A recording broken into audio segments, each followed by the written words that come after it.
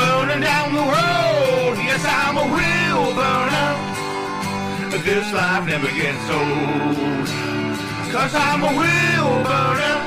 Come on, wheel burners. Take a ride on the Wheel Burner Express.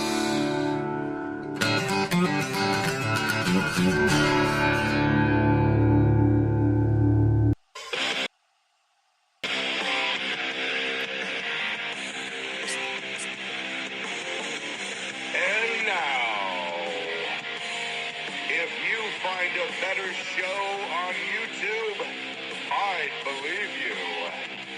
Live with the original Wheel Burner Express himself, Brian fucking Brown.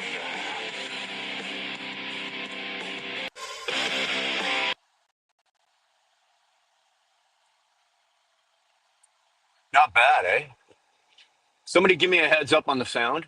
I'm using some earbuds here. I've never used them, so I don't know what the sound is sounding like. I don't know if it's coming through good for you or bad for you.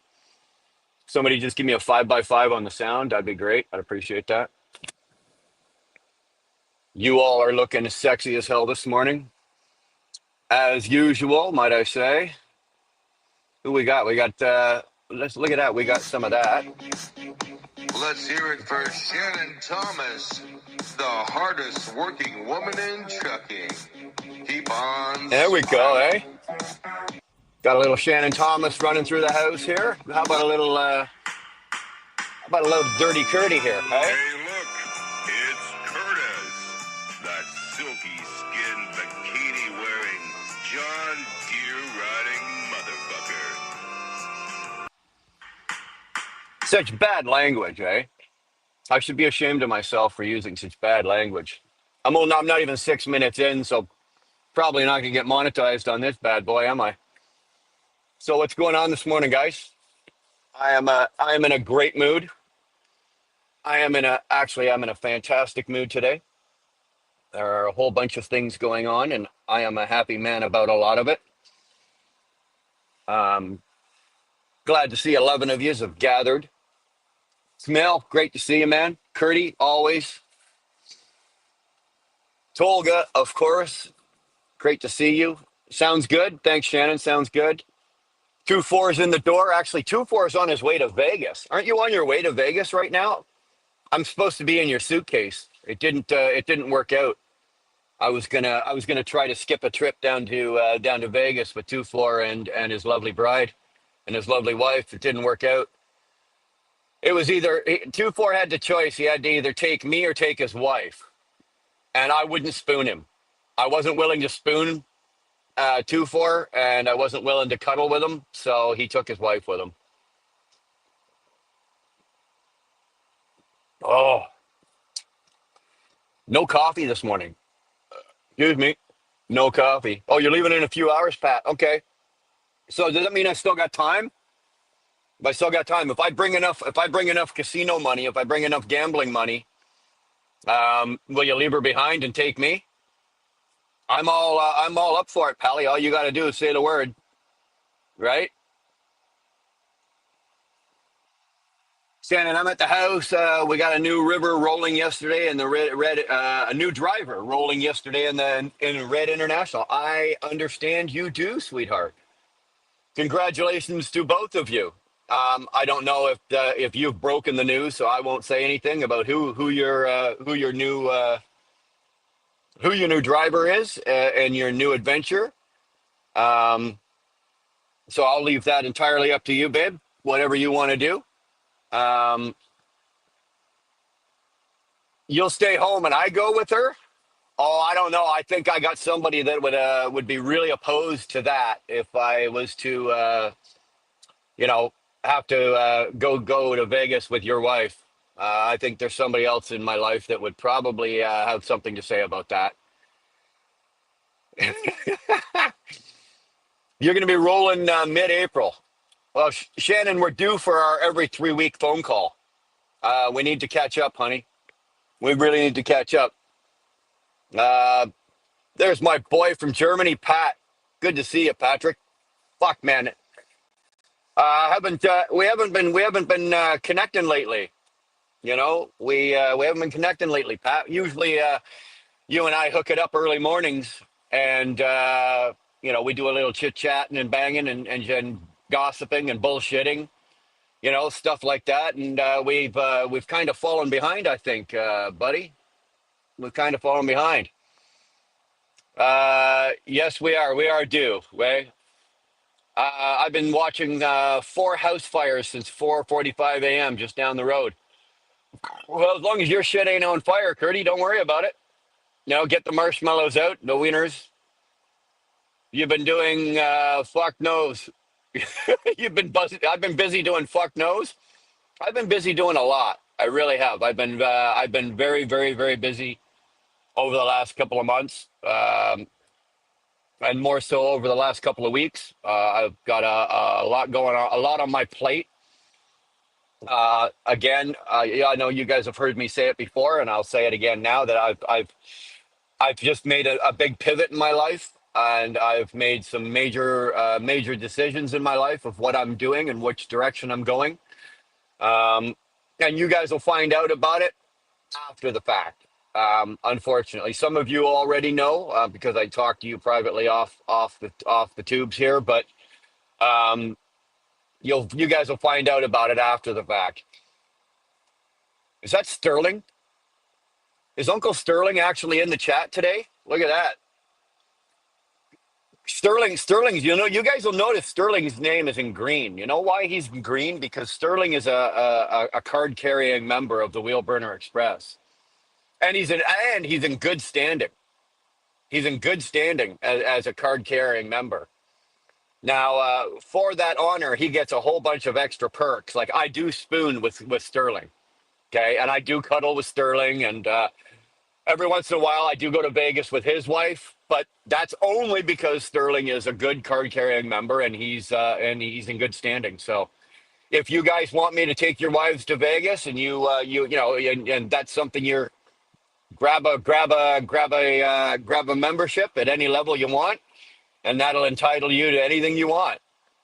No kissing, Sterling. No kissing. There's no kissing. No. We're not there yet, right? Sorry, I started without you boys and girls today. I got this one started. I was on the phone with my lovely lady, and I was smoked. I started her up before I got it going, and as it turns out, so I'm halfway through this one. But luckily, luckily for you, I did come prepared today. Okay, so we have three more of these. Look at the size of these fucking things. I don't know if you can see them because of the sunlight, but here. We got three more bad boys sitting here ready to go. So whenever you guys say the word, I got nothing to do today. It is Sunday. I got jack shit to do. Um, so I'll sit here and blabber to you until the last one of you goes, fuck it, I am out. Millie, my bro Millie, good to see you, man. Good to see you. Um, Millie, I need you to get back to me on what the this did you pull the trigger? Son, did you pull the trigger on what you were doing? We talked about it and you called and we were discussing it. And um, I'm just wondering what decision you decided to make and what direction you're going and where you're going. And if there's anything I can do, Millie, to help you and if I don't have the answer, believe me, brother, I know somebody who probably does. So please step up and whatever you got. I was thinking about you the other day. Actually, I was going through text messages. I was getting rid of fucking, and I saw yours, and I didn't delete it. So I was, I had the thought in my head of how you're doing and what's going on. So you got to give me a call. Give me a call this week. I'm back to work tomorrow morning. So give me a shout. Let me know what's going on. I'm dying to know. David Edwards, my boy. How the hell are you? Morning burglar, man. I'm doing all right. I'm doing all right. I would like to complain about something, but I really have nothing to fucking complain about. Really, I don't. Oh, look at that. Curtis bought a membership. Curtis wants to cuddle. Curdy wants to cuddle. Oh, my God. What do you say there, Curdy? You up for a little cuddle time? Every time Wheel Burner goes fucking live, I can't find my panties. Well, they're not here. Your panties aren't here. Let me tell you this, Sterling, and then this may hurt your feelings. Okay, your panties aren't here, but somebody else's might be. Just saying. Just saying. Hey, I don't know. Oh, who got arrested? Tolga, because there's a lot of a lot of bullshit going on in politics, and I don't know which one you were talking about. There is a lot of stuff going on in politics. Let's try not to run a political fucking rant this morning. I got off on one the other night on Robin's. I'll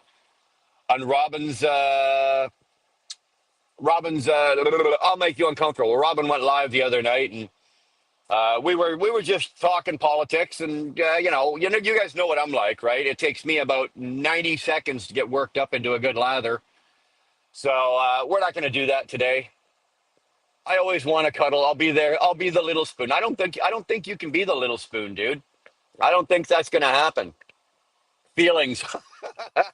Yeah, don't get all up in your feelings today, Sterling. Me neither. Well, Patrick F, good to see you, brother. Good to see you. Thanks for popping in this morning. I just, you know what? I had nothing going on today. Nothing. I do have to go and do some laundry at some point later today. But other than that, I really got nothing. I'm sitting around. I was going to sit around, and I'm embarrassed to say this. I'm hooked on this fucking TV show, and I know every one of you has seen it, and you know what I'm talking about. It's the most retarded show, but it is so funny as hell to me. I find it's called Two Broke Girls. And if anybody's ever watched that show, you'll know what I'm talking about. You really, really will. It's funny as hell, super sarcastic. Like the sarcasm is dripping on every line, and I just can't help it. I just can't help it. I'm hooked on this show, and there's like 4 seasons, and every season has like 20 episodes, but they're only like 30-minute episodes or 28-minute episodes. So, damn it, man, it's funny as hell. So that's what I was planning to do today: just sit around and watch that. Just got your first cup of coffee. Well, Dave, I could easily go inside and make a cup of coffee, but I'll be honest with you. Actually, I could probably make coffee here. I should actually. I should actually make coffee. I've got the coffee maker. I've got the water. I've got the coffee. I've got the sugar. I've got the cream. It's lazy, man. I'm just freaking lazy. Really, I am. I just don't feel like doing it. Fickle as Einhorn as all is all I will say. What? Dave, you need to get you need to get more coffee into you, brother.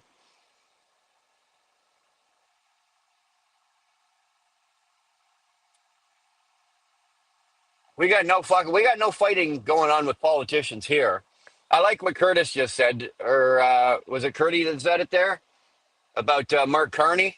I call him our interim prime minister because although he is our prime minister, I don't recognize him as the prime minister. I'm actually at the point now where I'm about to disown or disacknowledge. Is that a word? Disacknowledge. I'm creating my own shit here now, but I'm about to forego government altogether. I really am. Like I don't have any belief in it anymore. So, Desperate Housewives, or what are you talking about? Gay, gay. It's called Two Broke Girls. Pat, go watch it. I promise. I promise. You'll be laughing your ass off. It really is a funny show. Is that the sequel to Two Girls in One Cup? God, I hope not. I could barely fucking watch the first 30 seconds of that. You remember when that came out, Dave? That came out like what, 20 years ago? And it's still making the circuit, right? It really is. People are still talking about that. That is how bad that truly was. And every single one of us has seen it. Like how bad is that? And we all know what it is. Uh Kate Denning is a spank fest. Wow. You've lowered your bar. Made it in my truck. Attaboy. You found your way. Unelected communist prime minister. Well, I think you're right. I think you're right. I think we found we. We got somebody in there right now that he knows that his party is dead, and he had only one choice to do certain things. And like when he claims that he killed the carbon tax, ladies and gentlemen, if you're a Canadian, just so you know, he didn't kill the carbon tax. All he did is reduce it to zero. The tax is still there. So what do you think is going to happen after the election if the Liberals win? It's going back up. It'll go back up to probably, he wanted it higher than what it's at now. I don't even know what it was at. It was 60 something fucking percent. That don't buy that, folks. Don't buy that. He didn't kill the carbon tax, right? Polyev is going to take the carbon tax off. Like he's going to remove it as he's going to remove the bill. He's going to remove it from the books. It won't be there. Right now, the carbon tax is still there. All it is rated at zero. They never took it off. And a lot of you fuckers are buying that gravy. I really hope you're doing your homework and checking this shit out. Okay? I really do. I'm enjoying my new job. Well, Dave, I saw you. Who did I see you? You were on somebody's live and you were talking. Did you get a new job, or is it the new one that you're at here? Hopefully it's the one that you're at. And I'm glad you're enjoying it, man. It's good to see guys like you that are fairly new to the business that are coming in, and you're enjoying it and you're liking it, and grab it. You've got that spark. A lot of guys these days don't have that spark anymore. It goes away. I still have that spark for trucking. I still have it. Even after all these years, I don't, I get up out of bed and yes, I drag my ass and this and that and everything like that. But do I still love doing what I'm doing? Absolutely. Do I love the fact that I'm a truck driver and that's what I do for a living? Yes. I have no shame in the fact if somebody says, hey, what do you do for a living? I drive truck, baby. That's what I do. That's what I've done all my life. That's all I really know, and it's what I'm good at. And I'm not tooting my horn, but for the most part, I've been fairly successful at it. I've had a good long career. I've been. This is now my 25th year as an owner operator. 24, yeah, 25, something like that. Like that's really good for me. That's really good because when I look around at all the guys that I started with, there's not a lot left. There's not many of them that are still around. There's Rick. How you doing, Golden Aladdin? Good to see you, buddy. Are you rolling today? You got her all worked out? You rolling? The one I'm at, different routes, new scenery. Awesome, David. Glad to hear that, man. Really, really, really glad to hear that. Bro, I'm coming into my third year. What the fuck? How is time going by so fast? Let me tell you, Millie, it does. And you know why? You know why it's going by fast for you, son? I'll tell you this. Honestly, it's going by because you enjoy what you're doing. You enjoy what you're doing. You're on with a good company. They take care of you. You take care of them, and you enjoy your job. You enjoy the career you're doing. You enjoy the work you're doing.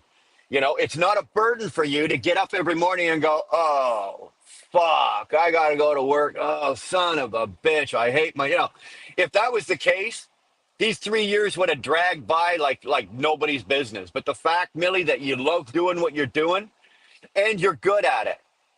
You're good at it. You came right out of basically you came right out of school.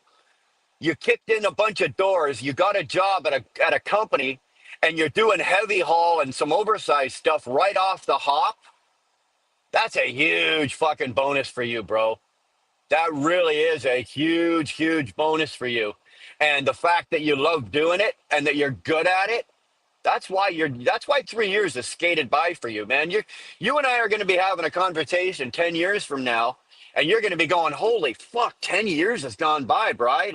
And it's like, yeah, Millie, it has. Why? Because you like what you're doing. You've got that spark. A lot of guys in this business, like I said, don't have it anymore. And you can tell who they are. The guys that are just out here, not because they want to be, but because they got to be, right? They can't do anything else. They don't know how to do anything else. And, they got 4 ex-wives, 17 kids. Every paycheck they get to keep $7 of it. The rest of it's going to alimony and child support, and they're out here and because they gotta be, and that's too bad. You know what? That's too bad. Life has not been fair to everybody. Let me tell you that. Myself, as most of you can tell, I'm in a good mood. I've been in a good mood for a couple of months now. You guys know things happen. Dar and I split up. Everybody takes a bit of a bummer when something like that happens. But what do? You put your pants on, uh, you do up your belt, you get in the seat, you start the truck, you go to work. Life goes on. Things happen. Life brings things to you, right? You don't always go out and make things happen. I don't always make things happen in my life. Things have happened that I didn't ask for, and things have happened in my life that have been fantastic. And I didn't ask for it; it just happened. So, you know, got to make a few calls. Hey, Dave, go make a few calls. I have tons of content. I should post more. Millie, you should, dude. Doing what you do, brother. Doing what you're doing, as long as your company doesn't mind, you've got one of those niche. You're in one of those niche of categories of what you do. That is really good content. It really is. I'm in the same niche, whatever the fuck you want to call it. I'm in the same. But unfortunately, with my company, I'm not allowed to show it. Otherwise, I would, because it's really something to watch guys that are doing like oversized stuff or heavy, super heavy haul, and you watch guys that are very professional at what they do, and you watch them do it and do it well. Like I can watch that shit all day, Millie. I can watch that all day long, watching guys do the big work like that. It's just something that's like, you know, I don't know if it's just my head or what it is, but I enjoy that kind of content. There's the bull. TJ, how the hell are you this morning, boy? Good to see you, man. Awesome to see you, TJ. Thanks for popping in. Cheers, TJ. This one's to you, baby. What's going on, Tyrannus? Excuse me. Didn't mean to get interrupted on my introduction of Six Emperor Tyrannus there, but burps do happen. You're doing escort loads. Millie, that's the type of shit people want to see. I'll be honest with you, people do get bored with the regular, I got a van on the back and I'm just going from here to there and I open the doors, I back into the dock. Doing escort loads, like big oversized escorts and heavy haul and shit like that. Millie, you could really do something with that. You really could. It's really, really good. People want to see it. People like me want to see that. I love that shit. Anyway, I was saying hi to Tolga.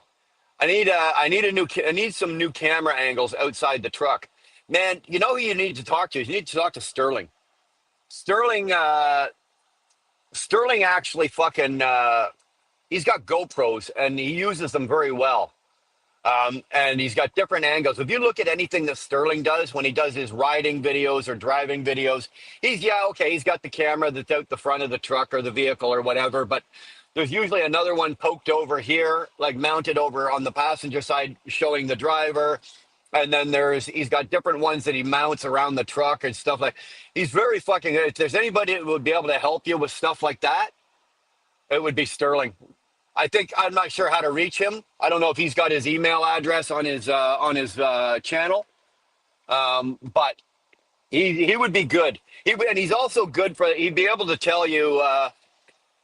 He'd also be able to tell you what equipment you need for what you're doing. You don't need to go out and spend thousands and thousands of dollars, Millie. Trust me, I don't, man. I do everything that I do, and I don't do anything really anymore except lives. I don't do any of the videos anymore, really. But everything that I've always done, I've done on a couple of GoPro 8s and an iPhone, man. Really, that's it. You know? Fucking, what is that? Sorry, I got to backtrack because Millie says that you got escort loads.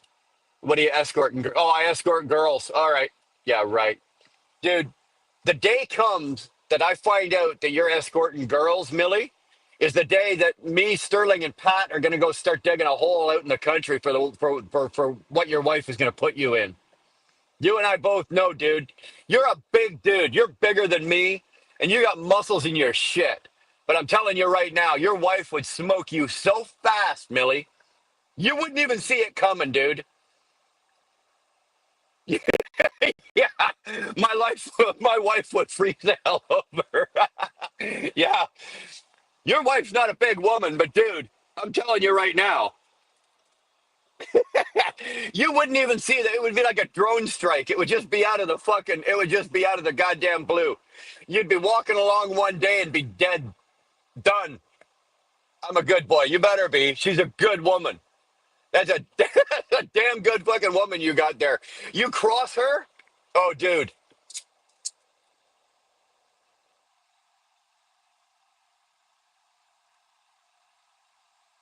You guys notice the channel name on Sterling?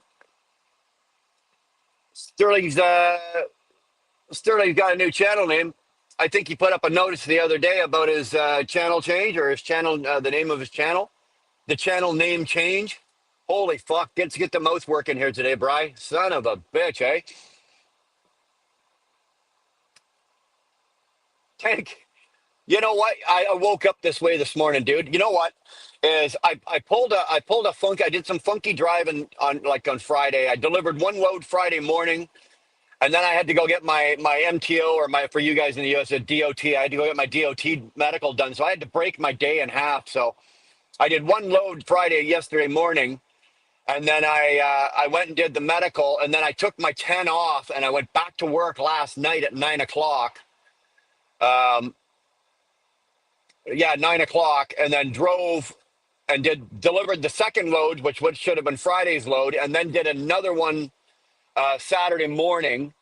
Um, so and then I slept. I don't know why or how, but I slept all day. Yes, from yesterday afternoon until this morning. I was up and around for a couple of hours here and there, and I don't know how. But I was, and as it turns out, I woke up this morning feeling the best I have felt in fucking months. I probably have had about 20 hours of sleep. 20 hours of sleep. And you know what? It's my body needed it. I think mentally I needed it. I absolutely had to have it. I was getting tired. I had a lot. I've got a lot on my mind. I've got a lot going on, and I needed the mental break, and I needed the physical break, and I got it. And Tank, I woke up this morning, and I'm just like, my eyes are like goddamn saucers, and my mouth is running 200 miles an hour, and I'm just in a great mood, and I've got reason to be. I've got reason to be, and I have the reason I have to be that way is a Sheila. Some of you know, and some of you don't know. But if you don't know, then you know now. You know the reason I'm in a good mood these days, and the reason my life has changed, and a lot of good things are going for me right now, and I'm enjoying this. And believe me, I'm gonna ride this fucker for as long as it goes for the rest of my life. Uh, that's not the real Sterling. I don't know. I don't know. I don't know. I had a dream. I was spooning with Sterling. I think that's the real Sterling. Tolga, there's Tolga threw up Sterling's new channel, the Sterling Trucking Delivers. Victoria Troy. Anybody know that name? Have we got a troll? I don't know that name. Never seen that one before. Victoria Troy. That is a hot name. Sterling, what do you think? Victoria Troy. I don't think we're bordering on stripper names. Always spoon 69, baby. Hey, you know what? I'm up for anything, Sterling. I'm the type of person I'll do anything once. Twice if it's really good. Good to see you, Victoria. Thanks for popping in, saying hi, spending the morning with us, sharing some smiles. Let her prove herself. Who, Victoria Troy? Let her prove herself? Well, I don't know, man. I don't know. Victoria, in case you don't know, these people are crazy because they sit around listening to me. Millie is a good boy. He's been one of our guys since he came into the business. I've worked with him, and he came right out of school and came into trucking, and we got him going, and good deal with him. Tyrannus is our breath of sarcasm. You know, always a good breath of sarcasm. Sterling is Uncle Sterling. As you can tell, Sterling is a member of our channel, so you know we always keep Sterling on the straight and narrow. Tolga is our ambassador. Tolga and Kumail are both of our two moderators on the channel. So Victoria, if you get out of line, you get stupid, you decide to get crazy. You know, you get in here and start trying to pick up all these guys. Most of these guys got wives, so I'd be careful. But if you get out of line, Tolga and Kumail will keep you in place. Sterling prefers to spork. Okay, you know what? There are very few people in my life that can bring me to a stop or bring me to a lot, take me to a loss of words. You got me on that one, Sterling. I don't know what I know what a spork is, but I don't think I know how to spork. Sporking is not in my realm of possibilities. What's going on, Moto? There's our boy. I love what Moto's doing. Anybody that doesn't know what Moto Bomb is doing these days, Moto usually every morning he does coffee time, and he usually does about a 30-minute live every morning, and it's just a good morning. He's in there. He's usually got a couple of friends with him, and it's just a good morning. How's everybody doing? I think Dean's job or what he's doing is he's trying to make sure that everybody gets off the morning to a good start. And I don't know about everybody else, but I usually tune in.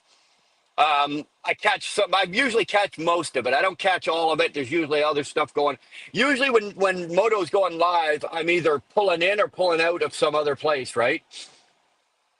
So I just kind of, I catch most of what I can. I pop in and say hi. Love what Moto's doing. Exactly, Sterling. He's turned it into a real great place to hang out. Really cool place to hang out. Elite's trash can. Well, there's one.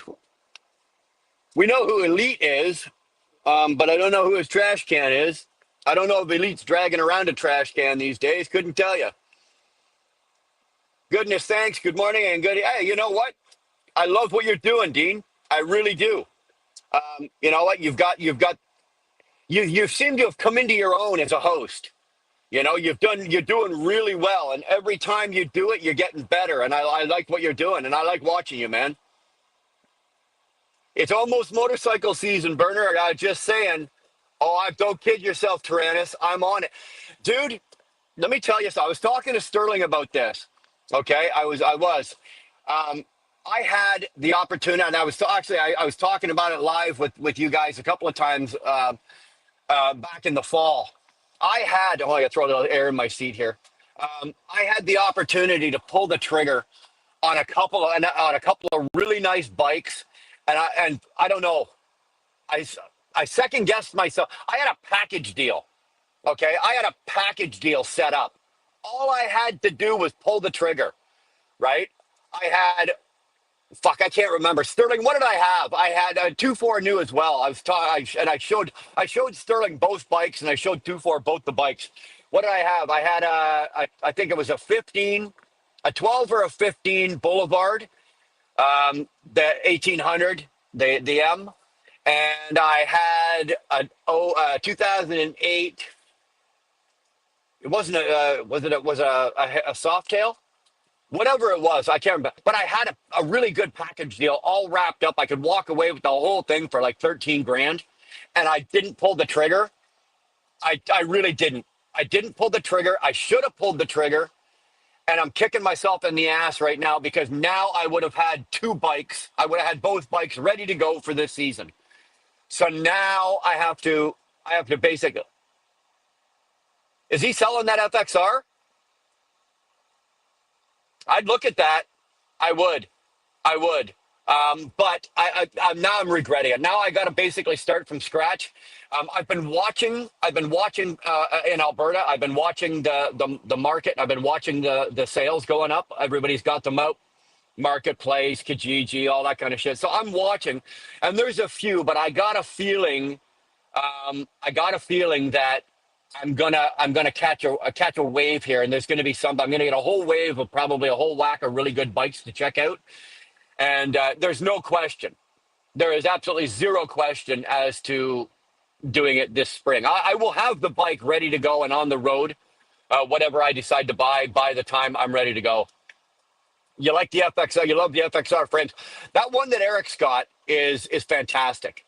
It really is. I'd have to go down, obviously, and look at it and check it out and everything like that before I pulled the trigger and take it for a spin. He desperately needs to. Well, you know, it sucks that he's in that position. This was an okay place to hang out until all the spooning and sporking. Mighty friendly around here. Hey, Tank, you know what? $20 is $20. I've been following you, dude. Like, you've been spending some money on your truck as well lately, so $20 is $20, dude. You know, you, you got to do what you got to do. If you get $20, will get you a little spooning. Will get you $20. You take the $20. Unfortunately, it sucks that if Sick is in that position, friendly but no kisses. There you go. There you go. We're not kissing. Sterling, is he got a number in mind? I don't know. I'm not asking you to throw it up, but does he have a number in mind? Like, as he said, have you heard from him? It doesn't matter. I've got his number. I can call him and I can reach out to him anytime. I'm just asking out of curiosity here, right? Does he have a number in his head that he wants for the bike? That FXR, I think that the FXR is the one that he won at the Forgotten Angels camp out, right? So he didn't pay anything for it.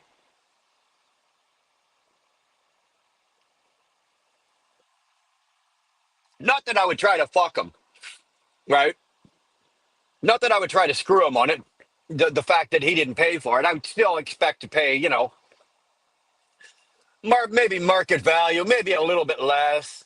You know, you throw in the, longtime friend discount, whatever. But just curious. I like the FXRs. I do. I really do. I like the FXRs. Um, Although I'll be honest with you, I haven't ridden. I haven't ridden one in a long time, so I'd have to reacquaint myself with it. I have to be careful.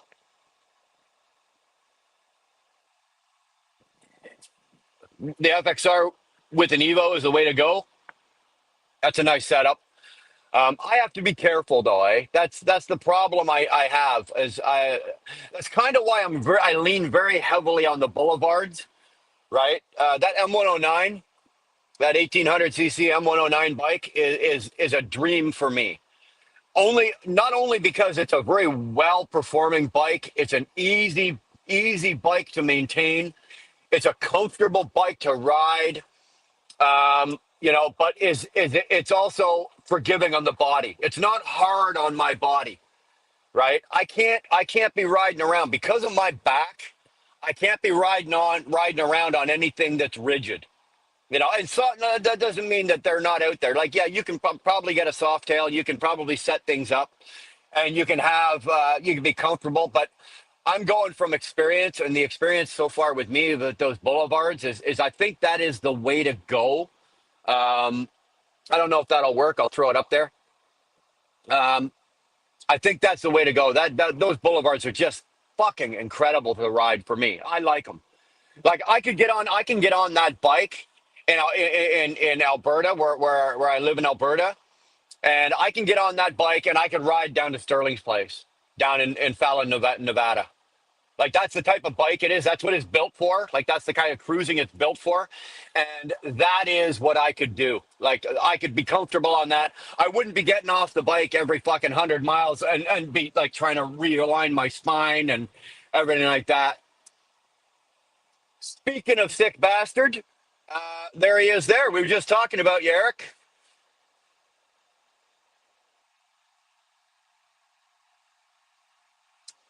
Sorry, something caught my eye. Walnuts of Pleasure.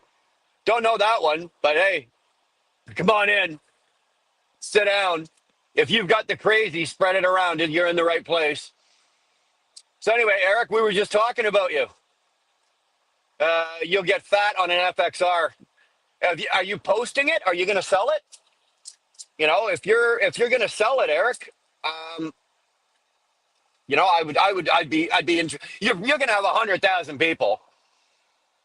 you're gonna have 100,000 people coming at you for that bike, and trust me, you'll get what you want for it. But you know what? If you don't, for any reason, if for any reason you don't, let me know. I would be interested in looking at it. I'd be very interested in taking a look at it. Oh, it's the younger me that likes the FXRs. Old me would need a comfortable cruiser. Well, Tyrannus, that's where I'm at, right? I'm not 25, right? Um, I'm built for comfort, not for speed. I don't need to do Mach 2 with my hair on fire anymore, although I'd still do it once in a while. You know, if you give me a car or a motorcycle and you say to me, oh, Bri, this thing will do 160 miles an hour, I'll hand you back the car and I'll tell you whether it can or it can't. You know, that's just the type of person I am. I do that, and I like that.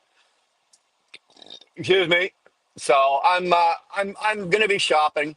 I think I'm gonna go with I'm gonna stick with the boulevards. Moto's still 25. There you go, Moto. Moto, you got fucking t-shirts that are older than 25. Who are you bullshitting, son? Oh, you would get far on a FXR. Well, I like yours. I love yours. I'm leaning more to a road glide or a street glide. 2013 era 103 engine. Do it. Do it. 2013 is good, Millie. That was before they absolutely computerized the shit out of them. If I'm not mistaken, though, I don't think in 2013 they were authentic Harleys. When I say authentic Harleys, I mean that Harley was bought out by that company, and then they kind of weren't Harleys. They were Harleys, but they weren't Harleys. So Sterling would know that for sure. I think Dean would or Moto would know that as well. But it was also before they absolutely computerized and censored the hell out of them, right? Sky's the limit 73. Good to see you. Very good to see you. Thanks for popping in, man. Like, hope you got nothing on the agenda for today because, dude, I got nothing.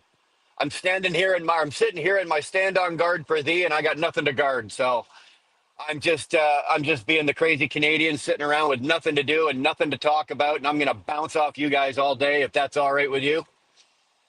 Say what you want about Japanese bike, but Suzuki's are the only ones left still made in Japan. I didn't know that, Tyrannus. I didn't know that. Well, the Boulevards are Suzuki's. I like them. I've made no secret about it. I've had a couple people laugh at me, right? Oh, riding the fucking, you buy riding the Jap crap, or you're driving the rice burners, or you're riding the. You know what, man? I wish Buck Brown was here to hear me say this, but when the North American market can build a bike that's not going to bust my page or bust my wallet open, and it's not going to cost me $1 million to fucking maintain, then I'll start looking at it. Right? I will. But until then, I'm hooked on these Japanese bikes. I'm hooked on these boulevards. I really like them. Excuse me a moment here. Talks amongst yourselves, fondle and play. Do me a favor, as long as I'm lighting a cigar and you got nothing to do, hit the like button, stroke it, pound it, tip it, do whatever you got to do to it, but caress it.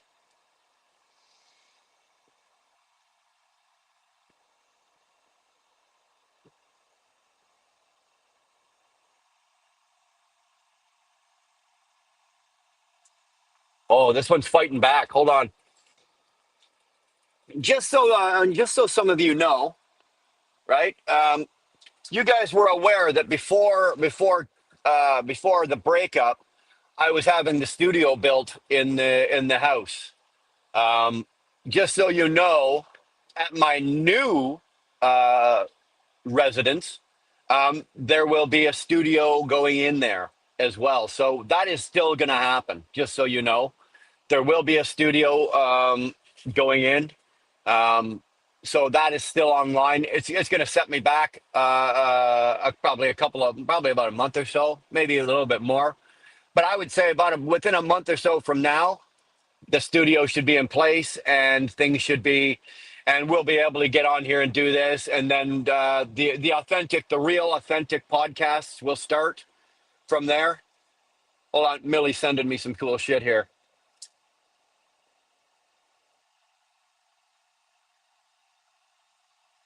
It's pretty badass, dude.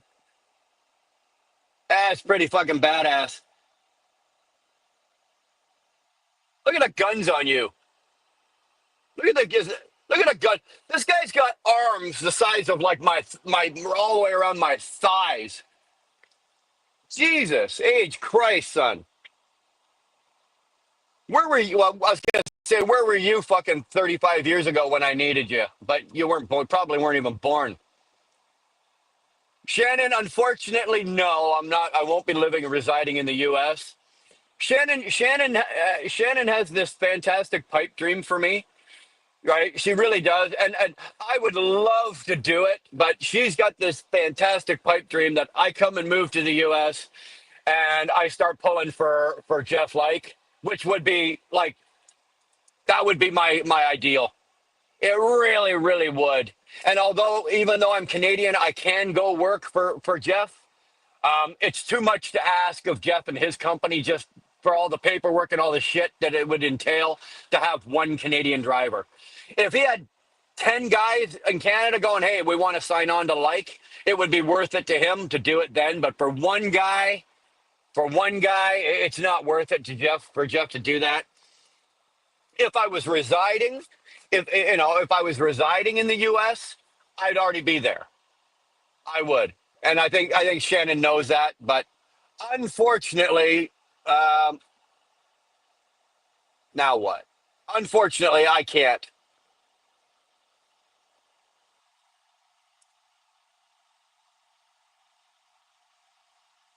So sorry, hold on.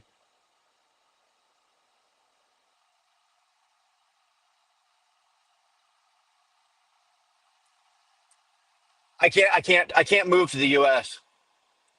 I can't. We are all about collecting champions. Well, you've got one here. You've got a thoroughbred that wants to run, but unfortunately he's got his legs clipped, right? Canadians will be Americans soon enough. Oh man, don't hold your breath on that. Like any of you guys out there, any Americans out there that are actually thinking that that's going to happen, don't, don't hold your breath. Don't hold your breath. I'm I'm not all for that. I'll be honest with you. I'm not all for that. You know, the only reason I would want the Canadian and the Americans to remove the border, if you remove the border and go to one currencies like they did in Europe, like with the euro, if you were to do something like that, but Canada was still to be Canada, US is still to be US, I would think about something like that. But do I want to be amalgamated as, Canada is gone and it is all the United States of America? No. No, I can't. I'm a Canadian. I'm born here, raised here. I'm generational here. I can't. I'm not an American. I can't be an American. Sky's the limit, exactly. From a business standpoint, from a personal standpoint, no, I don't want to be an American. I want to keep my country the way it is and keep Canada separate and the US separate. From a business, let's forget personality and let's forget persons. From a business standpoint, I would do so much better if you remove that border out, went to one currency, like say to a US dollar, right? If we were to do something like that, from a business standpoint, I'd be all over that like a fat kid on a Smartie. I really, really, really would. But any other way, I don't see it happening. I really don't. You think Tyrannus is kidding? Well, whether he's kidding or not, there's a lot of Americans that are thinking it's going to happen, and I don't know. I don't know. Wheelburner, you would places to rest your head all across the U.S. from Nevada, Oregon, all the way to North Michigan and down to Florida. Oh, dude, if I could run in the U.S. and not have to come back to Canada every time I do a trip, if I could just run back in east and west across the U.S., yeah, I'd never have a problem finding a place to hang out. Let me tell you, I got enough friends between what's on this board here and just other friends alone that yeah, there'd be no problem. Yeah, I got to take another attempt at this. Hold on. I'm out of matches. If I had matches, this wouldn't be a problem.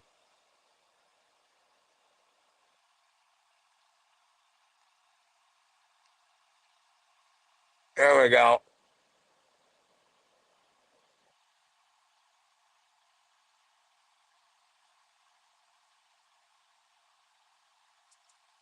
Mm. Oh, this is one of those flatheads. Damn, these are good. These are good. These things are actually like I showed it to you before, but these things are like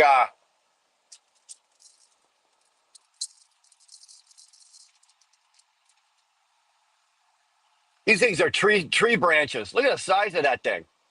Like look at the thickness on that. It takes a hell of a man to get his mouth around that. And you'll never hear me say that again. Ever. Ever.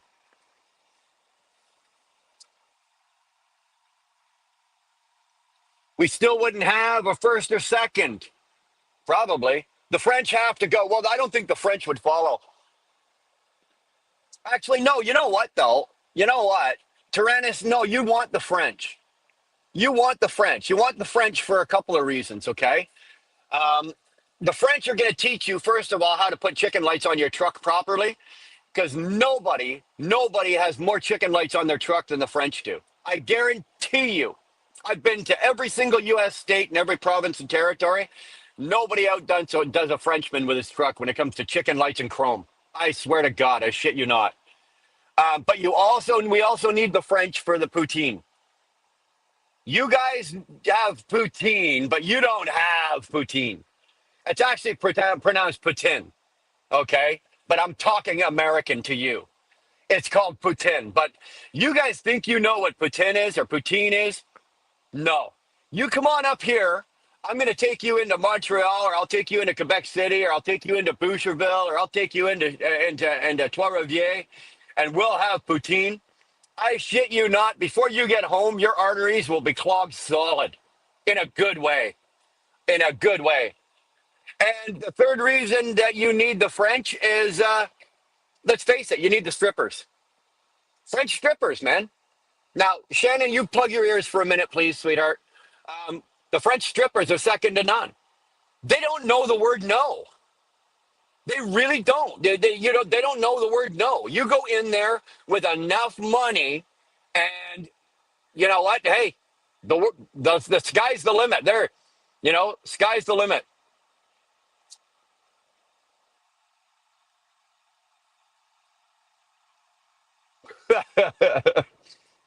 It's a big black cigar. Yeah, it's a big black something. uh, Canadian walleye. Oh, there's fate. I had to know that as soon as we started talking about Canadians, fate was going to show up. Right on time, Scott. Right on time. Canadian walleye are tariff free, right? I'm lying across that. Just so you guys, any of you don't know that Fate is an avid fisherman, and he's an avid ice fisherman. But he fishes in the northern U.S. states, and I think there's a couple of the lakes that he fishes on. The Canadian border runs right across the lake, so Fate's always worried that he's catching a Canadian fish and he's going to have to pay tariff. We're going to slap a 25% tariff on your walleye there for Fate. You know, he's always joking about it, right? But I got to ask him, are the Canadian fish are much bigger and fatter and better than the American fish. I said, you can marry me and Tolga, and then you both can become citizens. You know what? I don't know. I don't know. I'll be honest with you. I kind of had that offer a few months ago. One woman and multiple whatevers, and I went, no, I don't think so. So, you know what? How about you marry Tolga and you adopt me? How's that, Shannon? You and Tolga get married, move Tolga from Turkey over to Michigan, and then you guys adopt me. I have no baggage. You can adopt me. Yeah, there you go. See, Tolga's cluing in now, eh? There you go. Camel Boss Bill, morning, Brian. Hey, man, how the hell are you, Bill? Good to see you. Marriage does make you a citizen. I don't know if that's how that works, but yeah, we'll have to wait and see. In any way, shape, or form, I'm not really interested in being Americanized. If you guys want to go get Greenland, knock yourselves out. Go get yourself some Greenland. But no, like I said, you remove the border and make it a business transaction. I'm all good for it. Let me run wild through the U.S. As an owner operator, and let me, not have to go back to Canada every time when I take a load from Canada, I go to the U.S. and then I can go pick up somewhere in the U.S. I got to come back to Canada.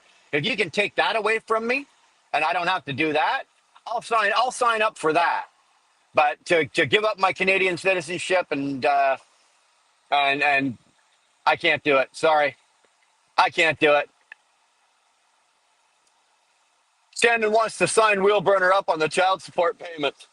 No. What, you mean me pay child support?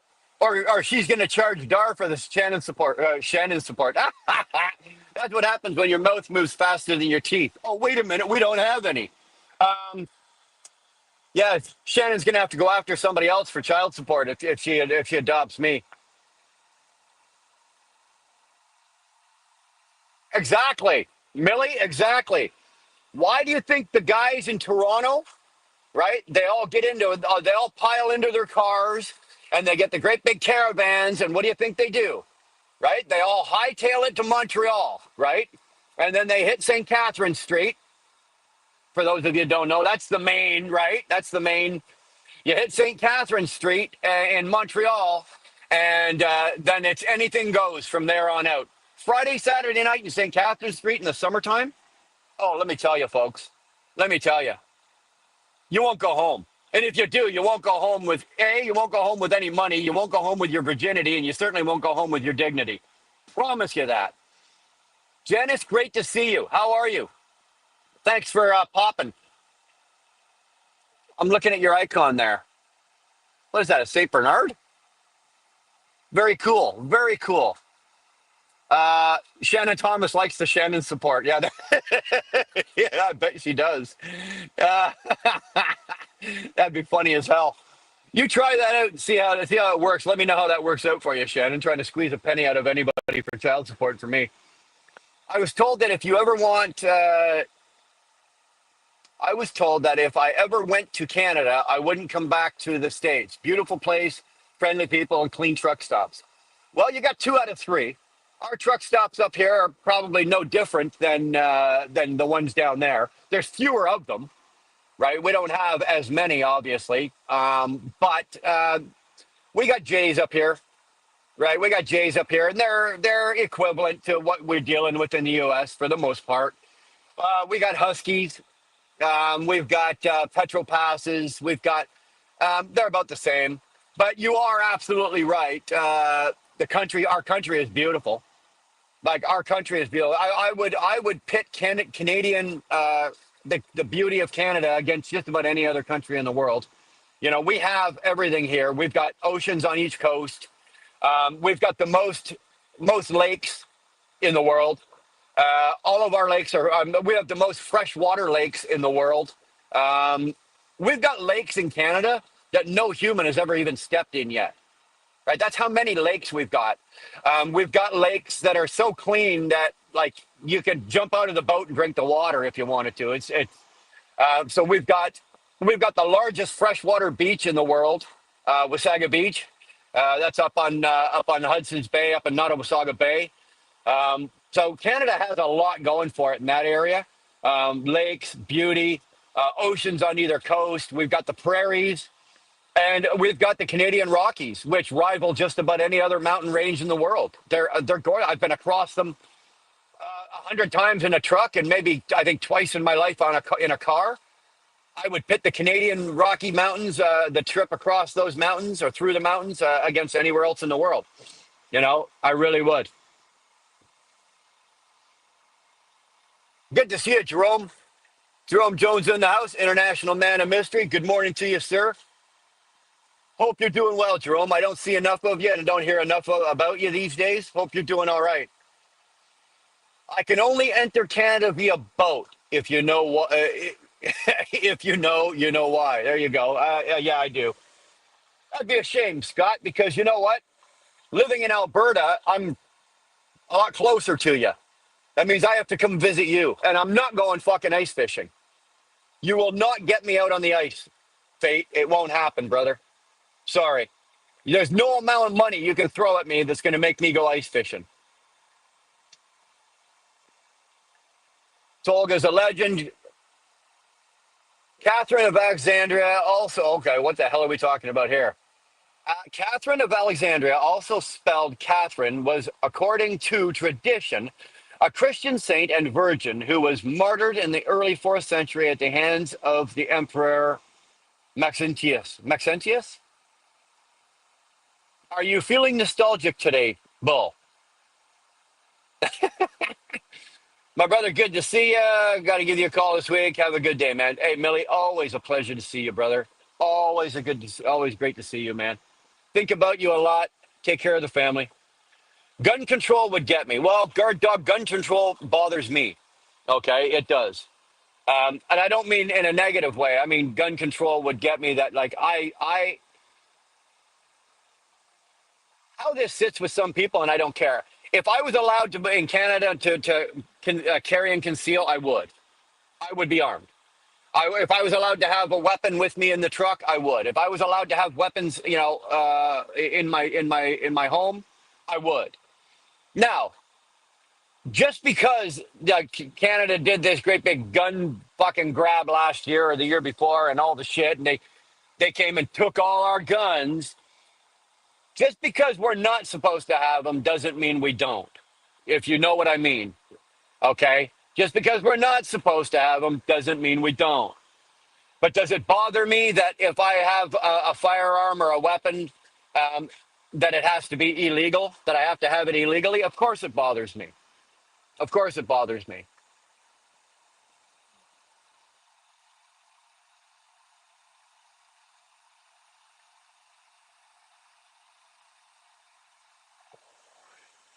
My heroes have always been truckers. You know what, Sterling?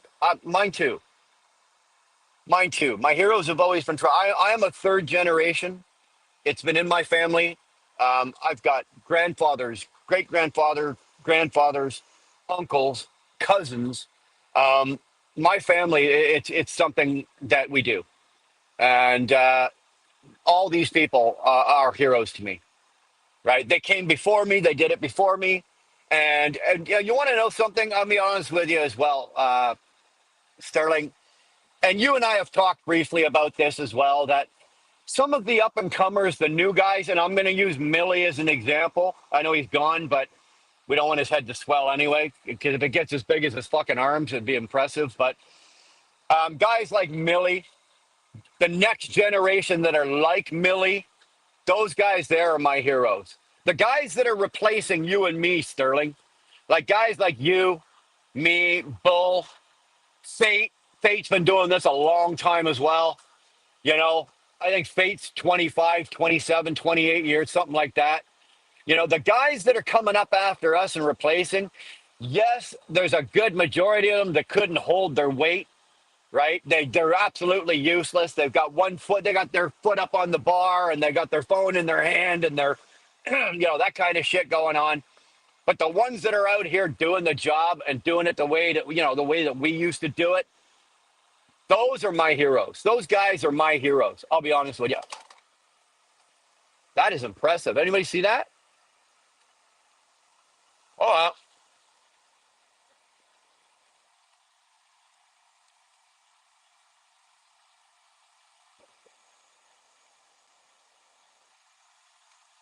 that's what happens when you run such a top drawer. I had the truck running. I had to charge the battery, so the dash was vibrating. So we should be all right now. Studio secure. But like I was saying, the next generation of guys coming up, um, the ones that are doing it, and I hate to say this because who am I to put a ruling in, but the guys that are doing it right, and you can tell who they are, right? And here's another example. I'll give you another example. Okay, Shannon Thomas is another example of this. Okay, Shannon hasn't been trucking very long, right? She's I don't know, Shannon. I think Shannon's about 5 or 6 years. She came in as a company driver. She bounced around it, bouncing around, but then she finally settled down. She got herself aligned with the right people, which is the way you do it right. And then she bought, she bought the first truck. Well, she did the lease op deal with the first truck, and then she got with Jeff, and now she's got the copper penny. And then everybody knows what that is. That's her beautiful copper penny colored International LT. And she did that, and she did that right. She did it the right way. She got into it with the financing, and she got into it with the right company, and had the right people backing her, and she had the right people for advice. She was going to different people and asking for advice, and she did it right. And in my opinion, and then when she got that bag of dimes settled down, and she got herself running, and she was secure and everything, she started to expand and added another truck, and she's doing that. That's how you do it right, folks. And now, I'm not the authority on this, believe me, I'm not. Okay, but in my humble opinion, if there's a way to do it, that's the way to do it. Right? Surround yourself with the best people that you can find. Be willing to listen to the advice they're giving you, even if you don't like it. Be willing to listen to it. And you know what? I pride myself as one of those people that I do that. There are still people in this business that have been doing it longer than me, and I listen to them. You know, I listen to them when they talk. They may not always say something that I agree with, but every once in a while, you've heard me say it before, they'll drop that little golden nugget, and I'm going to pick up that little golden nugget, and I'm going to use it. I really am. It doesn't matter how long you've been doing this, you can always learn something. And that's just the business. It really is. I was a first gen trucker. Grandpa retired at UP, and dad was a mechanic. Most of them working. There you go. Now, both, anybody following your footsteps? You see, I don't have that, right? I got 6 daughters, and not one of them wants to drive a truck. So I got a feeling that this career or this line is going to end with me. I'll provide the crown and all the fishing gear to get you on the ice. Fate, I don't drink. I don't drink, right? As of Friday, I celebrated 32 years of sobriety. So the crown, you can drink the crown and take yourself out onto the ice. I'll give you back your $5. I'll give you back your $5, but sorry, man, I don't drink. I'm not allowed. The federal and provincial governments prefer that I don't do that. I don't partake in any of those fun things in life. It's funny that I was having this conversation last night with my lady, and we were talking about that exact thing. Of what you can and cannot partake in. It's just I can't do any of it. Guard dog says typing sucks today. Well, if he had thumbs, since he's got thumbs the size of horse hooves, I guess it's tough for him. There is a trucker, and then there is a driver. Well said, John. Very well said, guard dog. And I agree with you. I agree with you. Right. The other terminology that I don't necessarily like is the steering wheel holder. But yeah, I 100% agree with that. There are truck drivers, and then there are just drivers. There are truckers, and then there are just drivers. So I agree. The Pretty Penny is her truck. Yeah, the Pretty Penny International is Shannon's truck, and I don't know, what are we going to call the red binder? What we'll call that the well, hold on. If there's strings attached to the deal on the drive, I don't know, because the driver that's going in it, I know who he is, and the driver going in it, I don't know if there's any strings attached back to Shannon of what he can and cannot do. But if there is a string attached and it's a red truck, we can call it the moving tampon. I don't know. Just off the top of my head, we got to come up with a name for. We got to come up with a name for the other truck. Mrs. Shannon, Mrs. Shannon, Mrs. Red Lady. I don't know, Shannon. You're in there. You're in there. I don't know what's going on, Shannon. I'm always learning, always teachable. So am I. So am I. I pride myself on being that way. The minute when the day comes that I think I know it all, And those days do happen every once in a while. Everybody gets a little cocky, just a little bit. And usually there's something there to, or somebody there to knock me down and let me know that, you know what, I am not the end all be all in the trucking business. I am not the end all be all of life. And that the world doesn't revolve around me. It revolves around Sterling, but it doesn't revolve around me. So, Red Lady, great to see you. Hope you're keeping the old man in check, keeping his feet firmly planted on the ground. Brown Chicken, always a pleasure, man. Thanks for popping in. See you everywhere. Damn good to see you. Uh-oh, now Fate's bringing out the big money now. What's it? What's this 20 for? Shit, I knew that. My bad. A Canadian that doesn't ice fish just. Well, guess what, Fate? I don't play hockey either. Keep your $20. You don't have to put another $20 in. But no, you've got a Canadian guy here that I don't ice fish and I don't play hockey and I don't play lacrosse. The moving tampon is great. You like that? Not bad, eh? Right off the top of my head. Yeah, so 32 years I've been drug and alcohol free. As all of you know, or most of you know, I'm a recovered drug addict.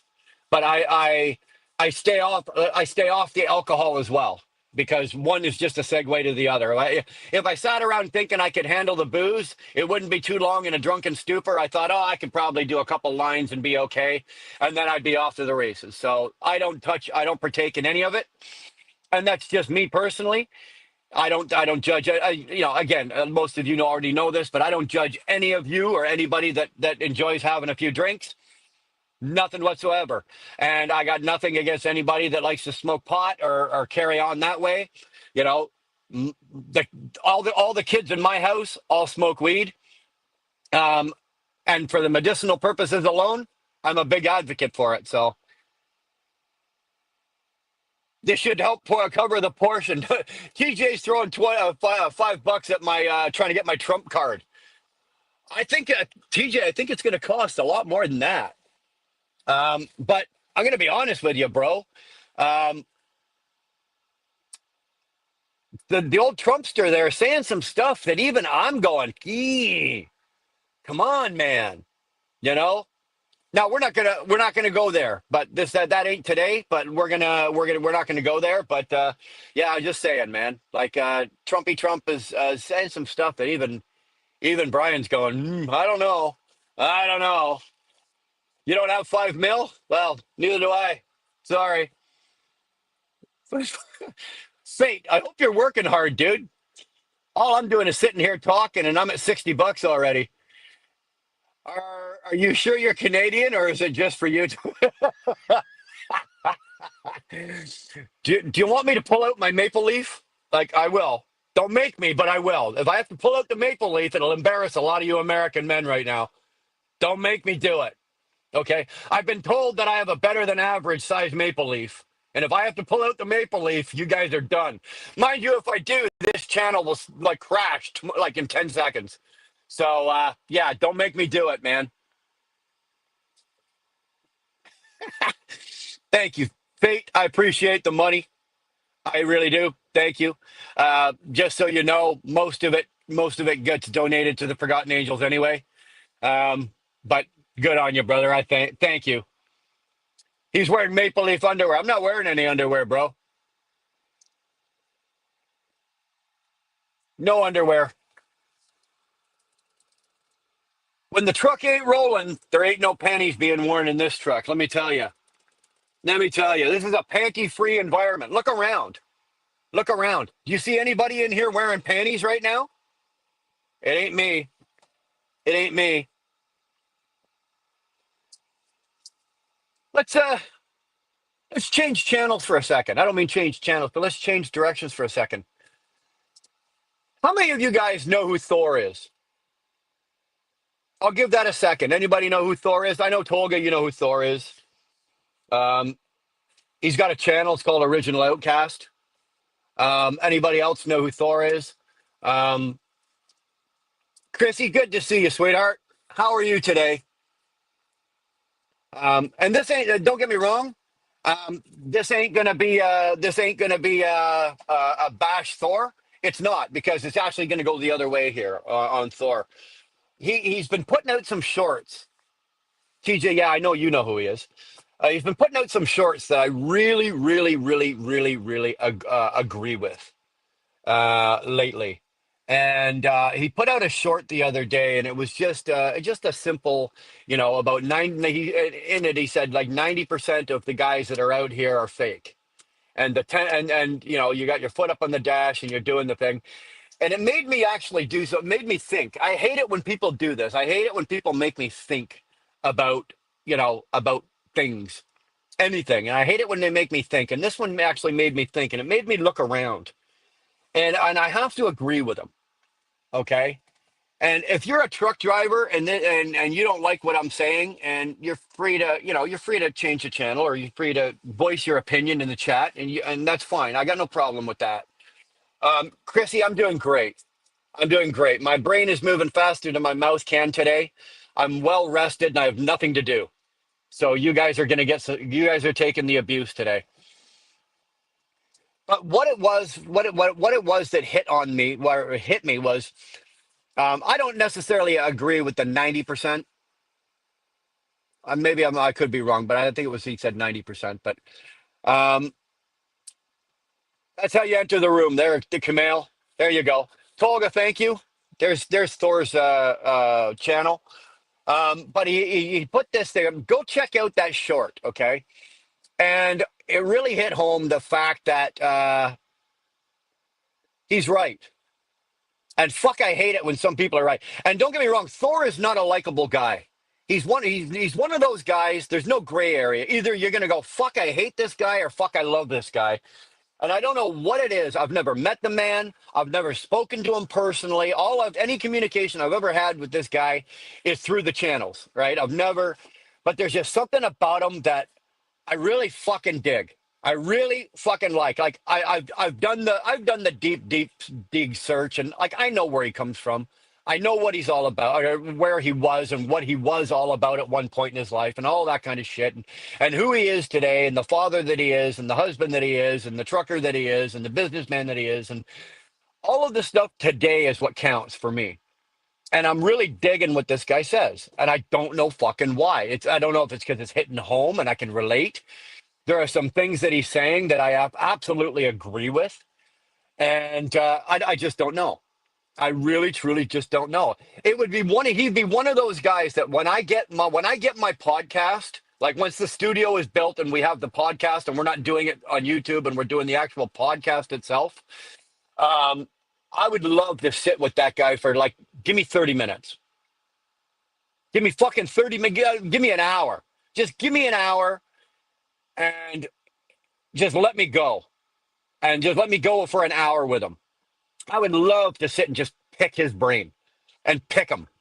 I don't even pick him apart. I mean, I would just love to sit and just pick it apart, pick the trucking business apart with him, pick the family aspect of trucking and how him and guys like me and guys like TJ and Sterling, and how we integrate our families into the business, because we don't integrate the business into the families. It doesn't work that way, right? I would like to pick his brain about that. I'd like to pick his brain about business. He's one of the few guys that I know of that has done the lease op deal twice and done it successfully to the end completion and ended up with the truck. That's very fucking rare. That's almost like, I don't know what the percentage number is on that. I really, really don't. But he's done it twice successfully. So it's one of those things. It really is one of those things. I'd love to sit and talk with him. Hey, quick, what do I do with my clock if I'm sitting at a shop waiting for my trailer to be fixed? Go off duty. Go off duty and get out of the truck and go get some lunch. Go off duty, get out of the truck, go have a shower. But go off duty. Go off duty. Realistically, if you're working on the trailer yourself, or if you're doing something, or if you're involved in the aspect of the trailer being fixed, then by regulations, you have to be on duty. But if you've got the trailer and the truck and the trailer in the shop, and there's a bunch of boys, you got a bunch of wrench burners, they're fucking turning wrenches on it right now, and you're just sitting in the truck like this. Go off duty, dude. Save your on duty and drive time. You don't need to be on duty for that. Took 11-hour break between driving jobs. It has changed in some ways, but not others. Took an 11 years, sorry. 11-year break between driving jobs. It has changed, but not others. Truckers are still whiny somewhat, and most guys whining about the bad are the ones doing some bad things. Old school, I agree. I agree. Okay. I have found that if there's people that are complaining about the business, and that they're not being treated, they're not making it, they're struggling. It's not because the business is treating them bad. Okay, the business treats us all equal. It's not the business is treating them bad. It's how they're going about doing their business. Okay, how they're going about doing their business, making bad business decisions, making bad choices, making doing dumb fucking things. I can only do so many stupid things before it comes back to bite me in the ass. Right? That's just how life works. It really is how it works. Okay, here are some options. Shannon didn't like my rolling tampon, so Shannon's gonna throw in some red truck names. Crimson Thunder. Nah. Red Titan. Yeah, no. Blazing, we're not even touching that one. The Scarlet Stallion. You better talk to your driver if he wants to be driving around in a Scarlet Stallion. The Inferno Express. Not bad. That's got some legs to it at least. The Big Red Reckoning. Now it's too hard to spit out, even with teeth. Big Red Reckoning. Big Red Reckoning. Big Red Reckoning. Eh. We can call her Aunt Flo. There you go. There you go. You can call her Aunt Flo. Child Support LLC. That's fucking awesome. I still like Big Red Tampon. Me too. We can just call her Aunt Flo. I love it. That's what we're doing. Please tell your driver that he is now the proud driver of the Aunt Flo Express. The Aunt Flo. Hold on. We gotta throw something on the end of Aunt Flo. Old school, come up with something. We got to come up with something for the, because it would be like Shannon's truck is the copper penny or the pretty penny. The pretty penny. We have to come up with something. The Aunt Flo, what? The Aunt Flo rides again. The Aunt Flo it can't be the Aunt Flo Express, right? Jeanette, rolling or speeding cardinal for a big red truck. The speeding cardinal, rolling cardinal, not bad. Actually, Jeanette, you might have something there. I think Jeanette might have the because I know Shannon's not going to call the truck the Aunt Flo special. Aunt Flo at it again. The Aunt Flo returns. There you go. The Red Rocket, I think that's already been done, Dave. I think that's already been done. I think Jeanette's onto something here. Rolling Cardinal or Speeding Cardinal. I think Jeanette's onto something. Shannon gets the final word. I think it'll either be Speeding Cardinal or the Rolling Cardinal or the Aunt Flo Express. No, I keep going with Express, but I don't know. Good to see you, Ghost. How you doing, Tara? Hello, I'm working on generator mowing today. No rest for the wicked. Day off, and I still have work to do. Making sure generator runs on propane. Stores better than gas. There you go. Tank Kelly for the win. There it is. Tank Kelly for the win. Sorry, Shannon, we got it. We got it. Oh, Tank. Out of left field. Out of left field. And look at you. Look at you. You were walling yourself about the spooning and the loving. Look at you. Tank Kelly comes through for the win. No, dog. I think Tank's got it, man. Ant Flow Express would match the Wheelburner Express. I don't care what you put on the name of Ant Flow Express. I don't care. Nothing keeps up with the Wheelburner Express. Are you kidding me? Nothing.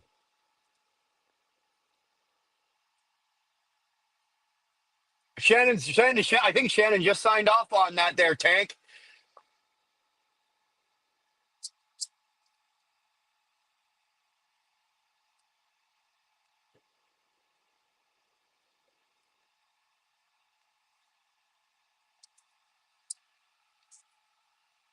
That is awesome. Ant Flow Rider. You see, you do it with the ground. Put the ground. What do you got today? I just got my doors blown off by the Ant Flow Rider. Oh, yeah. It won't be Rider, it'll be Rider. You got it. Ant Flow Rider. Yeah. Love it. Love it. The Red Lady Rocket. That's good. That's not bad. I can do that. But I think Tank's got it. I think we're settled here, guys. Tyke, you're driving. Damn, boy, I'm glad to hear that. I know you mentioned a couple of weeks ago that you were going to be back behind the wheel shortly, so I'm assuming that it's now and you're doing well. Are you doing just England or are you running Europe as well? Like, are you just doing local around where you're at, or are you doing the old school and jumping the tunnel and going to Europe as well? Robert, I swear to God, I have no reason whatsoever and no desire to go to England, as you guys know. I don't. But I do want to go just so I could hook up with Robert. I do have to see him, meet him. I do have to shake that man's hand. Well, who am I kidding? I'm going to give him a great big fucking hug. And I want to get in the truck and I want to truck with Robert. I do. Some of the fucking places he goes and some of the things he does, and some of the shit he's carrying, I gotta go. And even if it was just be a quick like overnight out, one day back type thing, I would love to go do that with Robert. Just go to England, go over to Europe, do whatever. That would be the only reason that you would catch me on English soil. That was it. That and maybe to catch an Eric Clapton concert, right? But it would have to be like a Clapton concert for me only.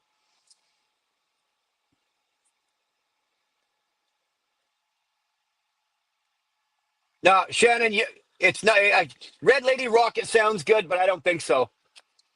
I don't think so. Oh, let's knock ourselves out here. I think Tank's got it. I think it's the Flow Rider, the Ant Flow Rider. HK Light, good to see you. How the hell are you? Hey, HK Light, where have we seen you? Have we seen you? I'm thinking we've seen you. Love me some Eric Clapton. He's my favorite guitarist. Everybody's got theirs. Clapton is mine. Clapton is mine. For guitarists. I mean, from way back to current, right? If there's one guitarist, my favorite guitarist of all time, Clapton is it. Joe Bonamassa is probably my number two right now. But Clapton is still the cream of the cream of the cream. He really is. I have a better idea. What about I'm driving a red truck? Tolga, you got to stop drinking that Turkish coffee. You really do. You gotta stop that, man. You gotta come up with some better stuff. Okay, don't ban you.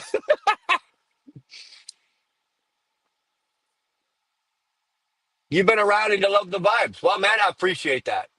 Sorry, I said, man, I don't know. You could be a woman. I don't know. Don't know what you are, but stick around. If you've got some crazy up here, you're in the right place. Throw it out in the chat. Let's have some fun. All crazy is welcome today.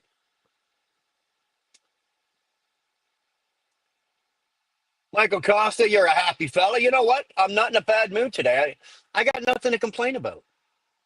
Really, I really got nothing. I really got nothing to complain about. Life for me is good. Well, we've all got our challenges. We got our ups and downs. You get a check engine light. You got this. You got that. But life is life, and fucking, I really got nothing to complain about. I'm in a great mood today. I'm well rested. I got nothing to do. I have nothing on my plate. I can just sit here and hang out and jabber jaw with you guys for whatever. I got a good cigar, and I got three more. I got three more ready to go. Now, don't get me wrong. If I smoked three of these tree stumps, or if like, here it is in full size, but if I smoked three of these fucking things, I'd probably be needing an ambulance and some oxygen. But hey, what the hell?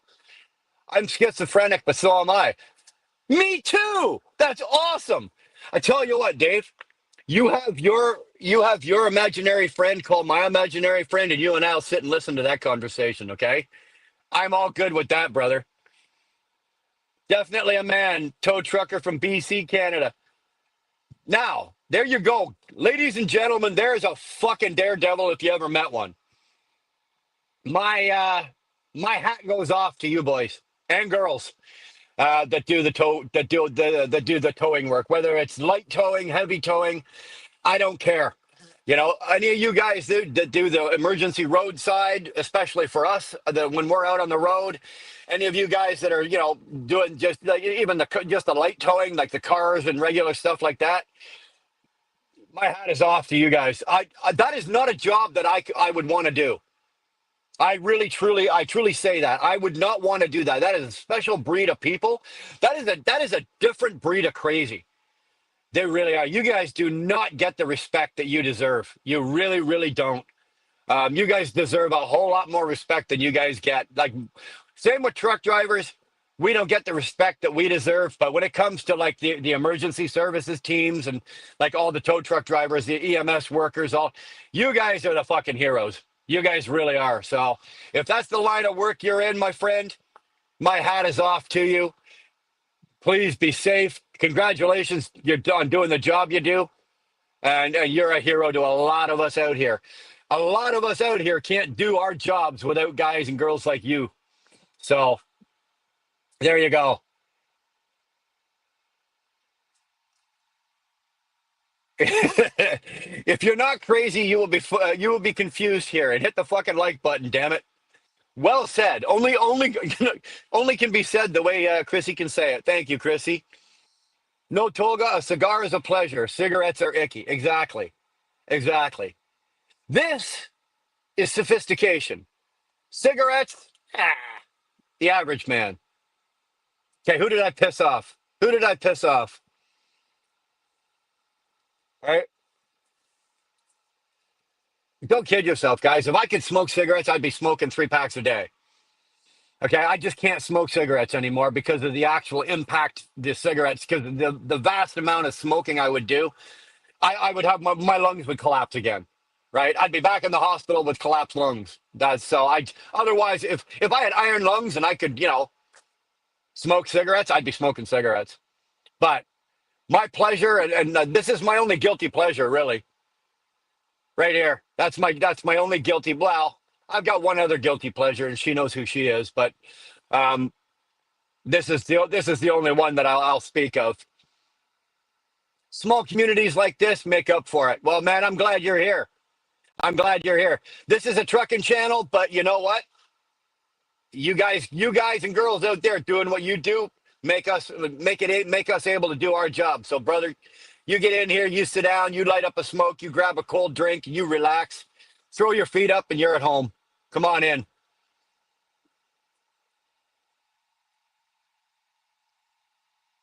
I'm I'm guessing I'm a different type of crazy because I used to do roadside assistance and light duty towing. And you'll meet some interesting people, aka slow people sometimes. You know what? Well, if you used to do that and you're trucking now, Jerome, again, my hat's off to you, my friend.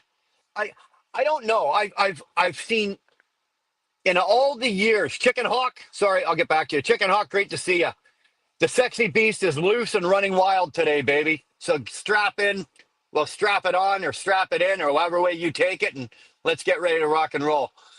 Um, if you're that kind of crazy and you're doing roadside assistance, I've just seen too many bad endings to some of those guys that are doing those jobs. I really have. Like I've seen horrific truck accidents too, but the guys and girls that are doing those the fucking the roadside, the EMS, the towing, the heavy towing, the light towing, man, you guys are absolutely next level fucking insane. So you know what? If you are part of that craziness, uh, Jerome, my hat's off to you, brother. There's another tick I just ticked off in the box for Jerome Jones. He's fucking crazy, but I love it. I'm just doing UK at the moment. Hold on, I gotta catch that. You guys are chatting too fast. I'm just doing UK at the moment, entertainment and event work. Okay, so it did work out for you. You got back into that. Fantastic, brother. It doesn't matter though. Robert, if I come to England, you got to take me out even if it's for a day. If all you're doing is day work or like a quick overnight work just in the UK, brother, we got to ride. We got to ride together. Same as if you ever come here, dude, you're riding with me. You're riding with me. Same with like I got that open invitation to a few people. You know, Tyke, if you ever come here, you're riding with me. You know, TJ ever comes up to Canada and wants to go hang out and fucking do a couple of days or a weekend, fuck man, we'll go out and we'll have a good time. You're riding with me. Any of yous. I used to smoke 3 packs of Camel non-filters a day. Oh my God, how are you even able to talk? Are you out of your mind? I used to smoke 3 packs of cigarettes a day, but they weren't Camel non-filtered. That's insane.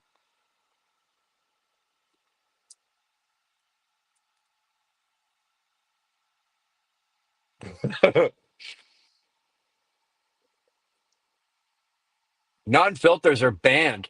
Hold on. Somebody says they want to fight me. Who is that? You don't smoke cigs or I'll fight you. Okay. Thanks, Shannon. Cigars are okay, though. I'm okay with cigars. Shannon won't hand me my own ass if as long as I'm smoking cigars, I'm all right. Non-filters are banned in Turkey decades ago, but all the cigars have no filters and all free. Yeah. What about that? Well, you can't put a filter on that. Like, right? I had to punch this one. It's too big for the cutter. The cutter won't do it, so I had to punch it. But yeah, yeah, yeah, yeah. Swisher Sweets have filters. Those aren't cigars. TJ, TJ, take that back. Take that back. Swisher Sweets are not cigars. I don't care what anybody says. That's a cigarello or an amped up cigarette. They're not cigarette. They're not cigars.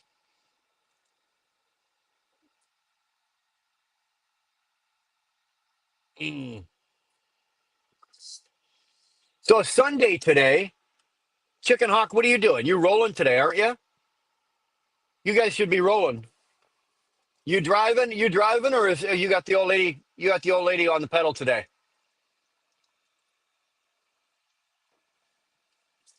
Oh, we're doing pretty good, man.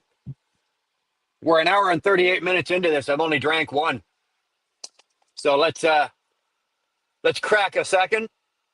Here we go. Cheers to everybody.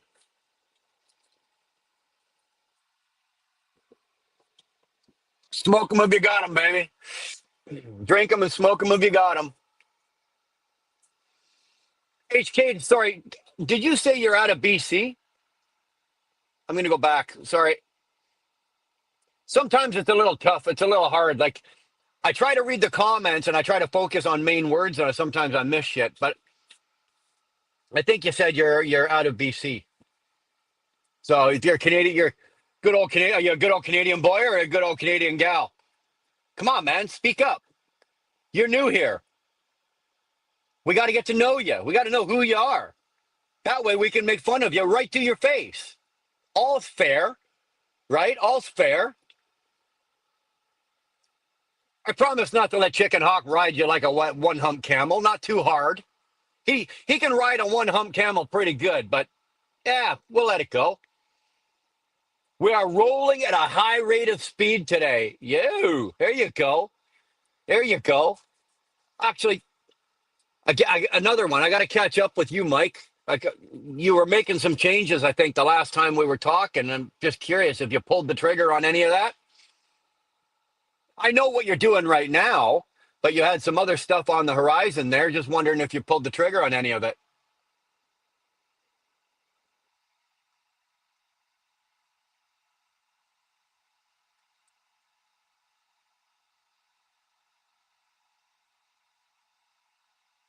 See if any of you fuckers are crazy enough to do it. Jim 64. There you go, Jim. How you doing, man? How you doing, man? I'm really liking Jim. I'm really liking what Ernie's doing. I like where he's working. I like what he's doing. I like that he's got the camera out the front. I've not pulled the trigger. All right. Well, is it just on the back burner? It's on its way up, or is it something that you kind of went, nah, we'll just keep doing what we're doing? Anyway, for those of you that don't know, Semi Ernie, I've talked about him before. He's got a really good channel over there. He's back to doing driving videos, but he's out on the road now. He's not doing the local stuff, driving around the day cab. He's in a highway unit, and he's got the camera rolling, and he's wherever he's going across country, whatever he's doing, he's got the camera rolling, and his mouth is gabbing. And excuse me, I'm really liking what Ernie's doing. I'm jealous, to be honest with you, because I can't. I used to absolutely love doing that. Unfortunately, I'm just not allowed. So I'd be doing it if I could. Trust me, I would. In a minute.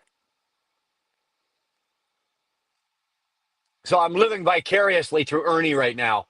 I really am. I love what Ernie's doing. You know what it is about Ernie is Ernie's just a fucking simple, good old boy. He really fucking is. He's just a good old boy that ain't out there to hurt. Doesn't want to hurt nobody. Doesn't want to screw anybody over. He just wants to go out and drive his truck and have a good time. And I love that about Ernie. I respect that. And he's been doing this, I think, as long, if not longer than I have. You know.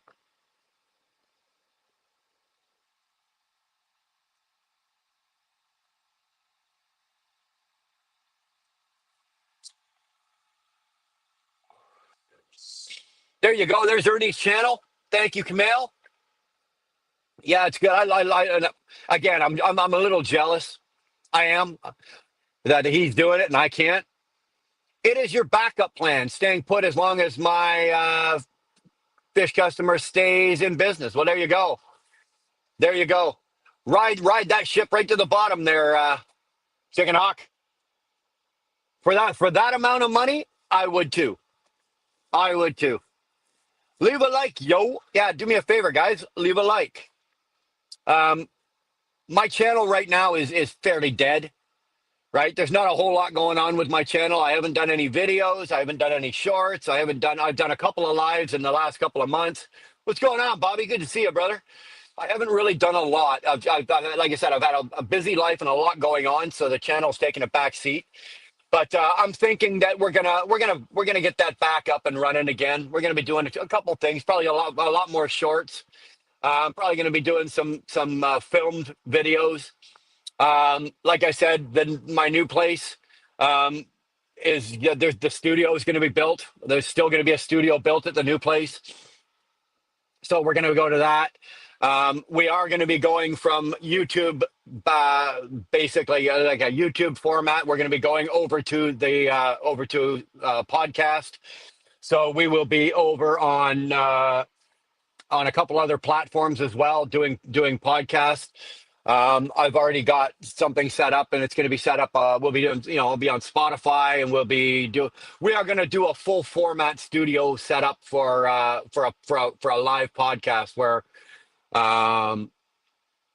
that's just whatever. You guys knew most of this anyway, but how's things, Bobby? Hanging loose, running free. Things doing good for you? Things doing good for you? Things going good for you? Hopefully, sir. Good to see you. Smack it, kick it, punch it, lick it, whatever, whatever. Hit that like button and subscribe. There you go. There you go. Tolga, Kamal is a really good moderator. He gives you a choice. He doesn't tell you just to push the like button. He gives you, it's your choice. Lick it. I know Sterling uses the tip of his penis, but he can't help it. That's just the way he is. He's got to touch it with the tip. That's just the way it works with Sterling. Yeah, well, I'm waiting for something to happen. There's something that's coming forward, and I'm waiting for it to happen. And once that happens, and I am fully situated, then yes, new videos will be coming. Right, there will be like longer form videos and more shorts. Um, you know, I don't know. I don't necessarily do it because I want you guys to watch it. I enjoy doing it. Like the shorts, some of the goofy, funny shorts that I do and shit like that. I like doing that kind of shit. It's fun. And if you guys watch it and it gets a couple thousand views, then great. I'm happy doing it. Um, my joy is I like doing this. I like doing this. Do I wish I had a massive fucking platform and there was 500,000 people in here watching me right now? Of course, but I've got an ego the size of a goddamn planet, so that's just normal for me. But you know, with 22 people sitting here shooting the shit and just going through the chat and having a good chat, I love this. Especially on days like this where I got nothing. Right? Like I didn't bring anything to the table. I just set it up. I hit the button that says go, and we went. So everything that's going on here today, I'm just bouncing it off of you. I'm bouncing off you guys. You guys are doing all the heavy lifting. Well, I'm just doing the mouse moving. So I'm drinking Dr. Pepper and smoking cigars. Hey, don't get no easier than that.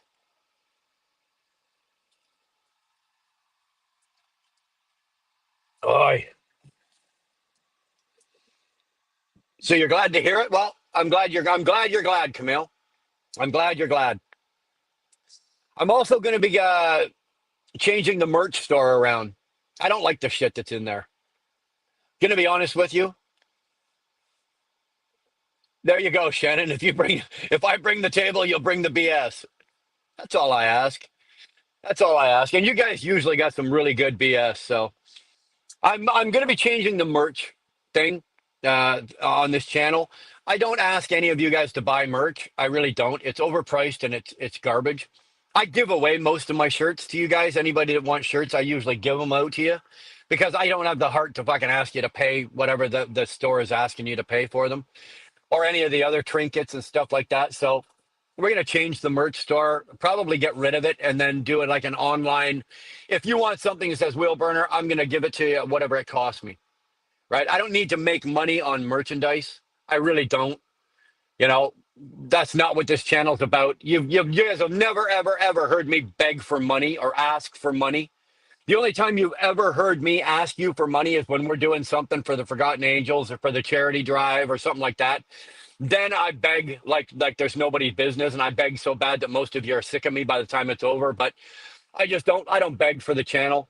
If you throw a buck or two at the channel, I appreciate it. That's great, but most of it gets donated anyway. Right? Whatever the monthly total comes to, and it's not a lot, but whatever it comes to, you know, it gets donated. I'm not making a living doing this, so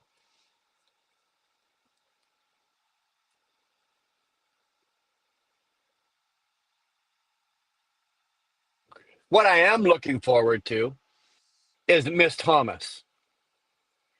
Let's talk about Miss Thomas. Let's talk about her. She's sitting there right now in her living room, looking at her computer, going, "Oh fuck, Brian, don't do it." That's what she's saying. I know exactly what she's saying. She's sitting there right now. I should probably watch my mouth because she might have one or more of her grandbabies sitting around as well. So she's sitting there going, "Oh my God, he's going to talk about me."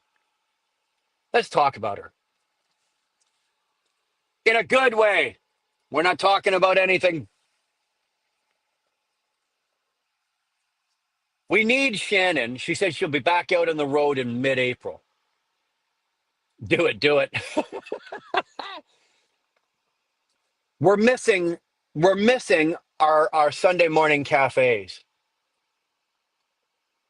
Like I looked forward to those. I really, really did. First of all, everybody knows that I love Shannon. But I miss Shannon and I miss her on the screen. I can talk to her on the phone anytime I want. That's not a problem. I can get my dose of Shannon there.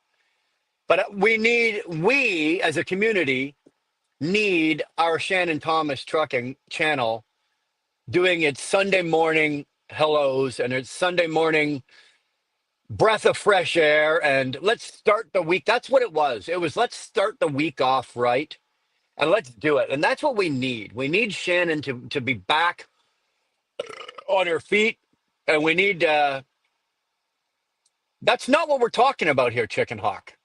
We're not talking about that. We need Shannon. We need her inspiration. The sunlight's fucking up my light here, but we need her inspiration. We need her love. We need her ability to spread a good message. I don't have that ability. I can talk. I can talk. I can sit and talk. I can sit and talk to this lighter for 20 minutes. That's not a problem. I can talk. But I can't convey a message of positivity the way Shannon can. And there's certain other people out here that do it too, and they do it well. But Shannon is the one that I'm closest to. And I can't do what Shannon does. And very few people out in this business can do what Shannon does. She runs a business. She runs a multi-truck business. She's not just a single owner operator. She runs a multi-truck business.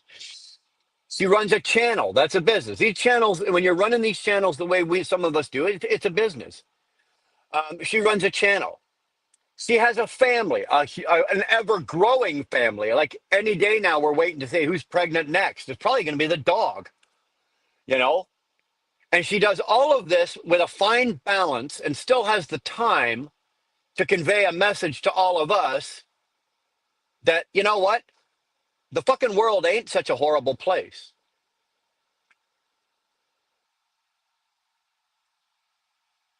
Chicken Hawk.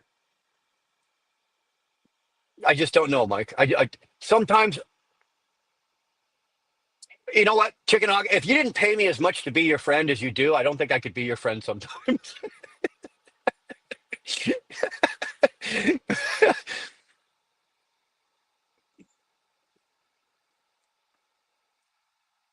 All I'm saying here is that I'm not trying to blow up her ego.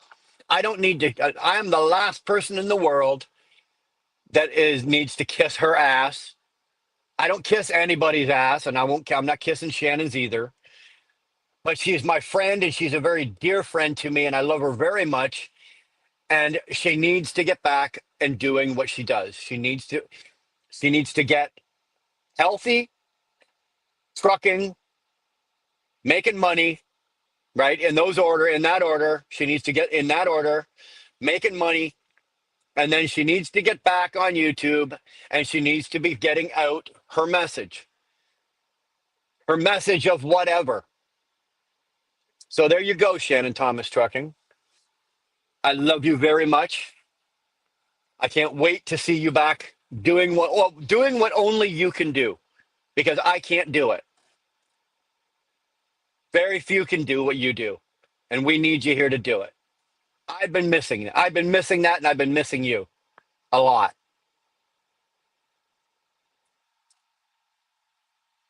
Ah, Kamal, well said. Very well said. So proud of you. And I am as well. Shannon, I don't think I say it to you enough. I've said it to you before, but I probably don't say it to you enough. But you know what? I am very proud of you. From the beginning, from the day that I met you all those years ago, from when you came into this business and you were you were already in the business, but you were making decisions and everything like that. And we started talking to where you are today, sweetheart. I am very, very proud of you as only like a big brother could be. Okay. I want you to know that. Now, you already know that, but I want you to know that anyway. A, what do you do for a living? B, I help people with PTSD. Oh, wow. How? B, I give it to them. Yeah, that's me, Tyrannus. That's the message I do, right? Shannon is a healer. Shannon is a helper. Shannon is guidance. Shannon is love. Brian, you sit in his live for 3 hours and you're going to come out with brain damage. That's what you get from me, right? You get the PTSD.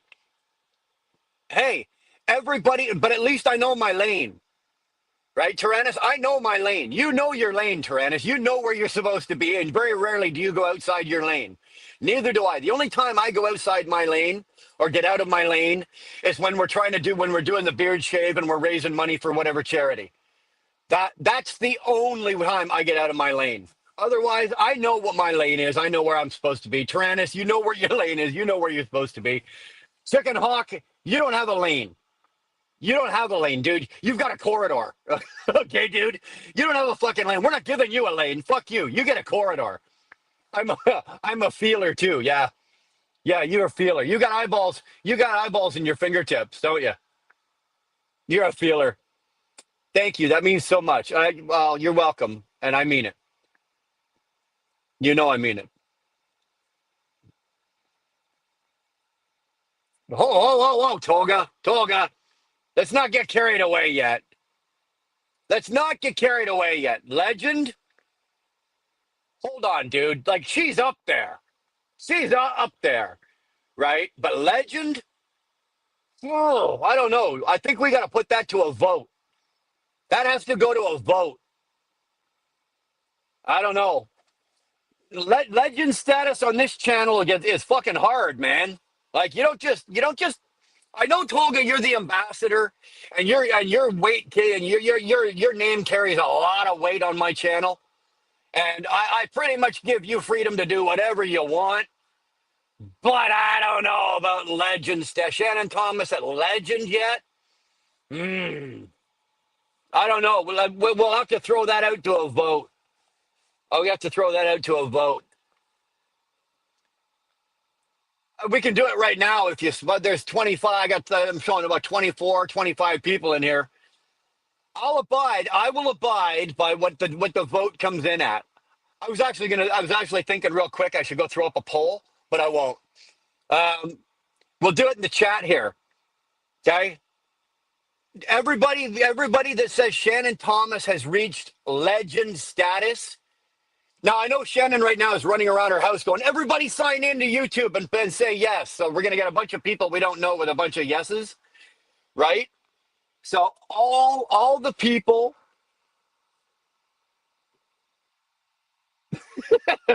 I just insulted Camille. Oh, God. What's going on, Ryan? Ryan Davidson from the big old state of Texas. How the fuck you doing this morning there, son? Good to see you. Okay, everybody that says Shannon Thomas has reached legend status, put a thumbs up. Just put a thumbs up. Nothing else. Don't type anything, no words. Just a thumbs up. If she has not, as Chicken Hawk, a thumbs up is all required here. You're not listening. It's no wonder you got a fucking grade 8 education, for Christ's sake. You don't listen, son. Everybody just give a thumbs up or a thumbs down.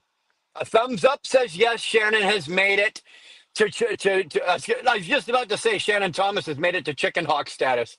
Oh my God. Now listen to what comes out of Chicken Hawk's mouth for the next 5 minutes. Oh my God. Greg, man, good to see you. How the hell are you, man? Damn good to see you, Greg. Thanks for popping in this morning. So looks like we're doing okay on the thumbs up. Old school saying yeah. Tolga saying yeah. Camille says yeah. Tolga says yeah. Shannon Thomas says no. I'm just pissy today. Got jalapeno in my coach.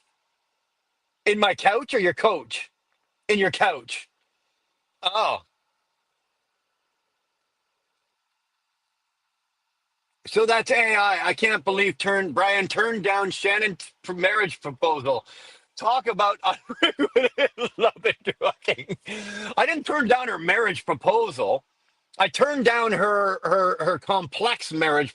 I was going to have to marry her and Tolga. She was going to have two husbands. I can't do that, man. I can't do that. I'm a one woman guy here. Like that ship sailed. I don't do that. You know, that's a tough one. Tyrannus, put your vote in. Did she make? Does Shannon make? And Ryan, put your vote in. Does Shannon Thomas make legendary status on the Wheelburner Express? or is she still working at it? Is she almost there? I want to see the Chicken Hawk. The Chicken Hawk hasn't even voted yet. Unfortunately, Chicken Hawk won't give a thumbs up unless he sees Shannon's nipples, and that's not happening. There you go. All right, Tyrannus. I think that's a big yes from Tyrannus.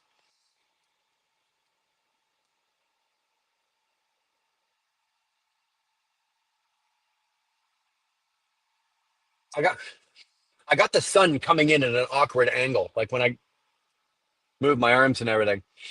Jeanette says yes, absolutely.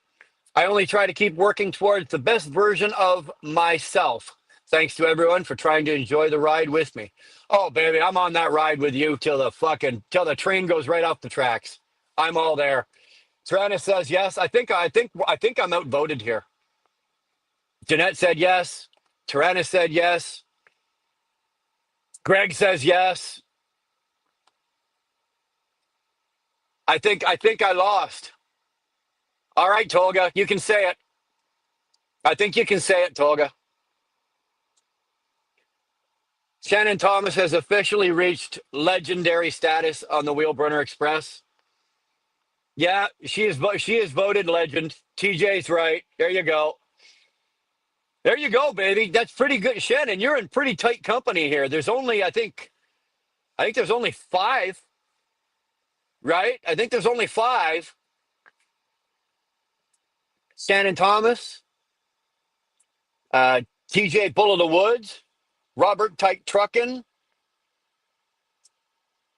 Of course, this guy here. Who was the other one? There was one more. I'm pretty sure there was five. I think Shannon made five. She rounded out the horn there. Greg, I'm sitting down in the yard. I'm sitting down in Brockville, Ontario, down in the yard right now. I'm doing my 36 right now.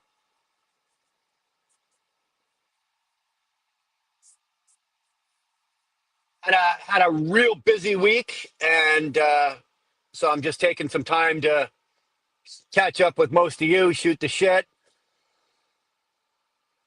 smoke a cigar, drinking a doc.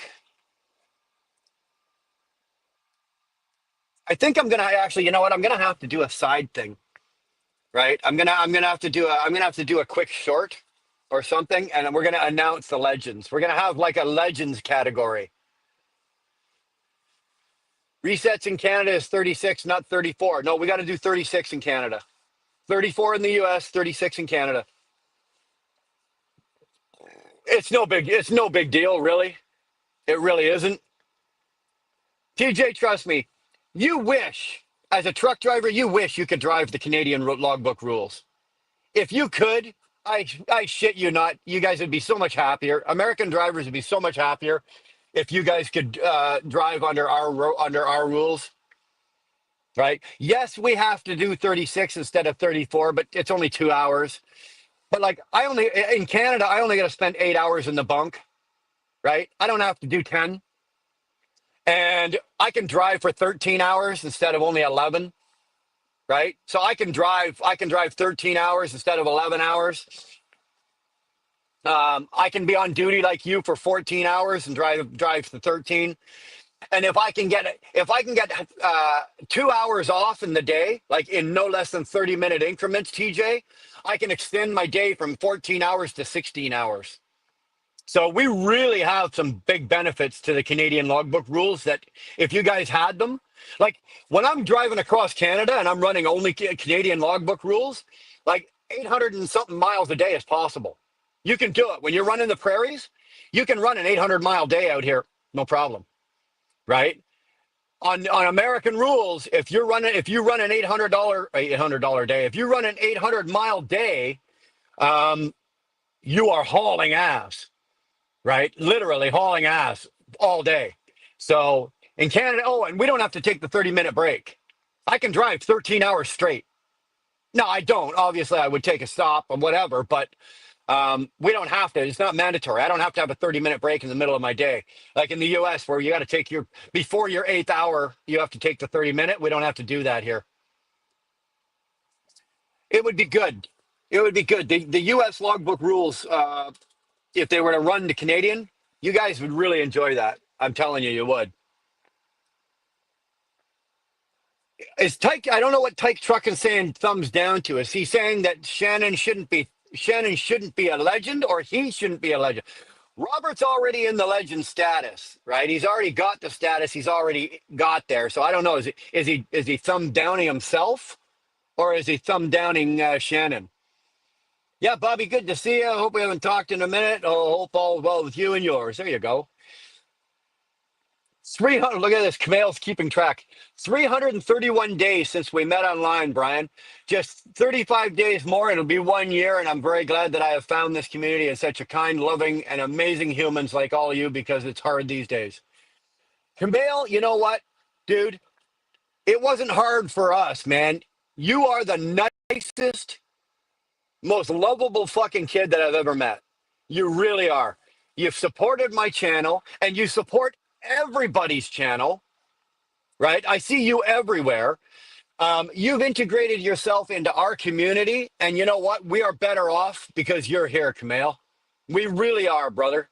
So thanks for doing what you do. Thanks for coming into our channel. Thank you for emailing me and asking me how I'm doing and everything like that. It means a lot, and it means a lot to a lot of us when we see you in our chats, man. So, dude, it's not very hard to, you don't have to thank us. We thank you for being here. 47 doctor's appointments so far. I am grateful for the medical team that has been working so hard to get me back to health. 47. Holy crap. Jesus. Age jumping, Joseph and Mary. You like that one? I cut that one off, eh? I was about to say Jesus Christ, but I didn't. Wait, Shannon, are you okay? Look at that woman. Does she look all right to you, TJ? Just look at her face. Look in her eyes. You can tell from the first day I met her, she's unwell. Oh, come on. I'm kidding. I'm kidding.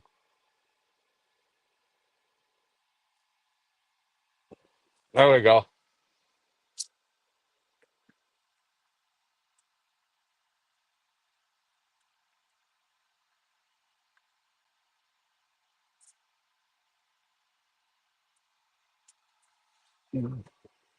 Well, Shannon, I'm glad to hear that. And as you can see, there are a few of us out here that are very, very, very, very happy to hear that. And we are glad that you're okay. And we are waiting, just waiting on you, baby. That's all we're doing, Shannon. We're waiting on you. Whenever you're ready to get back at it, honey, get at it. We're waiting for you. We're here for you. We're waiting for you. Get on that goddamn horse, give it a kick, and ride that fucker, man.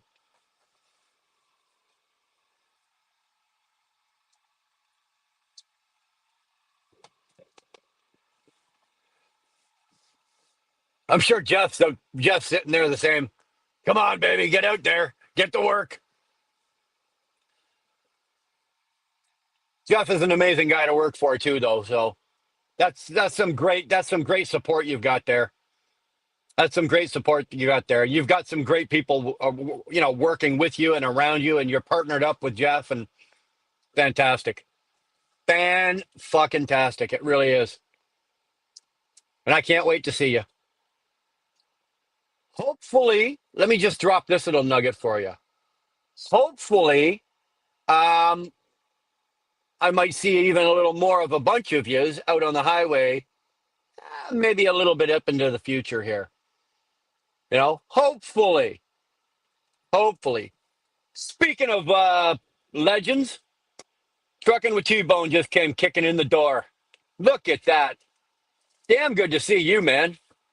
Damn good to see you. Hopefully things have settled for you, and you are healthy and happy and back at it, and everything's good. Really do. Been a long time, Tony. I haven't talked to you in a while. I changed my phone number, so if you called me, you might be one of the. I tried as best I could to, but you know what? You guys know what I'm like sometimes. But I've tried the best I could. That when my phone number changed, I tried to get out to most of you that I talk to on a regular basis. I tried to make sure that you guys got T-Bone. I don't know if I got you the new phone number. And if you've tried to call me and you haven't got through because obviously I got a new number, I apologize. I will. I'll give you. I've got your number. I'll text you my new phone number. Um, I'm still running into that. There's still a couple of people that I haven't. They're going, "Oh man, you changed your number." And I'm like, "I'm sorry, it slipped through the cracks. I didn't do it on purpose, and I didn't forget about you. It just slipped through the cracks, T-Bone. Sorry, man. I'll try to do better. I'll try to do better.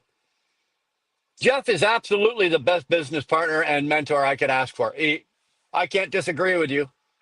I can't disagree with you. If I was going to want to have somebody in my corner, Jeff would be one of them. Jeff would be one of them. I've often been tempted to give him a call for advice on one thing or another. I haven't because I don't have that relationship with him. But there are certain aspects of the trucking business, or sorry, not the trucking business, the business of trucking, because there are two separate entities. There's the trucking business, and then there's the business of trucking. And if you're an owner operator and you don't know what the difference is between the two of them, you better learn very, very quickly, or you will not be successful. And there's been some aspects of the business of the trucking that I've thought maybe I should give Jeff a call, but I don't have that relationship with him. And luckily for me, I do have other outlets that I can go to, of very, very experienced owner operators that have been doing this as long as me, if not longer than me, and they're doing it better than me. So those are the ones that I kind of go to. But you absolutely, Shannon, fantastic.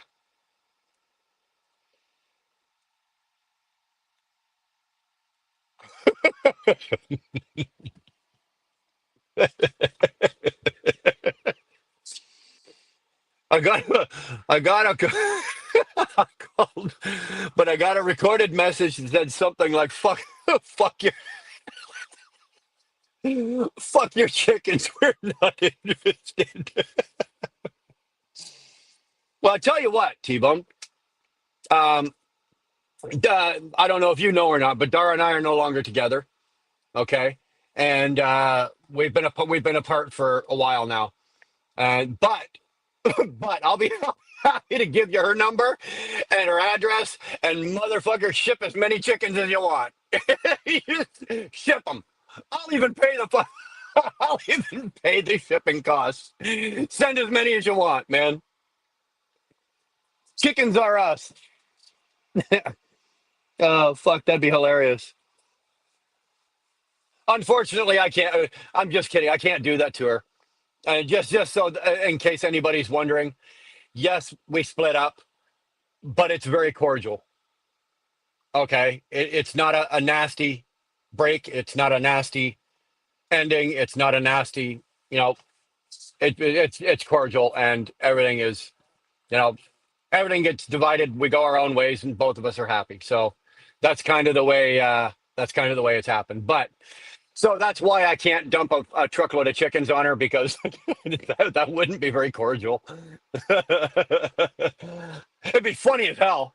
I'd be there with the camera when the chicken truck rolled up, but I can't do that, unfortunately. But tempting. T-Bone, it's tempting.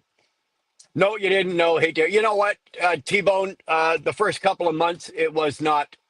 It wasn't. Uh, it wasn't announced, right? We just did what we did, and it went our ways, and she didn't feel the need, and I didn't feel the need. It didn't have to be splashed out on YouTube.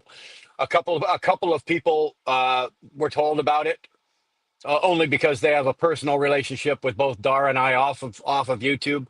But other than that, nobody knew, right? Now and then, it's only been, I don't know, the last couple of months that some people, that it's out here that people know about it. So, but it's no big deal. It's no big deal. She's doing fine. She's all right. She's in her place, and she's living her life, and she's good, and so am I. And you know what? That's the way it's meant to be. That's the way it's meant to be.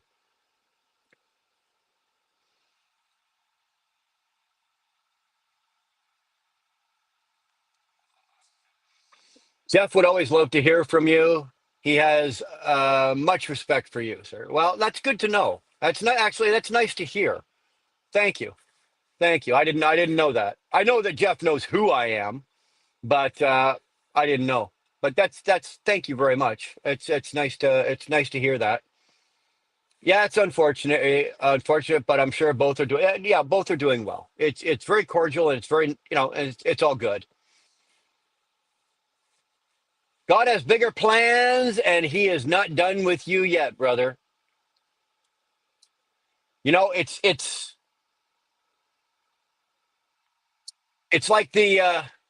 like the sculptor with the big block of marble, right? And then he sits there and he makes a beautiful sculpture, and people go, "Oh, that's a beautiful sculpture. That's a beautiful sculpture." And the artist goes, "No, the sculpture was always there, but all I did is chip away the rough edges." And that's Shannon. You and I have talked a bit about that, and that's God's plan. He does all the chipping away, right? And he makes the sculpture's there. He's just chipping away the rough edges. And I agree, Shannon. I like the plan. I like the plan. Whatever the plan is that he's got. I like what he's got going though. I like what he's laying down. I do. Just saying, I do.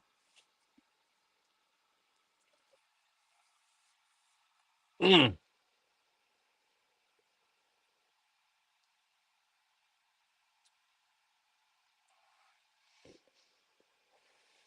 You know what I've discovered though?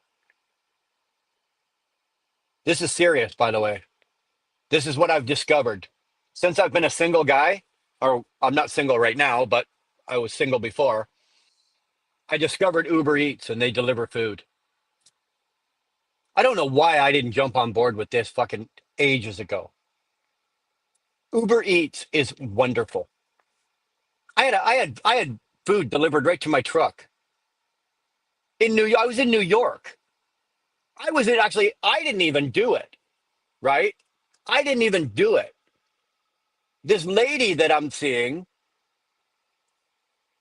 she's in Alberta. I was in New York.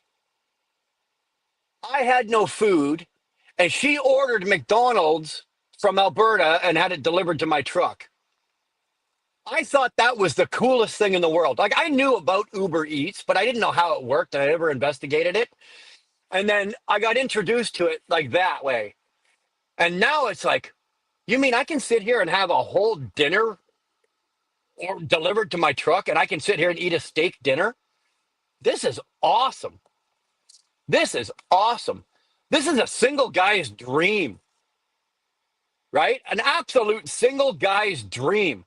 I can have McDonald's, Wendy's, Kelsey's.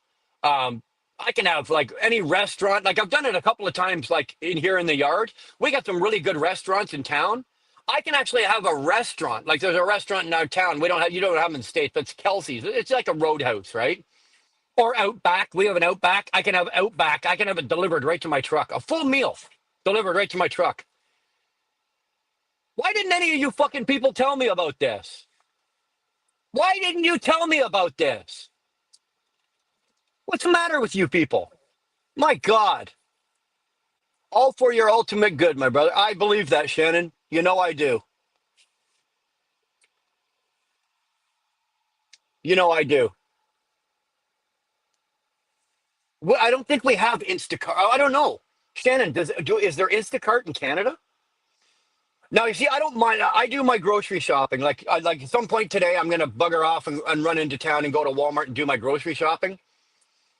But doing the job that I'm doing, I'm here every weekend, so I can do that. But if I was on the road, that would be pretty cool to have your groceries delivered right to your truck. And I know that you do it. You love it. I've not done that yet. I don't know if we have that in Canada. I don't know. I'll find out. But I'm really fucking digging this Uber Eats. Let me tell you. I'm telling you. The only problem I find is that like we have like three grocery stores and we have a Walmart in Brockville, right? So um, one of the grocery stores is like a high end hootie snooty. Fuck, I go in there and the people are turning their noses up at me just because I'm wearing a pair of jeans and a fucking hoodie. But um, I find it for me just the best way to do my grocery shop is just go to Walmart. But the problem is I go on Saturday or Sunday mornings. Walmart food is one molecule away from plastic. No, Greg, that's what margarine is. I don't know if you're aware of that, Greg, but if you're using margarine, like I don't use margarine because it is. Google it. If you don't believe me, Google it. Margarine is one molecule away from being plastic. They change one molecule and you've got plastic. But Walmart for me just seems to be the easiest. But I always end up going in there like on a Saturday morning when all the crazies are in. You know, you've got all the crazies in there. You've got all the moms in there with their three kids and they're squawking and yelling and screaming. And thank God for me to do a week's grocery shopping. It takes me no less than 20 minutes or no more than 20 minutes, right? 20 minutes. I can be in and out in 20 minutes with my grocery shopping at Walmart. Butter, baby. That's it. And TJ, I don't know about you. I don't know about you, but my butter sits on a dish on the counter. It doesn't go in the fridge. It sits in a dish with a cover over it, and that's where it sits. Room temperature butter, baby. We don't put butter in the fridge. We didn't tell you about Uber Eats because we didn't want you to eat fast food. Well, I'm not eating all. I didn't eat all. Okay, I'm lying. That's a lie, Shannon. Okay, when I first discovered it, I was killing McDonald's and Wendy's and what else? Dare. Oh, I had blizzards from Dairy Queen delivered to my truck. Oh, who does that? Who does that? Let me tell you. Anyway, but okay. In my own defense now, Shannon. Okay, if I do, and I haven't Uber eated well, I didn't Uber eat all of last week. I ate everything out of my truck, so I was good. But um, in my own defense now, we have restaurants here, so I'm actually making better choices. I'm not eating McDonald's or Wendy's or fucking. I'm not eating three blizzards a day, although I can, and I probably will again. I'm not saying I won't. I probably will again, um, but I will. That's how you sit your butter right in the dish, right? You got the proper butter dish, right? The proper bread butter dish with the lid that goes on. And if it's anything like mine, like my lid never completely. I don't know why they do that. They make a butter dish where the lid doesn't completely cover the whole pound of butter. Why is that? That butter, that shape, the size of that pound of butter hasn't changed in 100 years, and yet they have not created a butter dish. It fits in the bottom perfectly, but when you top on, it still sits like that much above the butter. I don't know. I don't know why. Real butter helps keep your arteries clean. Well, I love real butter. I love real butter. I put butter on fucking real butter on anything that needs butter gets real butter. Like I said, margarine, no. I had to use, actually, I had to break down last week here. I had to use margarine. I was frying something and I ran out of butter. I had somebody in the kitchen up there took my butter, used my butter and didn't replace it, used the last of it. So I went into the fridge and somebody had a thing of margarine. It's that shit called, I can't believe it's not butter. And I had to use a tablespoon of that. And I felt very sick doing it. I didn't want to eat it, but I had to. We buy big blocks of Amish butter. We cut it off. We cut off what we need and it sits in a cover. Oh, man. See, that's the way to do it. That the uncut stays in the fridge, though. No, that's right. That's fine. But what you're using sits on the countertop, right in the dish. That's the way to do it. Love it, man. Love it. If you can find original recipe for margarine, it's actually invented in Napoleon's time to feed the soldiers and not dodgy all the time, but they changed the recipe a lot in the centuries. I didn't know that. I know they've been making butter for fucking forever, but I didn't know they did that with margarine. I don't know. The only good thing about margarine is that if it's in the fridge and it's cold, it's still spreadable. Like if you take a pound of butter out of the fridge and try to spread it on a piece of bread, you're going to tear the bread to pieces, right? But with margarine, you can spread it even when it's cold. That doesn't mean I'm going to use it though, right? That doesn't mean I'm going to use it. Butter sits on the countertop. I'm glad we got this topic out of the way. It's been bothering me for ages.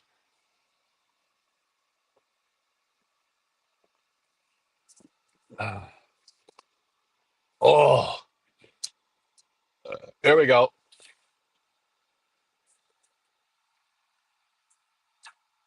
bet you that butter from the Amish is fantastic, though, TJ. I'll bet you that flavor, that's so rich. I bet you it's so good. I don't know if there's anywhere around here. And where would I keep it anyway? If I put a block of butter in the fridge upstairs, it would be gone inside of a day. Absolutely gone. Who eats bread? Well, I try to keep my bread consumption to a minimum. Very, very, very minimum, because I find that any type of bread that I eat, I get bloated. I don't know what it is. Oh, I do know what it is. It's about the bread. I know that. So if I was to eat, like if I was to go to Subway and have a sub, I know the price I'm going to pay for the next 6 hours. I'm going to be bloated out like a fucking big blowfish. Bread does that to me. I try not to eat it. Um, I don't mind, like if you go get a burger, you get a lettuce wrap burger. I'm all for that. I got no problem with it. Just make sure I've got a fucking drop cloth around me, because it's dripping down your arms. It's dripping on your, you got the full bib and the towel on the floor, because it's horrible. Flatbed, good to see you, brother. Everything good? Where you at? What are you doing? Who you doing? Who you doing it with? Why you doing them? And did they survive you doing them?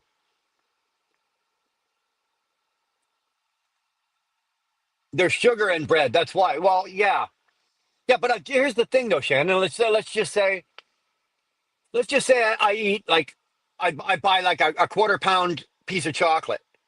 And I'm not saying that I do. Yes, I do. But I'm not saying that I do. But let's just say I sat down and ate a quarter pound block of chocolate, milk chocolate. It doesn't bloat me as bad as two pieces of bread. And there's a lot more sugar in the look. And here, how much sugar is in this right now? This is I'm gonna be disgusted. There's 38 grams of sugar in this pop can, and yet I'm not bloated. Right? I'm not bloated. It's not bloating me. But two pieces of bread would bloat me out the size. I'd look like a puffer fish, for crying out loud. I found this 1 pound rolls of ground turkey at Walmart for 75 cents. Cooking it now, trying it with eggs and cheese. Hope it is good. Oh, ground turkey. I got no problem with ground turkey. Uh, oh, excuse me. Let us know how that turns out for you. That's a good breakfast there, TJ. You didn't invite me. I haven't had breakfast yet. Matter of fact, I haven't eaten since yesterday morning. That was the last time I ate. I haven't eaten anything since yesterday morning. More mess, more taste. Oh, it tastes good. I love it. It's the sugar plus the flour. You know what, Shannon? You know a whole lot more about this than I do. You're probably right. Right? Even the eggs are more expensive. Are you sure it ain't coming from the ex-workers' dead bodies, TJ? Eggs. I don't know about the price of eggs in Canada. Somebody throw it up there? What's Shannon? What does a dozen eggs cost in the U.S. or say for where you are? TJ, what do you pay for a? Because you guys are both at other different ends of the country. Like, what do you pay for a dozen eggs? A 60 count of eggs went down from $26 to $21. Oh, see, that's really good. Right now, a dozen eggs, like large eggs, a dozen eggs for me is about $7 for a dozen. And if you buy the 18 packs, which are the more popular ones, but if you buy an 18 pack, then you're around $10. $10 for 18 eggs. It's cheaper to go hang out with T-Bone and raise the chickens and get them myself. So you pay $6 for 18 pasteurized from Sam's Club. So $6, convert that to Canadian is $9 and something. So you're still cheaper to buy 18 in the US than it is to buy 18 in Canada. Just eat straight shortening from the tube with a spoon. And now the things you say, Tyrannus, explain certain things about you. And now when I have to sit and wonder where the fuck did where the fuck did he come up with that? Certain things are starting to explain themselves. You just keep talking. I'll have you figured out in another hour, I think. Wow, remember the Turkish aid to send the eggs to the States? It's not a solid solution for long term, though. Hey, send some Turkish eggs to my place. A dozen here range from 4.79 to 6.90. It's still cheaper. You guys are still paying less for eggs than we are. It's the price of food in Canada right now is ridiculous. Like they're fucking starving us. The government's trying to starve us to the point so that we can't support ourselves and we're going to have to rely on them. And that's where the Canadian government, the liberal Canadian government's going. Now I'm not getting on that train. Trust me, I'm not.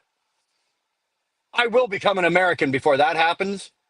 But yeah, they're making it so expensive here to eat and buy housing and live your life. You know, a $350 drive tire is now fucking $675. Are you telling me the fucking price doubled for no reason? Come on. Eggs for us used to be $2.25 a dozen. I'm now paying north of fucking $10 for 18 or $7 for seven something for 12. What? The chickens all of a sudden get gold plating? Like what's going on? It's almost ridiculous. The ones I feel bad for, the ones I feel are like my kids' generation, because they just don't have a chance. They don't have a chance unless they got rich parents and they inherit like a family fortune, which in my case, my kids aren't. Like they really don't have a fighting chance. Like I'm watching my kids right now, and they're doing okay, but they're struggling, man. Like they're struggling to pay rent, pay their car insurance, put food on their table. Regular stuff like that, like stuff that when we were in that position, we weren't fighting so hard to do. We could pay our rent or your mortgage, or you could pay your stuff. You know, your fridge had some food in it, you had a case of beer in the corner, and you had a couple extra bucks in your pocket. Nowadays, I'm looking at these kids today, man, and it's like, how the fuck are they doing it? Right? They're living literally. I've got two kids right now that literally are living paycheck to paycheck, paycheck to paycheck. And if anything goes wrong, they are fucked. Absolutely fucked. They're fucked. What came first, the hen or the egg? Oh my God. We're not going down that road. We'll be here all day. I'm on my way to Oregon. I got me some Dr. Pepper Blackberry Zero Sugar. Zero sugar. Uh, I don't mind the Dr. Pepper Zero. Although, I don't know, Flatbed, have you tried the Dr. Pepper cream soda? And then I did all these last week. Okay, I did all of these last week. So I've got the regular Dr. Pepper. I've got Dr. Pepper Zero. And then I picked up a couple of bottles of the Dr. Pepper cream soda. Oh, fuck. Flatbed, if you have not tried this, try it. Okay? I can't, we have it in Canada, but it sells out the minute it hits the shelf. You can't get it. So I've been getting it out of the States. So and then they've got something, strawberry and Dr. Pepper strawberries and cream. Game changer. Game changer. Man, if you're a Dr. Pepper fan like I am, try it. Oh, you've tried them? Okay, so you know what I'm talking about, right? Oh my God. You know what? I have to be careful. I'd have like 18 cases of Dr. Pepper stacked up right here beside me between the seats. Oh my God, they're so good. Yeah, Greg, I agree. The most expensive vehicle to drive now is a grocery cart. 100%. You think about it. Greg, think about that. Okay. If you are a husband and a wife with say, just the average two kids, your grocery bill in a month is more than probably your car payment and your insurance payment. It's costing you more to eat. Actually, no, it's more than that even. Right? Because if you've got like a 350 or 400, it's even a $500 car payment. You got 2.5 on the fucking $250 your insurance or whatever. So you're at 750. A family is not eating for 750 a month. They're not in Canada. They're not. So yeah, you could probably knock off some of your bills. What you're spending in food is more than what it's costing you to pay your bills. It's never been like that in any other time of my life. or even in my parents' life, for crying out loud, right? Like who the hell can afford to eat? Who the hell can afford to eat? You know? Okay, yeah, they dropped the fucking carbon tax. Big deal. That's coming back, by the way. Just so you know, it's coming back. I dig the blackberry Dr. Pepper Zero. I like them all. I like them all. With sugar, without sugar, extra sugar, no sugar, fuck, whatever. If it's got Dr. Pepper on the can, I'm going to drink it. A dozen eggs cost $1.84 Canadian over there in Pakistan. And organic eggs, organic ones are around $2 Canadian. Wow. Wow. Camille, I'm coming. I'm going to come move in with you. I'll just live on eggs. Red Lady, I love Dr. Pepper. We spend way more in groceries than you do on YouTube. That's what I'm talking about. Crystal, exactly. And there's only fucking what, three of yous living there? Right? There's three of yous living there, and I get your grocery bill is probably more than all your fucking you could stack up all your utilities and your grocery bill is more. Oh, I'm telling you. And then if you've got a truck driver on the road, over the road, right? Because in our home we'd have like Dar and the kids, and they'd be spending they'd have grocery, but then there's my grocery bill on top of that out here on the road, right? Which I try if I can to keep my groceries at under $120 a week, right? I try. I don't always succeed. Sometimes I can keep it at about $100 if this is on sale or that's on sale, whatever. But if you add my 150, or let's just say with you guys, Red, right?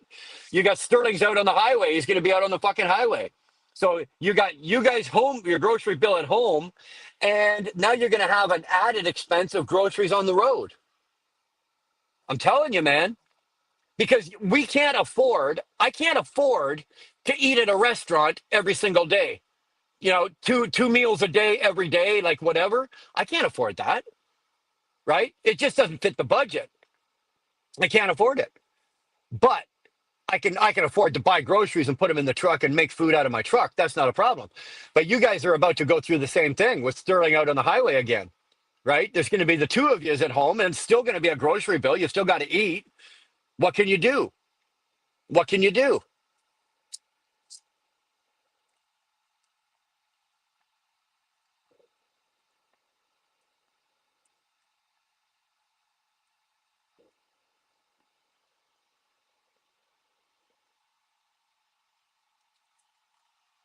That's why I say I don't know how kids are doing it. Like if you've got kids that are in their 20s or their early 30s and they're out there working, like I said, my kids are all gainfully employed. They're all working, and they're paying their rent and they're living their lives. They've got cars, they got car insurance, they got car payments, everything that normal people. And I guarantee you, at the end of the fucking month, they haven't got two five. Well, we in Canada, we don't have pennies anymore, so they don't have they don't have two nickels to rub together, right? They just don't. It's impossible.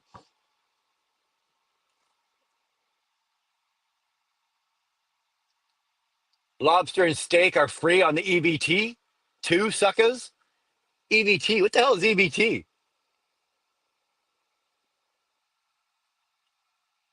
Now imagine if you are disabled and only get 250 a month in food stamps. Oh, come on. Ryan, I guarantee you, a family of four, a year at $250, that's not even a week. In Canada, $250 is not, and that's like going through and fighting the 2 for 1 this or sale that or buy one get 50%, blah blah blah blah blah blah blah blah blah. Even if you are the biggest fucking budgeter in the world, $250 on a family of four, you're not coming in at $250. How they expect you to fucking do that is beyond me. I don't have a clue. Sterling says he's spending currently $22 a day in food. That's good. I would say that's fucking good. So on a week, you're at about $160, and that's American. I keep it at 120 Canadian, right? So American, that's probably about $90. So you're at $160 American. So you're close to me. You're like $200 a week for me in Canada. Dude, I can't run that. I can afford it, but I can't do it. It's fucking like I'll be like Ryan. I'll be eating spam, which is nothing wrong with. I enjoy spam too. It's cheaper to eat unhealthy, and there lies the problem with health issues. Red, you nailed it. Absolutely nailed it. Oh, okay. EBT is food stamps. Okay, sorry, I didn't know. Um, you nailed it. And you know what? It's almost to the point that that's what the world wants. They want a whole society that's walking around unhealthy, right? An unhealthy society is what they want because they make it cheaper to order shit, you know. And I'm going to be honest. And if there's anybody in this position, I'm not insulting you. Don't be insulted. But what kills me is you're standing in line at the grocery store and there's a girl in front of you and you know she's probably a single mom, probably in the system or whatever like that, and she's got her grocery cart and she's got her shit in it, and there's not a healthy, and she's got 2 kids or 3 kids or 5 kids all running around, and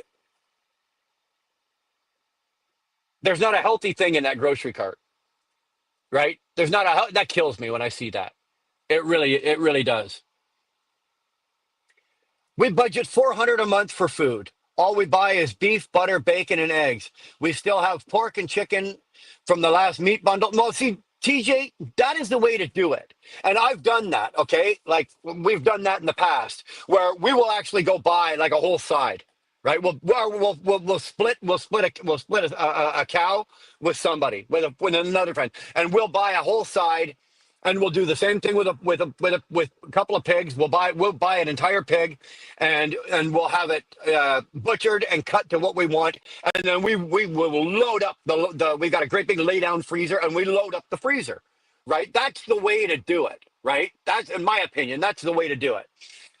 But a lot of people aren't in a position to drop, $8, $9,000, right, for a side of beef, for a whole side of beef. Now, in the long term, is it cheaper? Oh God, yes. If I had to buy each steak or rib or cut individually, I would probably pay twice what I pay for the side and to have the butcher and all that. But most people aren't in a position to drop that kind of coin all the time. And that's unfortunate because in the long run, you're going to save yourself thousands, right? You're going to save yourself thousands. A bag of coffee went, yeah. Oh, doesn't that kill you? Greg went from $18 to 25.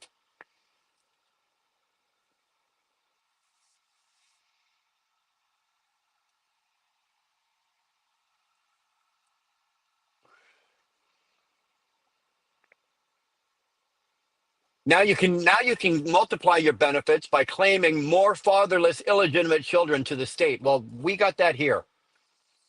We got that here. Dewana! Hello, handsome wheel burner express, aka Brian. How are you, honey? How are you? How's Marshall today? How's my boy doing? Is he all right? Hopefully Marshall's all right. He had that mishap last week getting off the bus. I'm glad that worked out for him. Everything's okay. Hopefully Marshall's in good spirits, doing well. We partying today. Hey, yeah, you know what, Dewana? You bring the party, baby. You bring the party here. Let's get it on. Kroger has the best meat deals down here. I wouldn't know if they do. They do, but it's unfortunate though. There's, to this day and age, where people have to go and they're shopping and they're buying food that's either expired or closed. Like they're buying meat that's like the day before the expiry. That, that's a shame that people got to do that, but they got to do it. It's not because they're stupid or they're they're the husband and a wife are both working full time. They got a couple of kids and they're having to dip into the food bank. How does that happen today? How does that fucking happen today? You got two people that are working, 40, 50, 60 hours a week each, and they still need to get into the fucking food bank because between what they're paying in taxes and what they're making and taking home isn't enough to eat, to feed their kids. I just don't get that. I just don't get that. Bog-eyed, how you doing there, brother? Good to see you. I was talking about you earlier. Only good. Only good. Don't worry about it. Glad you're here. Good to see you. Marshall is fabulous as always. Damn. Damn good to hear that. I'm glad to hear that.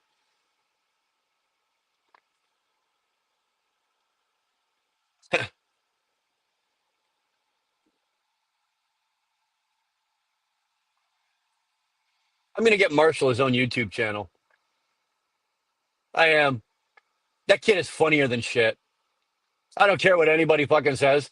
The times that you've had him on and the times where you guys are out fucking around and you got the family and shit, Marshall, out of the whole lot of yous, Marshall is the funniest one out of all of yous. He really is. That kid has had me laughing so hard I fucking had to pull out the old piss jug. I mean, literally. Good on him. We should be marketing Marshall. Or at least marketing his sense of humor and his outlook on life, because his outlook on life and his sense of humor is better than most people's. Life is good. Had my surgery in recovery. Thought my ears were burning. There you go, boy. There you go. So what'd they do? They took 3 or 4 inches off. Now you've only got 8 inches, like all the rest of us. You're good, eh? Fantastic, man. Glad you're all right. You're in recovery. Are you still in the hospital in recovery, or are you at home, bro? It costs $500 a family of 5 or 6 a month here, and I think you can live good. Fuck, man, $500, Camille. Jesus Christ. Like I said, a family of 4 or 5 in Canada, your food bill is $350, $400 a week. You can do a whole month, a family of 5 for a month for 500. Is it too late for me to become a Pakistani truck driver? Camille, even though you're younger than me, can you adopt me? Like, I'll come live over there. How about that?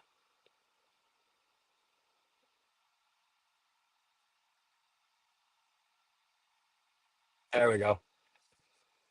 How about that?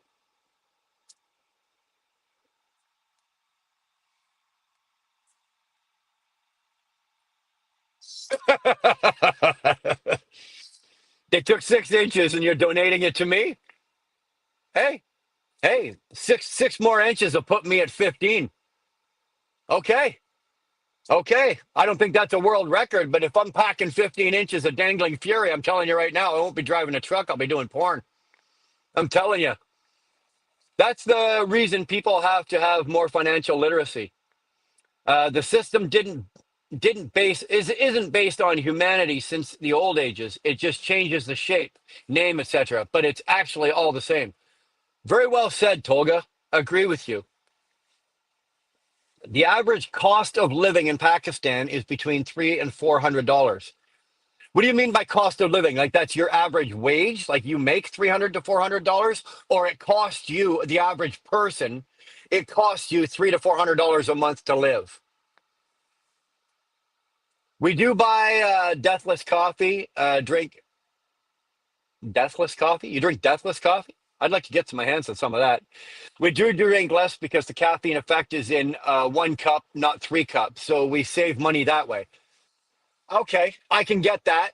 I can get that. But doesn't that, TJ, doesn't that, like, for me, okay, here's an example, right? I drink a regular coffee, right? Like, so, like, I'll just use this. There's a Tim Hortons. That's an extra large, right? So um, if I drink that, I'm fine, right? There's a normal amount of caffeine in that. If I was to drink that coffee with 3 times the caffeine, doesn't your heart start racing and if I drank, and here's another example, like if I drink espresso, or you hand me a couple of espressos, dude, I'm wired for sound, right? I'm picking up channels from Tokyo, for Christ's sake, right? So well, the problem around here is they don't teach the financial literacy unless you have the money to go to college. Even in college, Crystal, it's not taught properly. I don't have it. Mine is based on experience, and now I'm trying to educate myself. And I'm in the same boat. Red Lady, I'm in exactly the same boat. And I have been for years. It's very, very hard. But they don't teach it in school. I remember being in high school and taking certain business classes and shit like that. And they would have, they'd have maybe 2 days where they had this set out where, okay, this is what you have. This is your money. This is your income. This is your budget. This is what you have to spend. This is all of this stuff. So now put it all together and see how well you could live. And that after 2 days, you hand it all in, and they do it, and that'd be the end of it. They didn't teach you anymore. Then they should.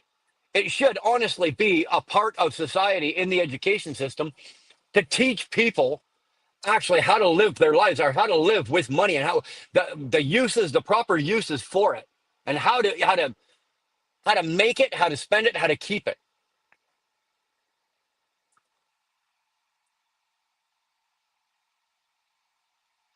Try the Turkish coffee, TJ. Caffeine level is pretty high, and if you know how to cook, you'll get addicted with the taste as well.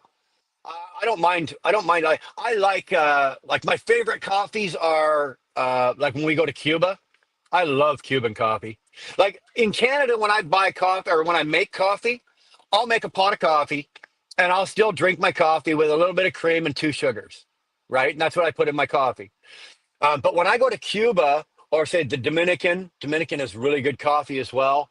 Um, when I go to any of the places down there, I will drink their coffee with just a very small splash of cream and a very small spoon. You know those little tiny little fucking spoons? A very small one of not rock sugar. What's it called? It's brown. It's the brown. It's not brown sugar, but the sugar has actually got a brown tint. A very little bit of that, and my God, is it so good?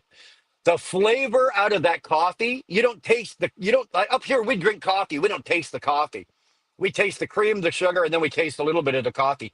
Down there, you taste the coffee, and it is so good. It is so good. To live for like a family of three or four, it cost them that. Wow. Somehow my sister that lives in the backwoods, Missouri, can live comfortably off a 15 an hour, but in Dallas, 15 an hour, you're almost homeless. Oh, $15 an hour here is not even minimum wage, right? Minimum wage in Ontario, I think, is 17 something an hour, and you can't live on that. You're fucking homeless. If you're making 17, if you have a husband and a wife both making 17 bucks an hour, you're homeless. You're living in a cardboard box under a bridge somewhere. I'm telling you right now. Greg's Canadian. He'll tell you the same thing. Same thing. Two people on 15 or 17 bucks an hour. You're hungry, man. I'll be your pimp. Hey, okay, that'll work. You, Shannon's gonna pimp me out. Just pimp me out to grannies. Pimp me out to grannies. They got all the grannies up here. All the grannies up here got the pensions and got all the money and got all the. Pimp me out to grannies. There is no Tim Hortons in Pakistan. I don't care. I bet you the coffee over there is real good. The lineup at Tim Hortons is insane. It is. Depends on where you go. We got two of them, three of them in town here, so it's not too bad here. Yeah, it's good, eh, Red? Cuban coffee is fantastic. Fantastic. And the nice thing is, like if you're drinking Cuban, if you're drinking Cuban coffee, chances are 3 days ago it was coming down the mountain. Like that's how good it's fresh, and then it gets baked or whatever they do. They roast it and blah blah blah blah blah. Oh, I love Cuban coffee. Same with Dominican, Colombian. Colombian coffee's got I think they got the world's best coffee, but I don't know. I think the Cubans got I think they got the market cornered on that.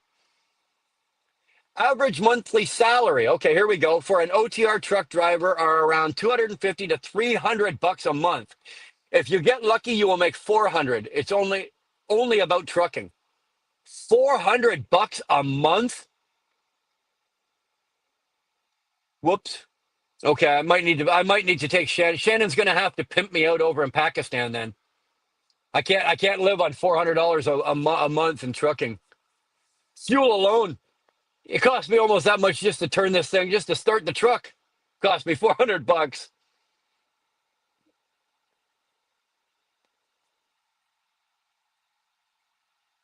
Is that what it's called, bog-eyed? Demanera? It's good. I like it.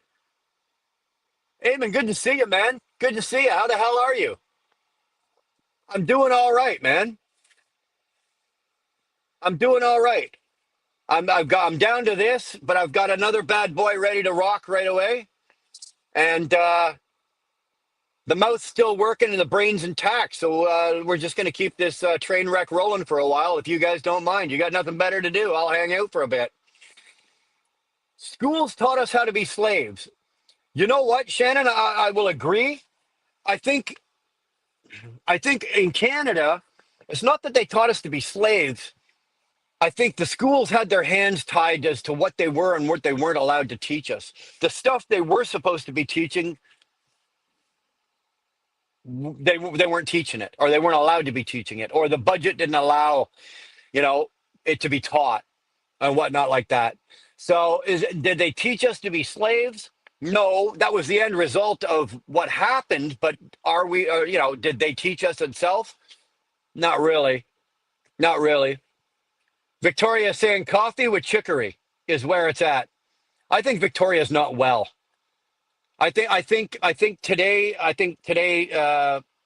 I think she needs to go maybe indulge herself in some real good coffee, minus the chicory.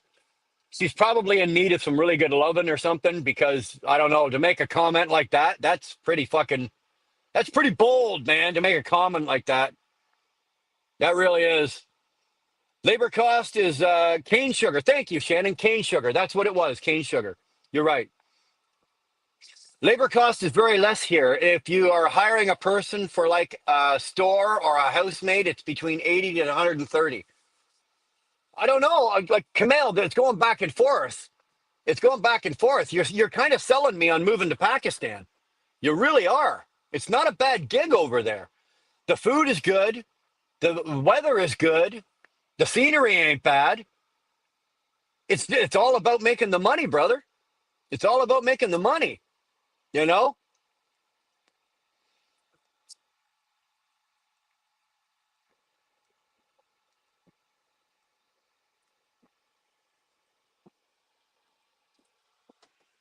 Mm.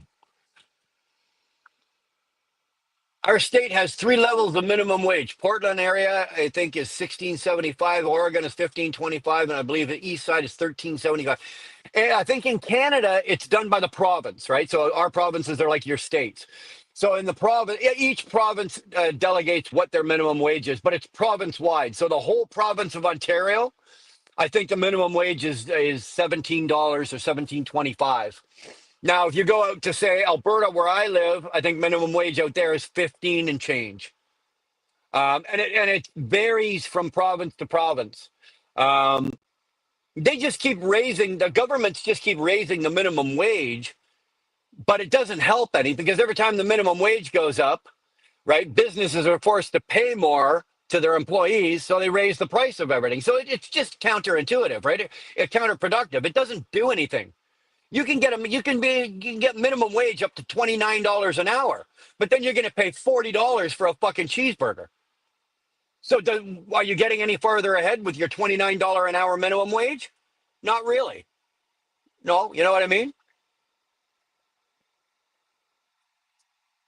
We got Tim Hortons here. It opened up like a year ago, and we have a few branches. There you go.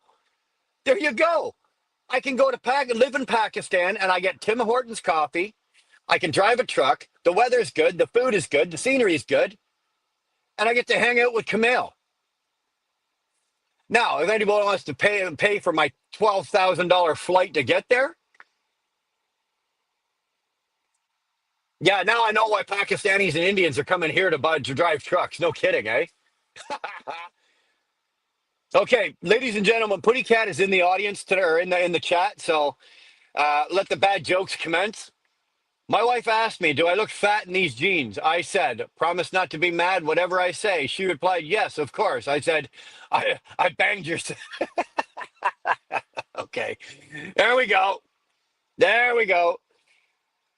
TJ, I cannot imagine living off 1675, and I am single, and I forgot to I am to own my own home and no house payment. Dude, 1675, I couldn't live on that. There's no way I can afford to live on 16.75 an hour. I do, to live on 16.75 an hour, I'd have to live in this truck. And even then, I'd be hungry. I really would. I'd probably be fucking hungry all the time. I apologized to my girlfriend during sex for slipping it in the wrong hole, but of course she couldn't hear me with my dick in her ear.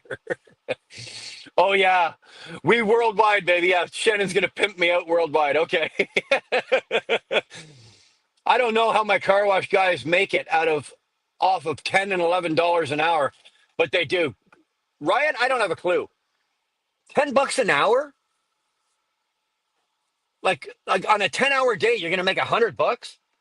What can you buy for $100? And like, let's say you work 5 days, so you make $500 a week. You're gonna lose what, 100 and a half, 200 in taxes, right? How do you do that? How do you live on 200 and 300 bucks? Let's say $300. How do you live on $300 a week? You can't eat on $300 a week. My first job was $2.65 an hour. Yeah, I think Greg, my first job at a Max Milk. You know what a Max Milk is. I don't have them anymore. My first job at a Max Milk, I was making $3 an hour, babe. $3 an hour, and that was the shit, right? That was the shit back then. $3 an hour. Oh, awesome. Here is the correct info for Oregon minimum wage. The minimum wage varies by location. 15.95 in Portland, 14.70 in the standard areas, and 13.70 per hour. I'm going to assume in Oregon. Okay, yeah, in Oregon. Okay, that's still crazy, TJ. And what's the cost of living? Like the cost of you can't afford to live on that. I should be working, but I'm here anyways. Well, can you not? Don't you have like a big screen or something? Put us up on the big screen and then go back to work, dude. I'm back. Had to readjust Marshall. Good. Hopefully, he's got the best seat in the house, and the young man is very comfortable. In America, they taught us to be slave. I was in AP classes, and our textbook contradicted a regular classic textbooks. Really? The only thing I did with textbooks was doodle. I was not a very good student until I got into high school.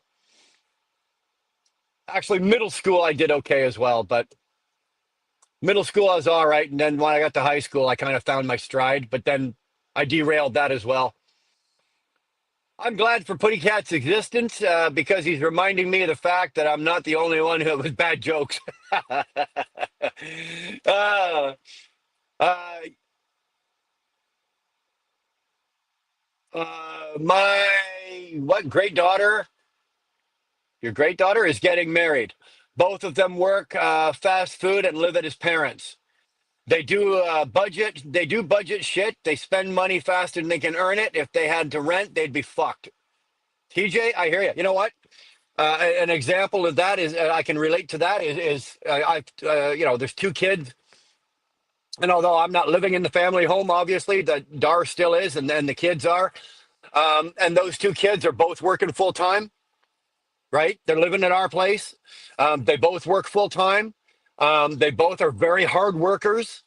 They have a budget. They try to keep their budget. Every once in a while, they blow their budget. And I'm telling you honestly, if it wasn't for the fact that they were living at home, paying the very minimal that they pay, dude, they'd be screwed. They would be absolutely screwed. They could not. It's actually cheaper, believe it or not. It's cheaper in Canada to go and buy a home and pay a mortgage than it is to rent. You believe that, eh? It's fucking insane. The problem is coming up with the down payment for the house, right? If you're in that position where you've got two people working and you're barely making by and paying your bills and living, how are you able to save up $25,000-$30,000 for the down payment on a house? So if you can come up with the down payment and buy the house, then yeah, you're better off. But you have to get to that. You have to get that down payment. You have to get that, and very few can do it. Very few can do it. And with the interest rates right now, it's not like you can go fucking take a line, use your line of credit and borrow $25,000 on your line of credit to put your down payment down on your house, because your line of credit has an interest rate now of 8, 9, 10%. Whereas, 2 years ago, my line of credit had an interest rate of 2.4. How do you do that? You can't, man. Texas minimum wage is still 7.25. That's incredible. That's robbery. And here's the funny thing is, Ryan, Texas is the second wealthiest state, or I think it is the wealthiest state in the United States. Is it not? I think Texas, New York, Cali are the three wealthiest. Maybe not Cali, but I know New York and Texas are the two top. How is it that in the richest state in the United States, like Texas is like Alberta. Texas has enough money contained within itself that it could separate from the rest of the United States and would be fine. Right? Literally. Texas could separate from the rest of the United States, and if you did it on Friday, you'd have a couple hiccups on Monday, but by Tuesday, you'd be back to business as usual. How is that? And yet minimum wage is 7.25. Somebody's getting fucked here, pal. From Toronto to Pakistan, an economy flight is 3,000 Canadian dollars. Fuck that. I'll take a rowboat. People here are starting to move out of houses and into campers. Me and my best friend have already have and still struggle now. I have to pay out of my pocket for the washes sometimes. And then that's a shame, eh? As a business owner, you own the business, own and operate the business, and yet you're having to take money out of your pocket, to cover washes. That sucks, man. That sucks. Now, don't get me wrong. As a business owner, there's going to be times that happens. I've done that. There's been times, in 24 or 25 years that we've had some lean fucking years in this trucking business. And there's been some years that, where, the kids are eating and the bills are covered, but we're not eating well. There's always, we're borrowing from Peter to pay Paul. That happens everywhere. If you're going to be a self-employed or you're going to be a business owner, there's nothing you can do about that. The way to counter that is when the times are good, the rates are up and time is good, you're not buying that new F350 dually. You're banking that fucking money, right? And that's what you need to do. Unfortunately, this day and age, the good times don't outweigh the bad times. Unfortunately, right? Unfortunately. Oil money, we probably are. Oil money, you are definitely the richest state. And probably, as you guys know, that more than 80% of the rich people are real estate riches. Yeah. Managing the existing mortgaged houses is another trick to get 10 or 15 houses in 5 or 7 years around. I agree. I've looked at, buying a home, and renting them, out and get yourself up to that level of when you've got 8, 10, 12 different properties that are rented out. It's getting to that level. It's getting that started, Tolga. It's not, once you get there, that's not the hard part. It's getting it started and getting it there. It's getting the money together to do that. Here's not goofy bootlicker. Good handle, by the way. I like that. Here's the key to monetary success. All right, everybody settle down. Listen up. Work 80 hours a week for 30 years, live in a car, eat bugs, and retire in Antarctica. You're pretty close. You're pretty goddamn close. Minus the eat the bugs. Minus eat the bugs. I gotta tell you. Mind you, you can put chocolate on pretty much any type of bug and it tastes pretty good. Renting is actually cheaper here than buying a home, but it's starting to even out. TJ, it's not here. Not here. I'll give you an example, okay? I'll give you an example. Well, I'll use my own home, okay? My own home, my mortgage on that home is $1,400 and change a month. Okay, that's the mortgage. Now, that's an accelerated mortgage, so it's actually higher than it has to be. But it's, let's just say for all intents purposes, it's 1,400 and change. Now, if I were to rent that house out, that house would start, the renting would start somewhere around 3 grand a month. $3,000 to $3,500 a month is what I would rent that house out, and they would cover the utilities. Whoever's renting the house, they cover all the utilities. That is the difference that we are paying here. Okay, you can buy a $500,000 house and have a mortgage of 14, 15, 16, whatever. However, it also depends on how much down payment you put on down. But you can have a mortgage of 14 or $1,500, and you can rent the thing out for 3 grand, double what your mortgage is. That's the way it's running in Canada right now. If you got money, then Pakistan is good for business because labor is cheap, rent is cheap, electricity is cheap, so you can save a lot of money and get a lot of profit. That's the big word right there, Kamel, that we've not touched on yet today, and the word is profit. Profit. Whoops. Hold on a second. We're having my earbuds just died. Hold on.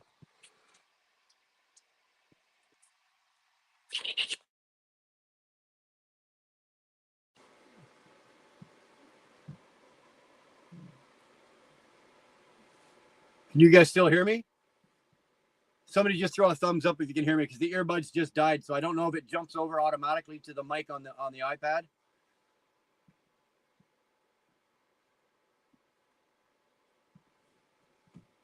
Not sure about that. I don't know if I'm talking. You guys can hear. Okay, it sounds good. All right. Yeah, it's just too expensive. It's too expensive, and that's why I said, like, the kids are fucked, man. They truly are. Right? Like, where are my kids? Even on a $250,000 condo, they still got to come up with 20 grand. Right? They got to come up with 20 grand on a $250,000 condo. They want 10%, so they want 25, but you could probably, first time home buyer, blah, blah, blah, blah, blah. They want 20, let's say 18 to 20,000. How long is it going to take them? I can tell you right now, my daughter and her boyfriend, it's going to take them 15 years to save 20 grand. Unless one of them comes into a job that's paying them like 200,000 a year or something like that. But I don't see that happening anytime soon. Dodie's page. Hi, Bri. Hi, Dodie. How the hell are you? Long time no chuckle there, girlie. How are you? Buck Brown, always a pleasure, man. Good to see you. Good talk on the phone the other day. Glad to hear from you, man. Housing prices here on the market was super high, but no one has been buying. Houses are reducing in price and the interest rate is going down. Not here. Not here. The interest rates have come down a little, but not enough. And the price of housing has not come down. Right? They have not come down. Now, don't get me wrong. I played that market and it benefited me when I sold my house in Ontario for an overinflated price and bought a house in Alberta that was reasonably priced, right? It benefited me in that way. But for the kids these days, you're screwed. You're screwed. Absolutely screwed. But yeah, as I said, Canada is changing the interest rate levels in each 5 years on mortgage debts. Canada is the only country doing that, I guess. I don't know if they're the only one doing it, but they're making it hard, man. They're making it hard. You know, houses like, here's an example, and I kicked myself in the ass. A house that I owned 5 years ago, I paid like 390, so let's say 400,000 for. Okay, that house, I sold that house to a friend of mine. It was a private sale, right? No real estate agent, no real estate fees, nothing like that. I sold that house, right? I paid, let's say 400. I kept the house for 3 years. I sold that house for 700, right? 7 and change. He's now sitting on it now. It's 1.2. 1.2 on a house 5 years. That's the gap, TJ. That's the gap that we've jumped in 5 years in Canada. A $400,000 house is now 1.2 million. I can't afford to go buy back my own house, dude. Right? We are seeing 6.45 interest rates here, but I believe it's as high as 7s at the time last year. And it all depends on your credit. Right? It also depends on your credit. You may get a 6.45 mortgage rate right now, but you better have a fucking 750 or better credit score. Because I guarantee you won't be getting 6.4. I don't know what the mortgage rate is here right now. I know the mortgage on the house that I hold right now is 4.75. Right? But I can tell you right now, that's not the mortgage rate right now. Right? And that mortgage comes due in August. I won't get another 4.75% mortgage. It won't happen.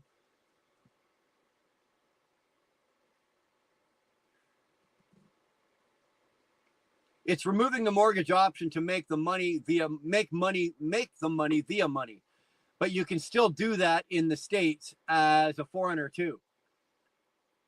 I've looked at that.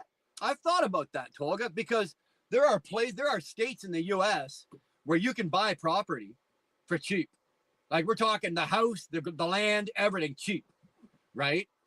But then as a Canadian now you've got to either have somebody to manage it or you got to get the right tenants. There's so many what ifs, right? I think if I was going to dip into the US market for property, I'd probably go with commercial property. Like I wouldn't go with houses, right? Because you could get a family of 4 living in your house and they could be there for 5 years and be the best tenants in the world. And everything would be great and you'd have no problems for 5 years. Or you get a family of 4 in there, they're going to rip the goddamn screens out of every window, rip up your hardwood floors, tear the place to pieces, and then move out. And then what? Right? And then what? So it's a gamble. I think with a commercial property, you're probably a little more stable. You really are. They are overbuilt here in Texas. Bunch of shitty built houses sitting empty. I believe that. There's no shitty empty houses sitting up here. That's the fucking thing. All the people that are buying houses right now, we call them, they're house poor. Yeah, you got a fucking $900,000 house. But if you go into the house, the guy's got milk crates and a fucking board for a coffee table. You know, they're sitting on fucking, lawn chairs inside the house, right? They're house poor. They can afford the house and the property tax and maybe cover their car payment. But other than that, you're fucking broke. Shall I prepare for another mohawk soon? We will discuss that at an upcoming date. I'm still floating some ideas and some other things around. We're gonna probably change up some things for this year's charity drive. But Buck, hey, if you're willing to go mohawk again, I'm willing to sit and watch it. Let me fucking tell you that, buddy, right now.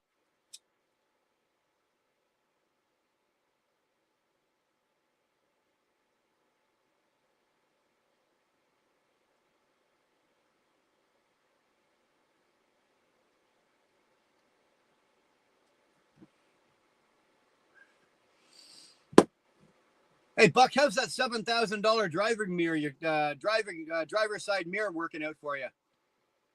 God damn, that hurt. Now, don't get me wrong, folks. He didn't pay $7,000 for a fucking driver's side mirror, but somebody clipped him and took his mirror off, and his company, unfortunately, they wouldn't let him run without it. They said it was a DOT problem, so he had to he could order one online. I think was for what, Buck? It was for like $350.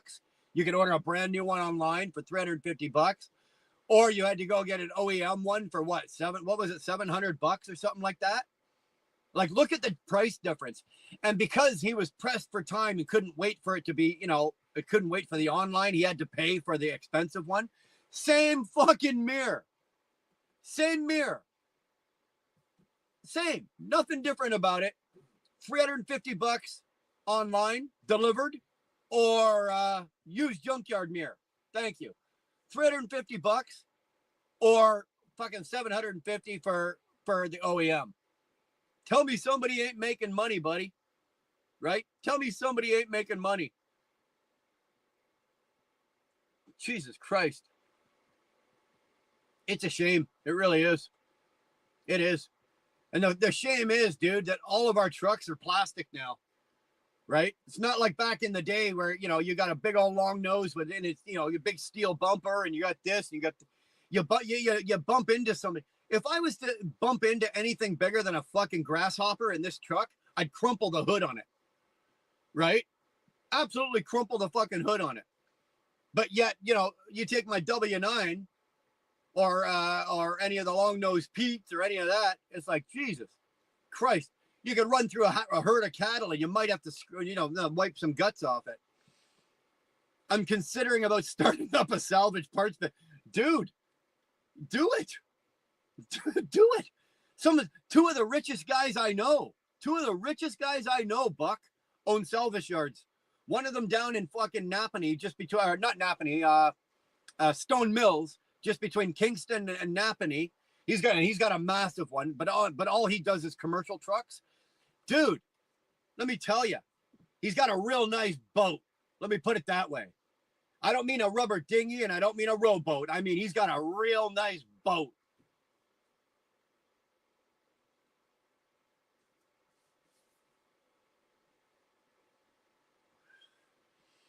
You could get $5,000 easy just for your truck hood. No kidding. No kidding. You know what? I'm actually thinking that when I go to sell this truck, I ain't going to sell it. I ain't going to hand it in. I'm going to part it out. I'll probably make $100,000 if I part the truck out, right? Between the hood, the fairings, the tank fairings, the back steps, the wheel covers, the engine, right? The diff, the transmission. That alone right there, I'm probably sitting at $100,000, man. If I sell the truck right now, it's worth 50. Right? If I was to put this truck on the market and sell it right now, it's worth $50,000 to me. Is what I'm going to get for it. I could part it out for probably 100. Couple of grand for the fuel tanks. Exactly. You know what I'm saying, man? Part the goddamn thing out.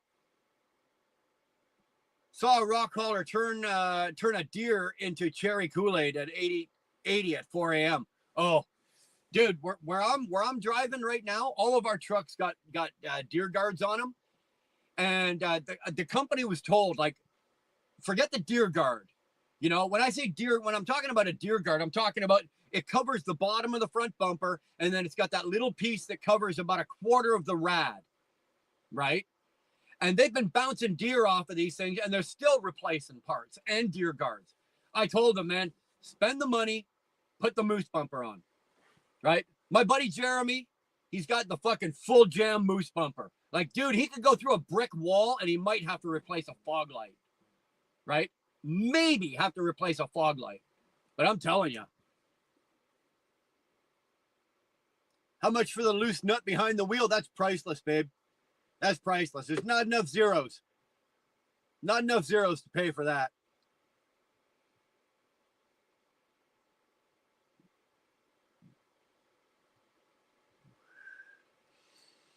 Yeah, TJ, exactly. Yeah, now, I've been very fortunate. In this truck, I've never blown a steer. Now, I blew a steer tire in the W9, right? And it disintegrated. It did a little bit of damage, but didn't tear my whole hood to pieces. If I was to blow a steer tire in this truck at 50 miles an hour, the damage would be that whole side of that whole fucking, let's say the passenger side. I would lose the hood and all the front fairing, probably a quarter of the back fairing, all the EGR, DPF, and all that shit, all that part of the system would be gone, dead, wiped out. It's insane the way these trucks are built these days. Absolutely insane. But yet you put a long nose, one of the old like 88, 85, 89, 85 to 95, 97 W9s or the 379s. You blow a steer tire, yeah, you're gonna rip up some shit, but you're not gonna be into it for fucking like 20 grand. Like with these plastic trucks. Really. Why are vaginas like hot dogs? Okay, let's find out. Because when you think about what goes into them, you want to quit eating them. I don't know, Putty Cat. I can speak for most people here. It's not stopped me yet. Just saying. I can't speak for everybody, but I'm just saying for myself, it's not slowed me down yet.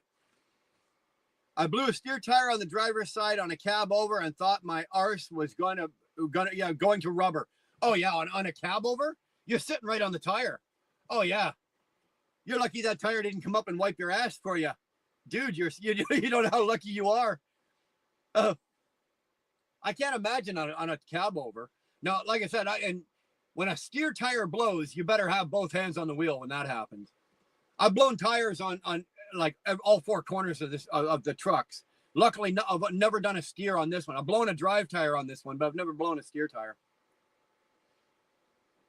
It's a good ride.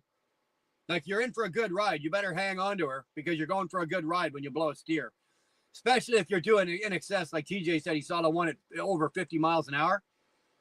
That's a pretty good ride. You better hang on to her. Speaking of TJ, hey, how'd your ground turkey turn out? You still cooking it? You eating it? What's the deal on that? Kind of curious.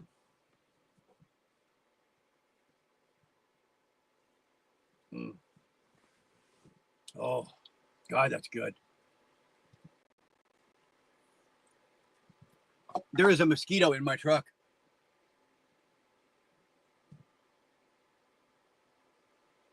Look at that, you son of a bitch, eh? A mosquito. It's -8 here right now, and there's a mosquito in my truck. The bugs have already had. We had like a week of nice weather, and I guess all the bugs got tricked, thinking that spring was here, and a bunch of them hatched. So we've had mosquitoes. I've had bug splatter on my windshield already, and then like today is -8 Celsius, not Fahrenheit. When I got stopped, my seat had a mohawk. Yeah, I bet it did. I've only blown trailer tires, 2, and 1 drop axle tire. The ground turkey turned out good. Added cheese and sour cream. Oh, damn, I'm hungry.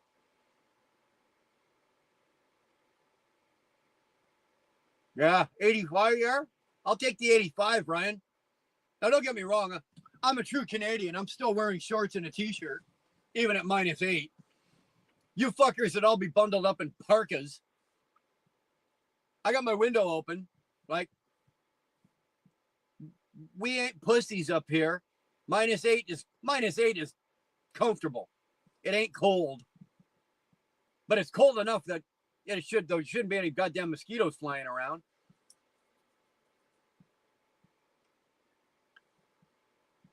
Brian, the wee Scottish redhead says you're looking well today. Well, thank you. Thank you. Back at her. She's looking marvelous. What she's doing with you, Bog-Eyed, is beyond me. Beyond me. But you are one lucky man.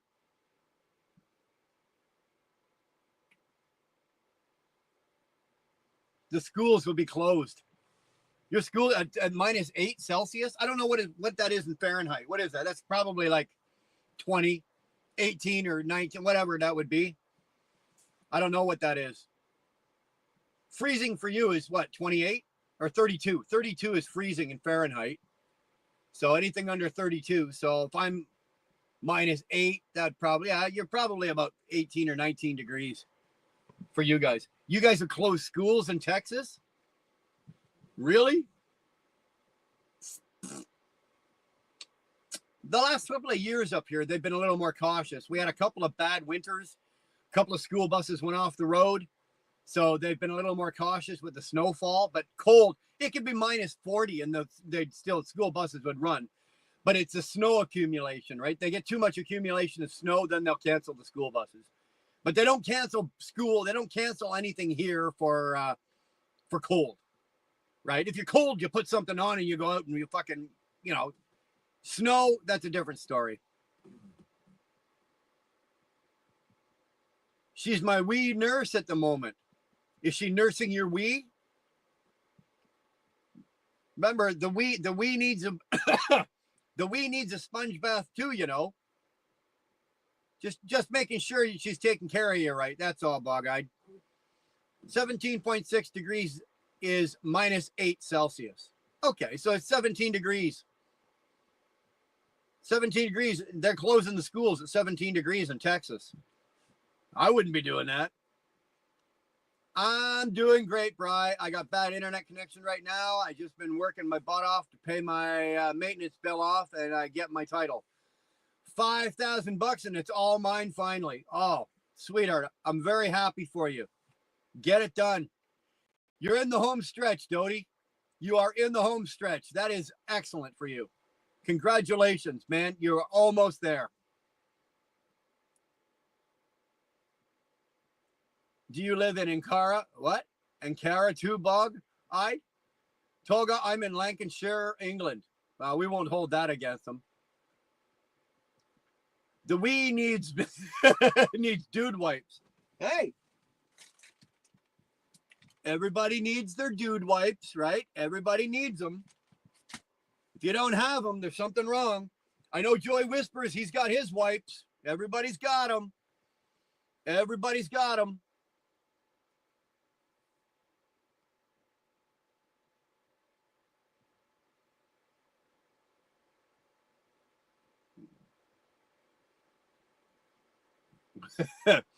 The school phoned me today, said, your son's been telling lies.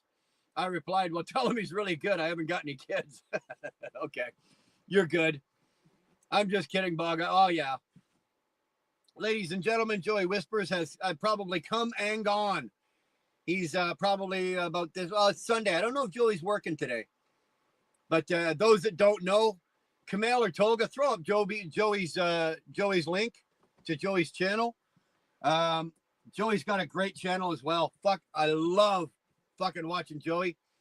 Joey's running a dump. I think it's a 3-axle, long nose Pete 3-axle dump with a pup. I think he's got, maybe not the pup, but I think. And he's a Jersey boy. We won't hold that against him. He's a good old Jersey boy, and he's got a camera mounted on the front, and he does driving lives all day long. And man, if you like that kind of stuff and you like the Jersey, like the Eastern Seaboard type shit, check out Joey Whispers. He's I don't know if I don't think he's working today, and every once in a while he'll do something called live from the garage, and he'll kick up a live, something like what we're doing here. He'll kick it up from his garage, and it's a good time and it's a good deal. Go check him out.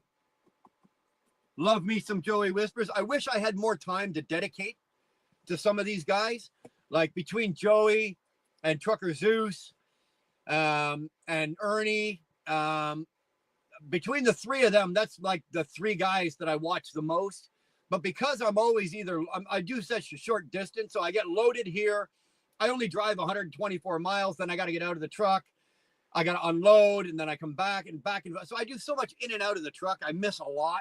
So it's kind of hard to stay in with the live as it's going. And I also bounce around. Like Joey will go live, and then TZ or Trucker Zeus, he'll go live at the same time. So I'll bounce between the two of them. And then of course Ernie's live every morning. So then there's between the three of them, I'm all over the goddamn place. Right. And of course I can only go from one to the other while I'm parked. I can't do any of this while I'm driving. Of course, that's against the law. And Wheelburner does not break the law. He's a good law-abiding driving citizen. So, got to be careful. Got to be careful. Dude, White, I thought that's why guys had wives, to clean up after your your numb nuts. Oh, fuck, Dodie, you just got me. Well, Dodie, in case you're not aware, I don't have a wife anymore. Okay, my wife, who you know, and I split up months ago. So, and it's not big news. Some people know and some people don't know. So I don't have per se wife to take a clean up after my numb nuts per se. I think we killed this one. I think she's done. You guys want to stick around to light up another one? We'll leave it up to you. You guys want to stick around, we'll light up another one. If not, I'll go get something to eat. And I got lots of Dr. Pepper, so that's not a worry. Chicken Hawk saying yeah, stick around. Flatbed saying yeah, stick around. All right. I got nothing to do. My time is yours today, boys and girls. You guys wanna hang out? I'll sit here all day and jab. I lost my cigar punch, like my professional cigar punch. So I've had to get my non-professional cigar punch out. Oh, by the way, this is only for cooking, by the way, just in case you're wondering. And so are the other 4 that I've got around the truck. Because as a Canadian, I'm not allowed to have a firearm in my truck.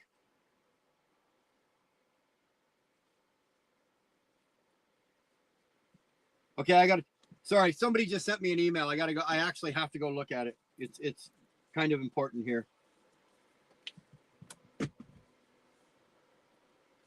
Let's go take a look at this. This ought to be good. I'm gonna ask you, before I open this email, are your clothes on or are they off? If your clothes are on, I'm not looking at this. If she's naked and the both of you are naked, I'll look at it. Let's take a look.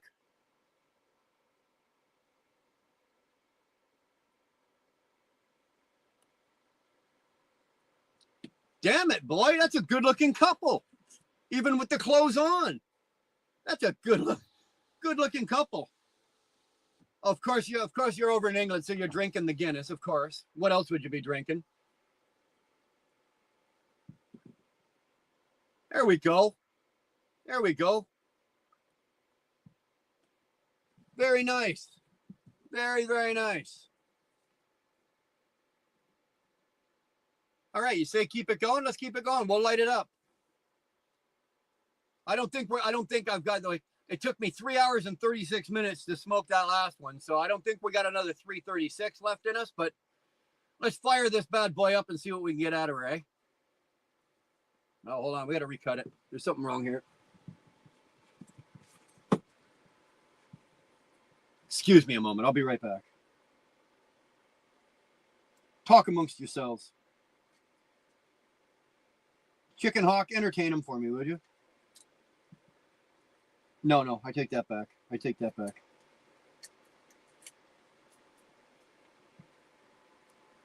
There we go.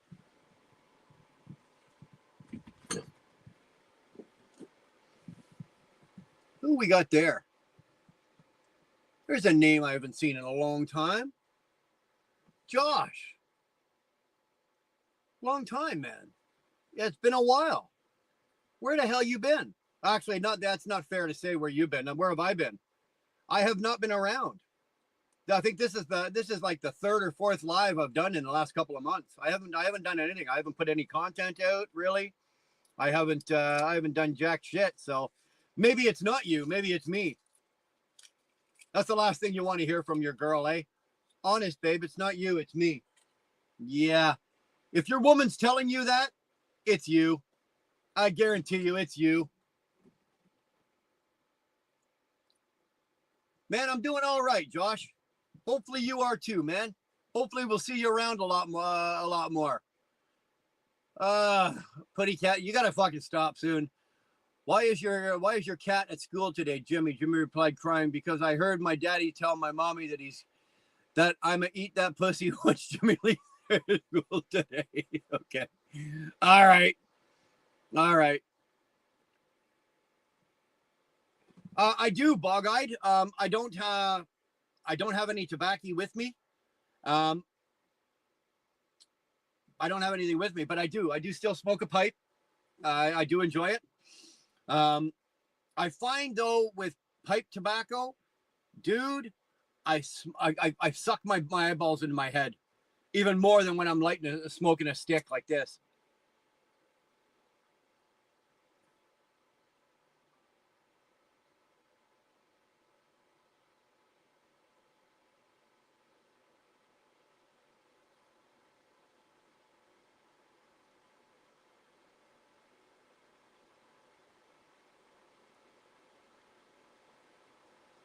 Oh.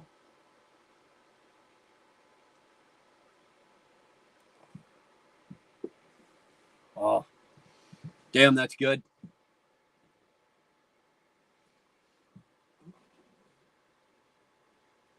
Mm.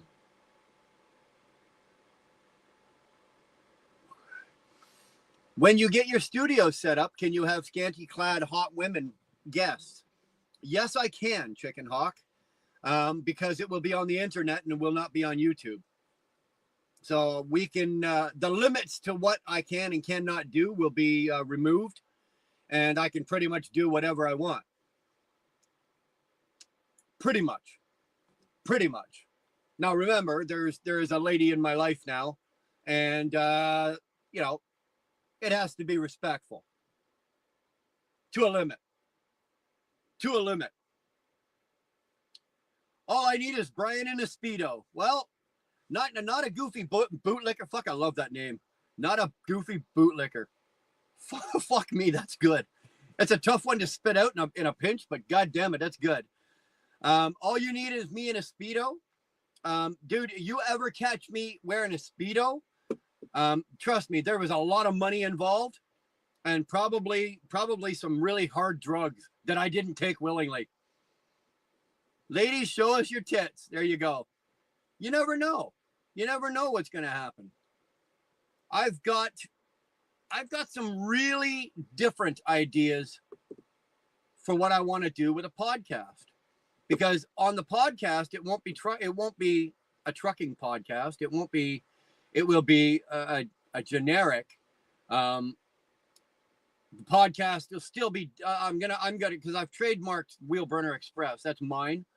But I'm not going to call the podcast the Wheel Burner Express podcast. We'll probably shorten it down to something like the WB Express podcast or something like that. Yeah, I've got a couple other people that I'm talking with about ideas and things to do with the podcast and what direction and how to monetize it. And with believe it or not, I've already got some outside sources for advertising and stuff like that. People that have approached me for the YouTube channel that I've had to decline because my channel just isn't active enough. It's not worth it for me to do an advertisement for a company with a channel the size of mine right now. Well, it is, but it's not worth it to do because I just don't do enough on it. But say with a podcast where, something like that with a larger audience and a bigger, it's better to do.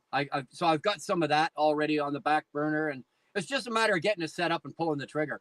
My biggest problem is not the ideas; it's getting the studio done and built and paid for. Shit ain't cheap, let me tell you.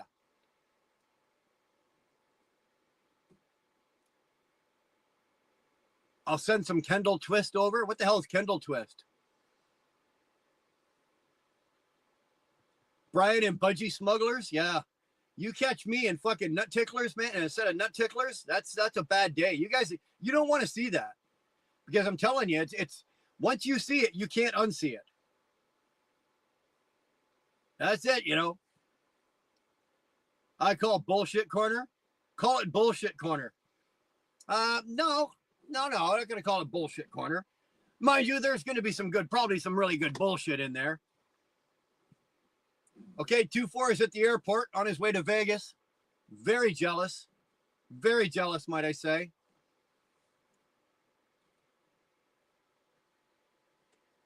Mm.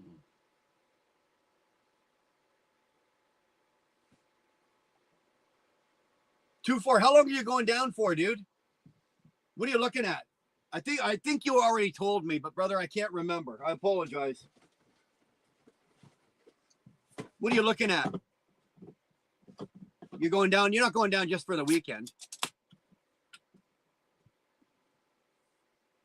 Cheers. Drink them if you got them. Smoke them. Drink them. 5 days. Nice. 5 days is enough. You don't want to do more than 5 days in Vegas. You'll be overstimulated. Trust me, dude. You'll be way overstimulated more than 5 days. I usually go down on like on a Friday, like a Thursday night, late Thursday night. Go down Thursday night. I'm there Friday, Saturday, Sunday. Leave Monday night or Tuesday morning, and that's enough for me. right? That's enough. I just, by the time I'm done in Vegas in 4 days or 5 days, that's enough.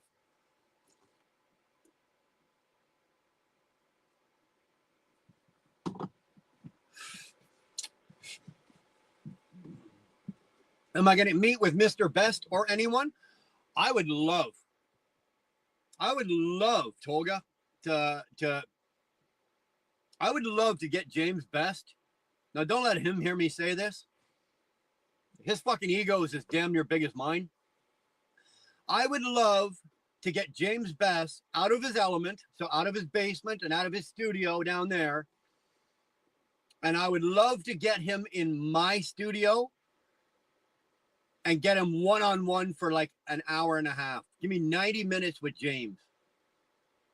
And I lead the narrative. It's not the James Best show. I lead the narrative. There's another one. I would love to sit and pick his brain. I'd love to just sit and pick his fucking brain. Talk to him about, talk to him about trucking. Talk to him about family. Talk to him about life. Talk to him about booze and cigars. He loves cigars. And talking about, talk about all of the things that he likes that I like. And there's a lot. And going down to Vegas. I think I could easily do an hour and a half with James. The problem is getting him into Canada. He won't go. He won't fucking come. I think even if I offered to pay for his flight from because he'd probably be flying out of Chicago or something like that. But even if I offered to pay for his flight from his house to my house and brought him in and put him up for a couple of days and whatever, I still don't think he'd come to Canada. But I tell you, it would make a really, really good episode. I would very much like to get into podcasting and bringing in guests, and not just people that you guys know, not just people that you guys know, just people in general, everyday people, business people, athletes, regular run-of-the-mill fucking people. Grab a couple of fucking teenagers. Hey, let's explore what teenagers are thinking these days. I need more than an hour and a half for that, but you know what I mean? There's a lot of shit that I'd like to do, and I'm gonna try to do. I'm gonna try to do it. And it's not hard to do. It's getting people, especially being Canadian. It's harder because my options are limited as to who would be willing to travel, or anybody in my local area that I could bring in is not as many as, say, if I lived in like Atlanta, or if I lived in this, in the Midwest. There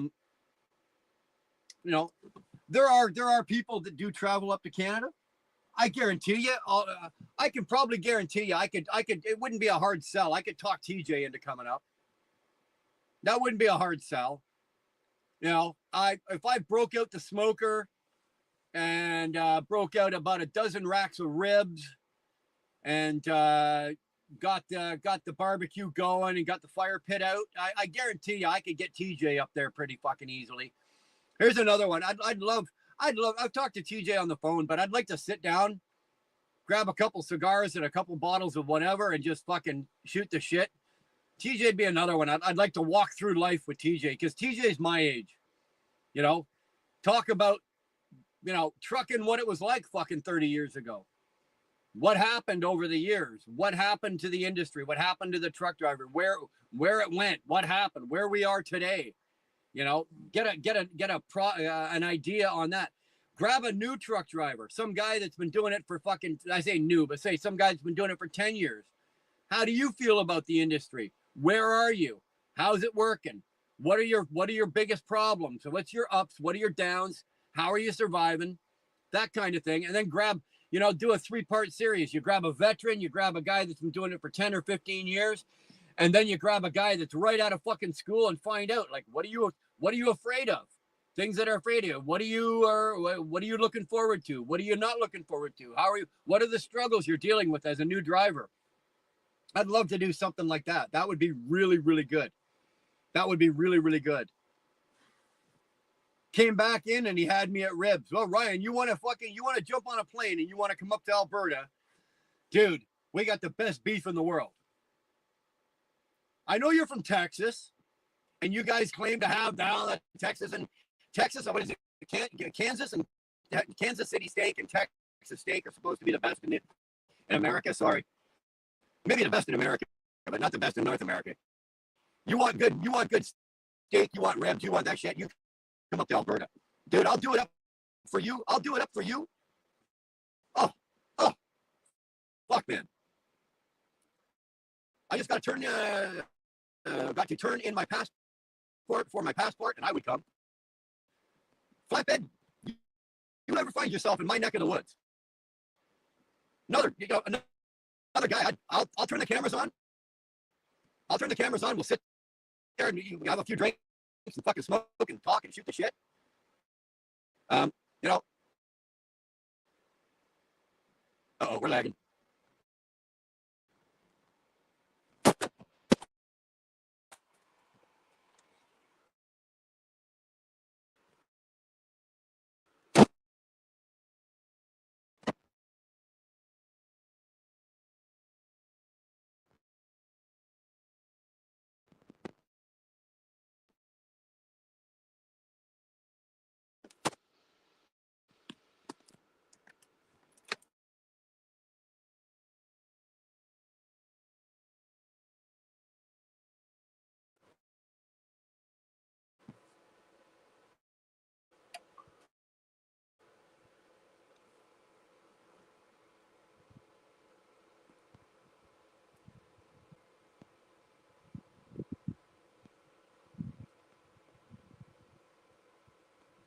Sorry. Be back in a minute. I think we're back now. I've got the iPad sitting on the dash, and the sun is coming in. The iPad was overheating. So right now it's -8 outside. So I've got the iPad out the window. So you're looking at me through past the driver's side of the truck.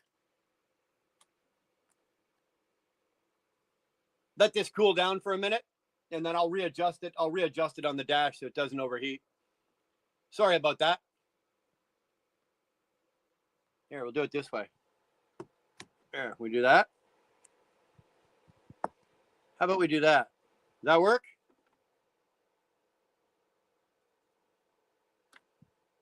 Yeah, that works. We'll do that for now. Are we back? That Camille says we're back. All right. So yeah, I'm just let's get back to the podcast thing. It's like flatbed. If you've got a passport, you're willing to come up. Come on up, man. Come on up. It won't be a one day thing. I tell you right now, because we'll do a podcast, we'll do a sit down and everything like that, and then we're gonna go into Calgary and have some really good steak, have a real good dinner and whatnot, and then we're probably gonna take a trip up into the mountains. We can go up into Banff or go up to Jasper or go up to Canmore, and we'll do a little hanging out up in the mountains. Like, it's a good time. It's a good time. Come on up to Canada, man. It's a good time.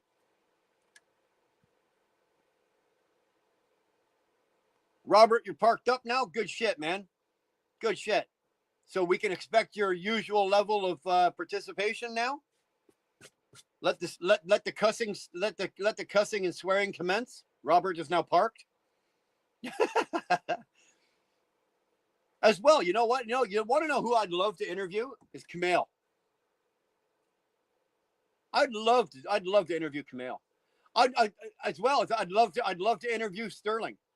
I know you guys have seen him 100 times, and you've seen him on his own channel, but I think if I could get him alone in a studio, and I could make him uncomfortable in a way that you guys have never seen, and we could open up a side of Sterling that people don't know,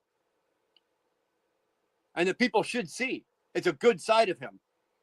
There's a whole bunch of people I'd love to sit and interview.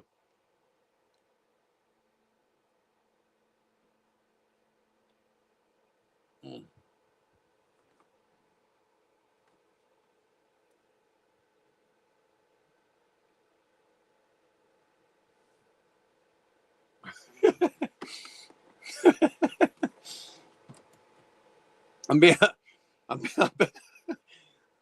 I'm being told to shut it down and go eat some breakfast.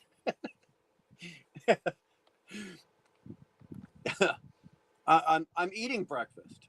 I'm getting my daily intake of nicotine and sugar and coffee. I'm doing just fine. Scotty G, happy Sunday, wheel burner. Happy back at you, Scotty. How are you, man?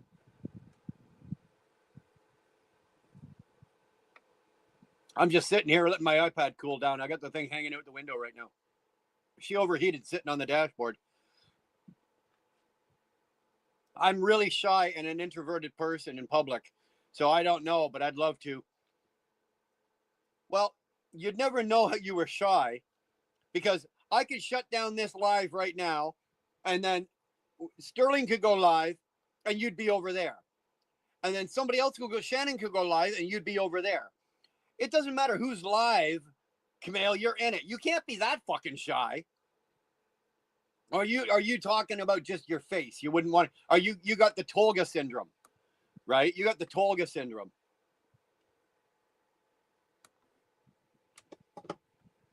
But even then, I was able to get Tolga on camera. I got him on the live. He did it. Now I think it cost us $10,000, right? I think we had to raise $10,000 for the Forgotten Angels before Tolga kicked in and came on the live, but we did it. And by the way, we raised $12,000 or $12,800. So, but yeah, it cost us 10 grand. So maybe Camille, I'll tell you what, Camille, start growing a beard and this year's beard shave. I never said 12 million cheap. Tell you what, Camille, start growing a beard. And this year at the beard shave for the charity drive, we'll shave your beard off.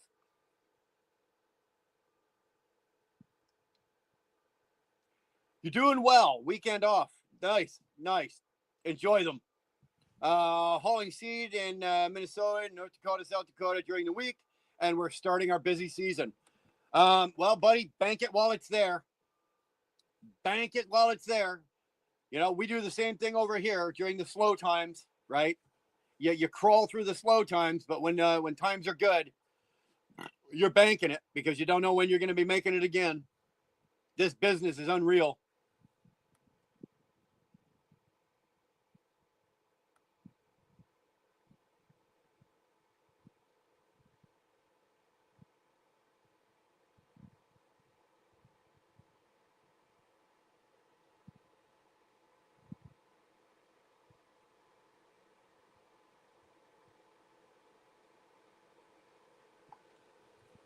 Sorry. Just landed near your delivery. What are you flying planes now? Or are you driving so fast you're getting air underneath that big red tampon? Oh no, hold on. What was it? It's not the big red tampon. I already forgot what we're calling the truck.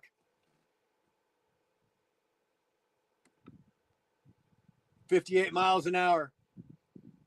That's how you get fuel mileage, baby. This girl here, she don't go over 63. Right? I got 508 rear ends in this thing. So 63. This is a fucking 9 mile per gallon truck all day long. 63 miles an hour. The dog rocket. I like that. That's not bad. The dog rocket's not bad. I like that.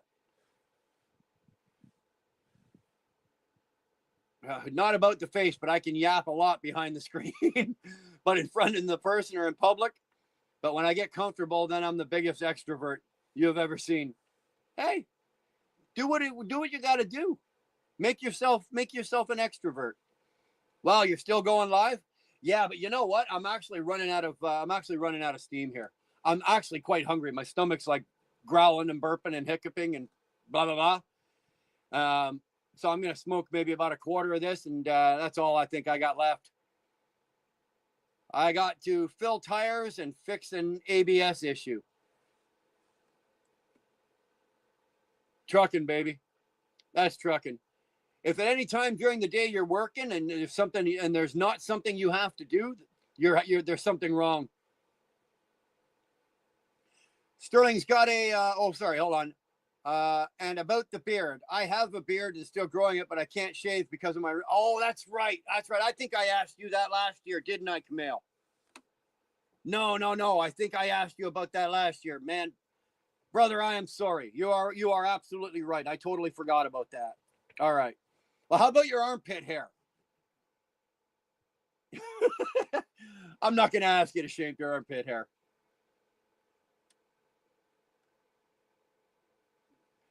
So, new video. Hey, stop the press. All 10 of you. Stop the press. New video soon on my new channel. There you go. There you go. Looking forward to it. Hold on. Are we subscribed? Like, what did you do there, Sterling? There's Sterling Wheel. I know I'm subscribed to that. Right.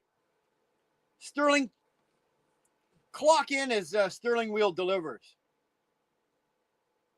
I shaved my pits once. It's so annoying. Yeah, I did the same thing with my balls. I ended up with a bunch of problems. Clock in as Sterling Wheel delivers.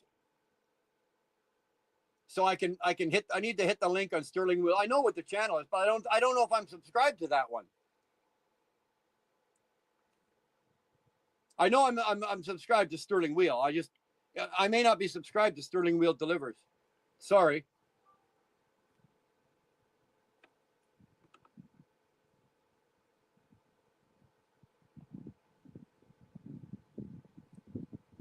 There we go. Okay, there's there. Tolga put it up. You see, I'm not subscribed to that. I'm not subscribed to that. So we are now subscribing. All notifications, all. Okay. 21 subscribers on that channel with 4 videos. Okay. Ladies and gentlemen, everybody knows who Sterling is. They got, Sterling Wheel is the one channel. He started the new one, Sterling Trucking Delivers, because he's back out on the highway and he's driving. So I'm expecting some really good trucking content from him.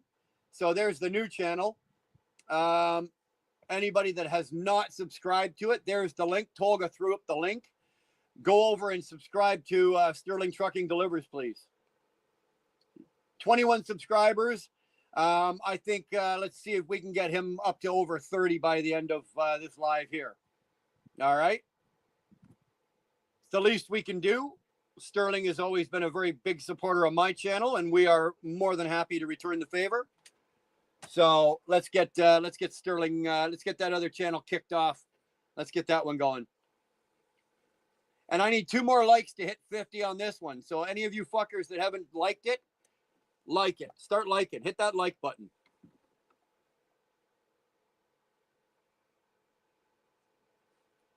You need 50. So what I say you're at? 40 what? 41? 21. So you need 50 to go live. Okay, so we got to get you up to 50. All right. So we got to get Sterling up to 50.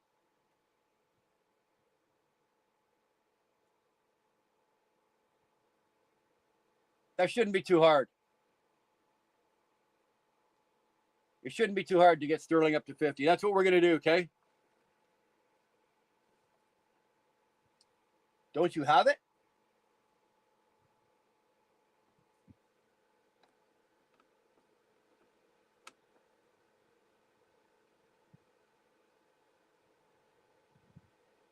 Why will it not let me in there?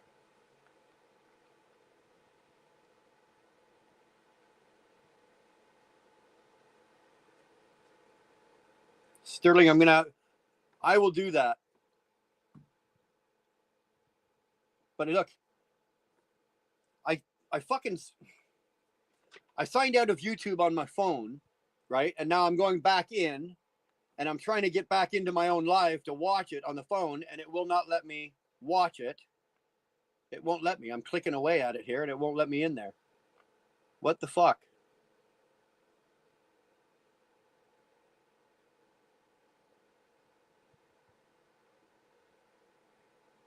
I don't know what is going on here. Let's do this. Hold on, Sterling. Let's go over to the studio.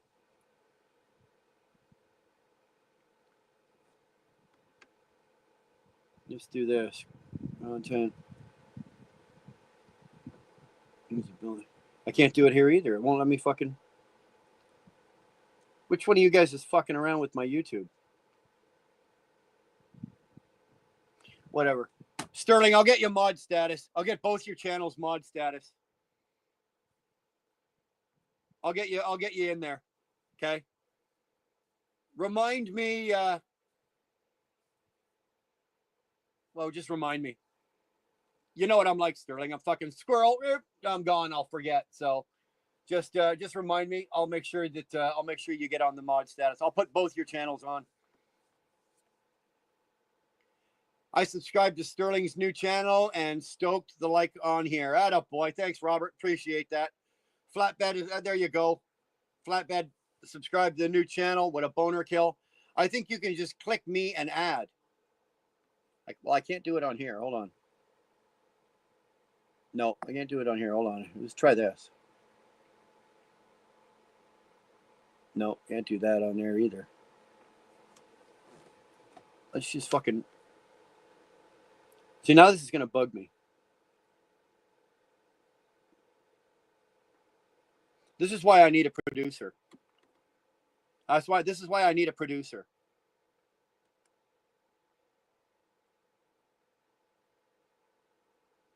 Okay. There you go. I'll even give you the heavyweight moderator.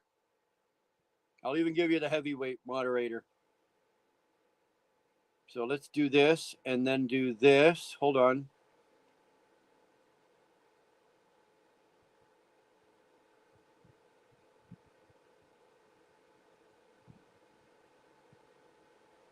Okay, there. You're now a managing mod, Sterling, for both your channels.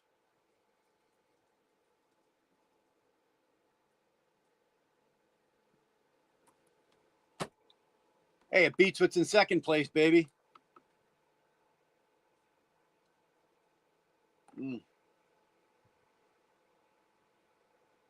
Yeah, don't get carried away, eh? The pay isn't that good. Let me tell you.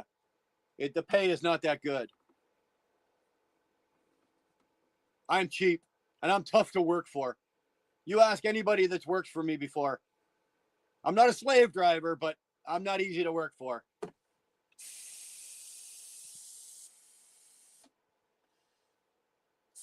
There we go. Kisses are allowed now? Well, we'll talk about that. We'll talk about that when your contract renews next year. Yay, Uncle Sterling is a blue collar too now. Uncle Sterling has always been blue collar. There's nothing ritzy about Sterling, let me fucking tell you.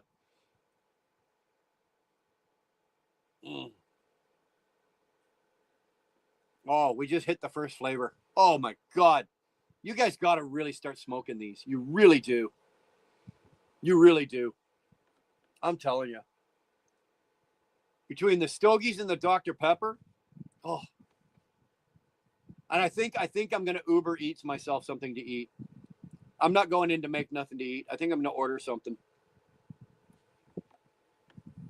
What is it? It's 1 o'clock here. It's 10 to 1 here. Yes, Sterling got a wrench. He chiseled it out of me. He found that there's only a little soft spot about that big on my heart, and Sterling found it. I'm 4 days into these panties, backwards and inside out today. Woo! Baby. You know they're done after today, eh? You do have to put a new pair on today. Once you're 4 days in, there's no fifth day, right?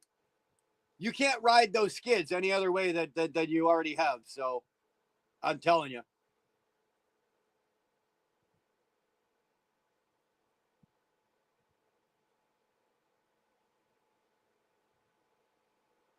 I'm making Cumberland sausages with mashed potatoes and gravy. Bog-eyed, what is a Cumberland sausage? I don't know. I'm asking out of ignorance, man. I don't know what a Cumberland sausage is. The mashed potatoes and gravy, pretty self-explanatory, bro. But the Cumberland sausage, don't know. Like, what's it a variant of, right? What's it a variant of? Um, I'm not a big Oktoberfest sausage guy. I don't like Oktoberfest sausages. I am more of the standard. I guess I'm a simple man. I like the Italian sausages. There's different variants of the Italian sausages, but I like the ones that are usually cheese filled, or the one I got right now. I've got a pack of them in my truck right now. I might eat for dinner tonight. They're Italian sausages, but they're cheese and jalapeno filled. Oh my god! Oh, I'll eat a whole pack. I don't even eat any I don't eat any potatoes or nothing with it. I just eat the. There's 6 in a pack, and they're like they're bigger than a cigar, but I'll eat 6 of those, and then waddle myself back to the truck, and then usually in about 4 hours, I'm waddling myself back over to the bathroom. But it's so worth it. It's a local style sausage with pork and spices and a rust. I'd eat that. I would eat that. That sounds good to me. Crag rat, is that some kind of squirrel? Hey, I'll eat squirrel. I'll eat squirrel. If it's done right, I'll eat it. 24 subscribers now have STDs. Hey, who knew you'd be so popular there, Sterling? You've given 24 people STDs. Hey, including me today. Thanks, man. You gave me an STD. I'm sure my woman's going to be fucking thrilled to hear that.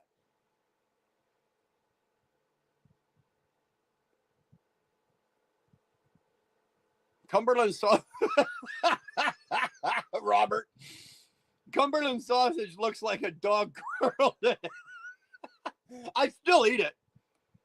Don't get me wrong. I'd still fucking eat it. If it's good and it smells good, oh, fuck, I'd eat it. Totally voluntary for the CD. It wasn't voluntary. It was forced. My subscription was raped. I was raped for my subscription and then given an STD. That's what I got. That's the price you pay for being friends with Sterling. He rapes your ear and then gives you an STD after you subscribe to his channel. I'm telling you, man. Sterling, it's tough to be friends with you. It really is. There's a price to pay, but it's not monetary.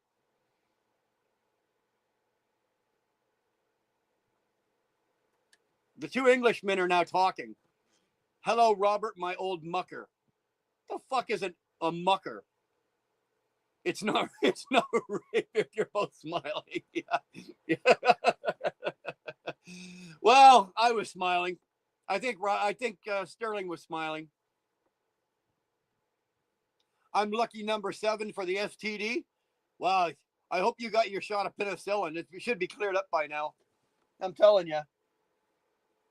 I heard Sterling's STDs are they're hard though. Like they don't go away easy. Once you've got one, you've got it.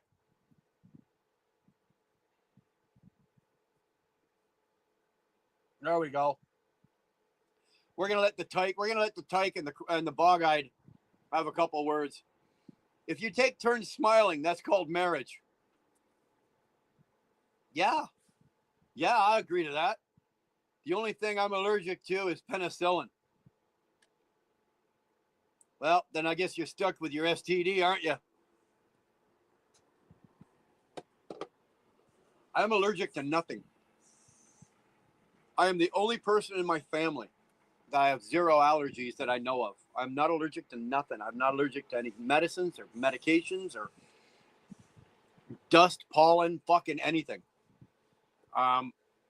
I have a sense that it has something to do with the fact that I ingested so many bad things in my body as a youth.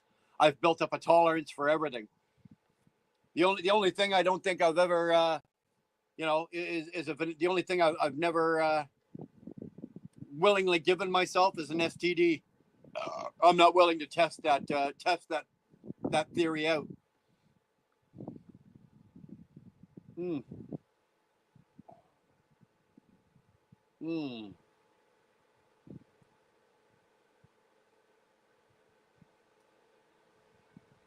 The only cure for Sterling's STDs is moonshine and bad decisions.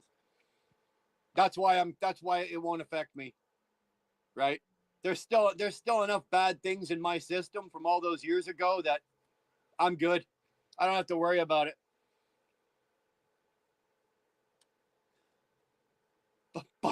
Buck Brown partied too much yesterday. What's up with the name Brown? What's wrong with the name Brown? Even closed that venue early this morning. Buck, were you out spreading joy and happiness to the ladies of the area you're in last night? Did you manage to get out and do a little joy spreading last night? I'm trucking. There's no cure. Hey, there's one cure for trucking, and it's to stop trucking.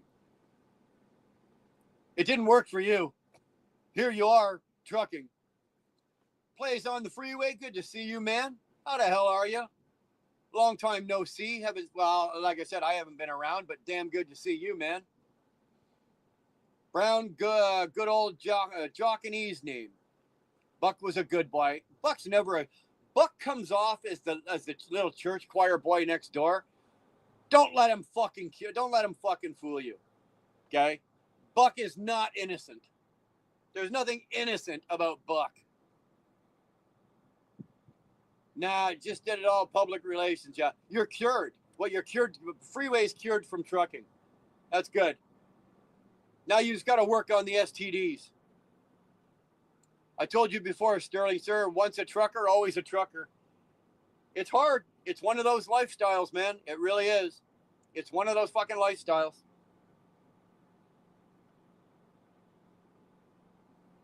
You can't just put it away and it doesn't exist anymore. You know, I know the day that I stop driving a truck, it's going to be there.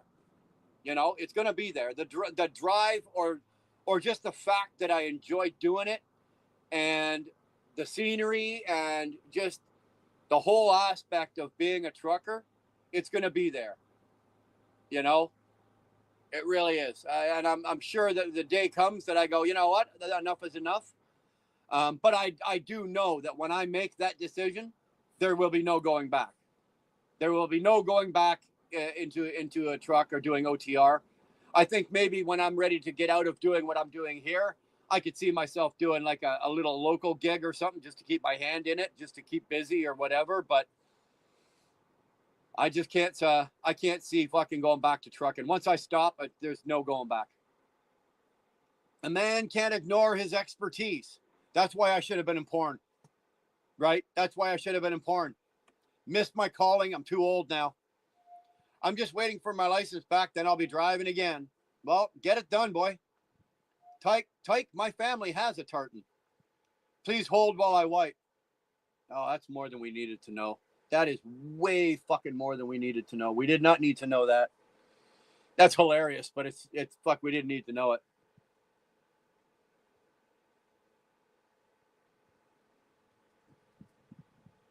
What year? You see a CUDA?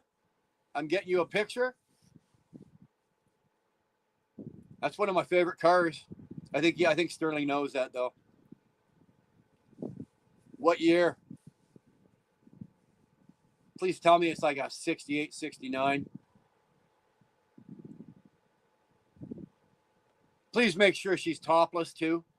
The girl driving it, not the CUDA.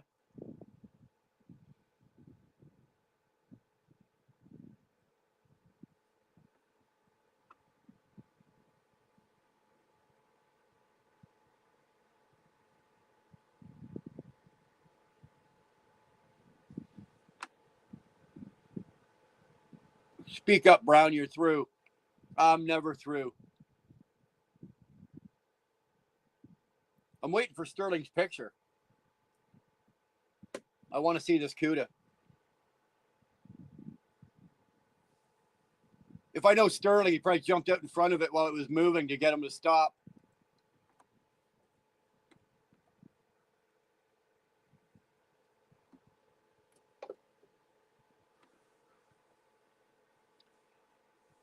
Chat my resume, all done now.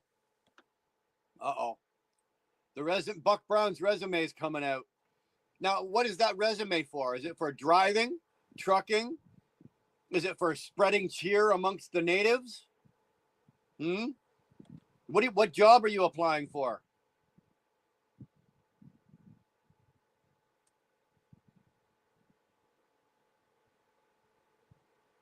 Just curious, asking for a friend.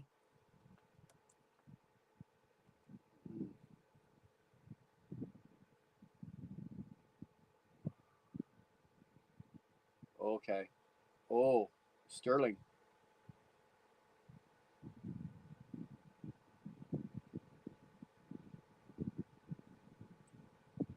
Ooh, you got to see. Unfortunately, it's sitting on a fucking parking lot. Can you see that?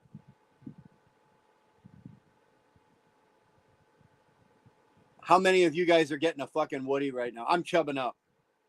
Like I'm serious. I'm starting to chub up a bit looking at that. Oh, that. Let's take a look at the ass end on that.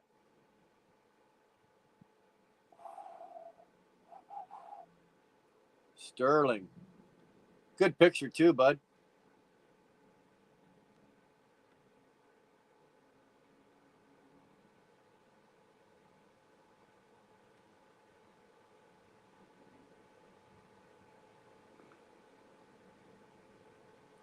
That's Sterling. If I had to take a guess, I'd say that's a 71 or a 72.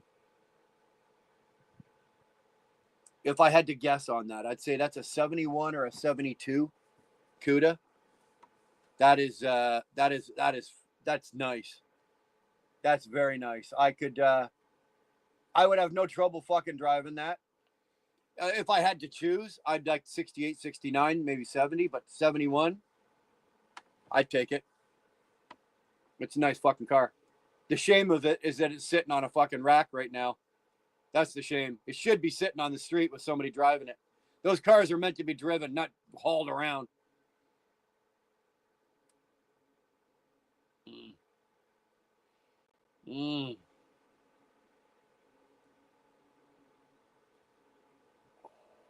Whoa, did you hear that? That was my stomach. Woo! That was my tum. I think I'm just about done. I think I'm all smoked out, Dr. Peppered out. I think I got to eat, man. I think we're gonna wind this sucker down. It is Sunday afternoon. Well, 1:00 Sunday afternoon. So why don't you guys go find somebody else to watch? Find something else to do. Go have some fun. Go fuck around. Relax. Oh, you sent some porn. Okay, well, hold on. I got to watch this. Oh, no, I'll save that for later. Anyway, you know what? Thanks for hanging out. We got 4 hours and 20 something minutes into this, and I appreciate every one of you. Thanks for the likes. If you haven't already hit the like button on your way out, I'd appreciate it. If you're crazy enough to subscribe, do it. I'll take the sub as well. Always good to see you. Thanks for everybody. And you know what, guys? I can't tell you when I'll see you again, but I'll try to get these lives going a little more often. Get some shit going. Stir the pot. Keep my hand in it. And with that, man, I'm going to take off. I'm going to go eat some breakfast. Or I'm going to go eat something. Whatever. Talk to you later. Thanks, man.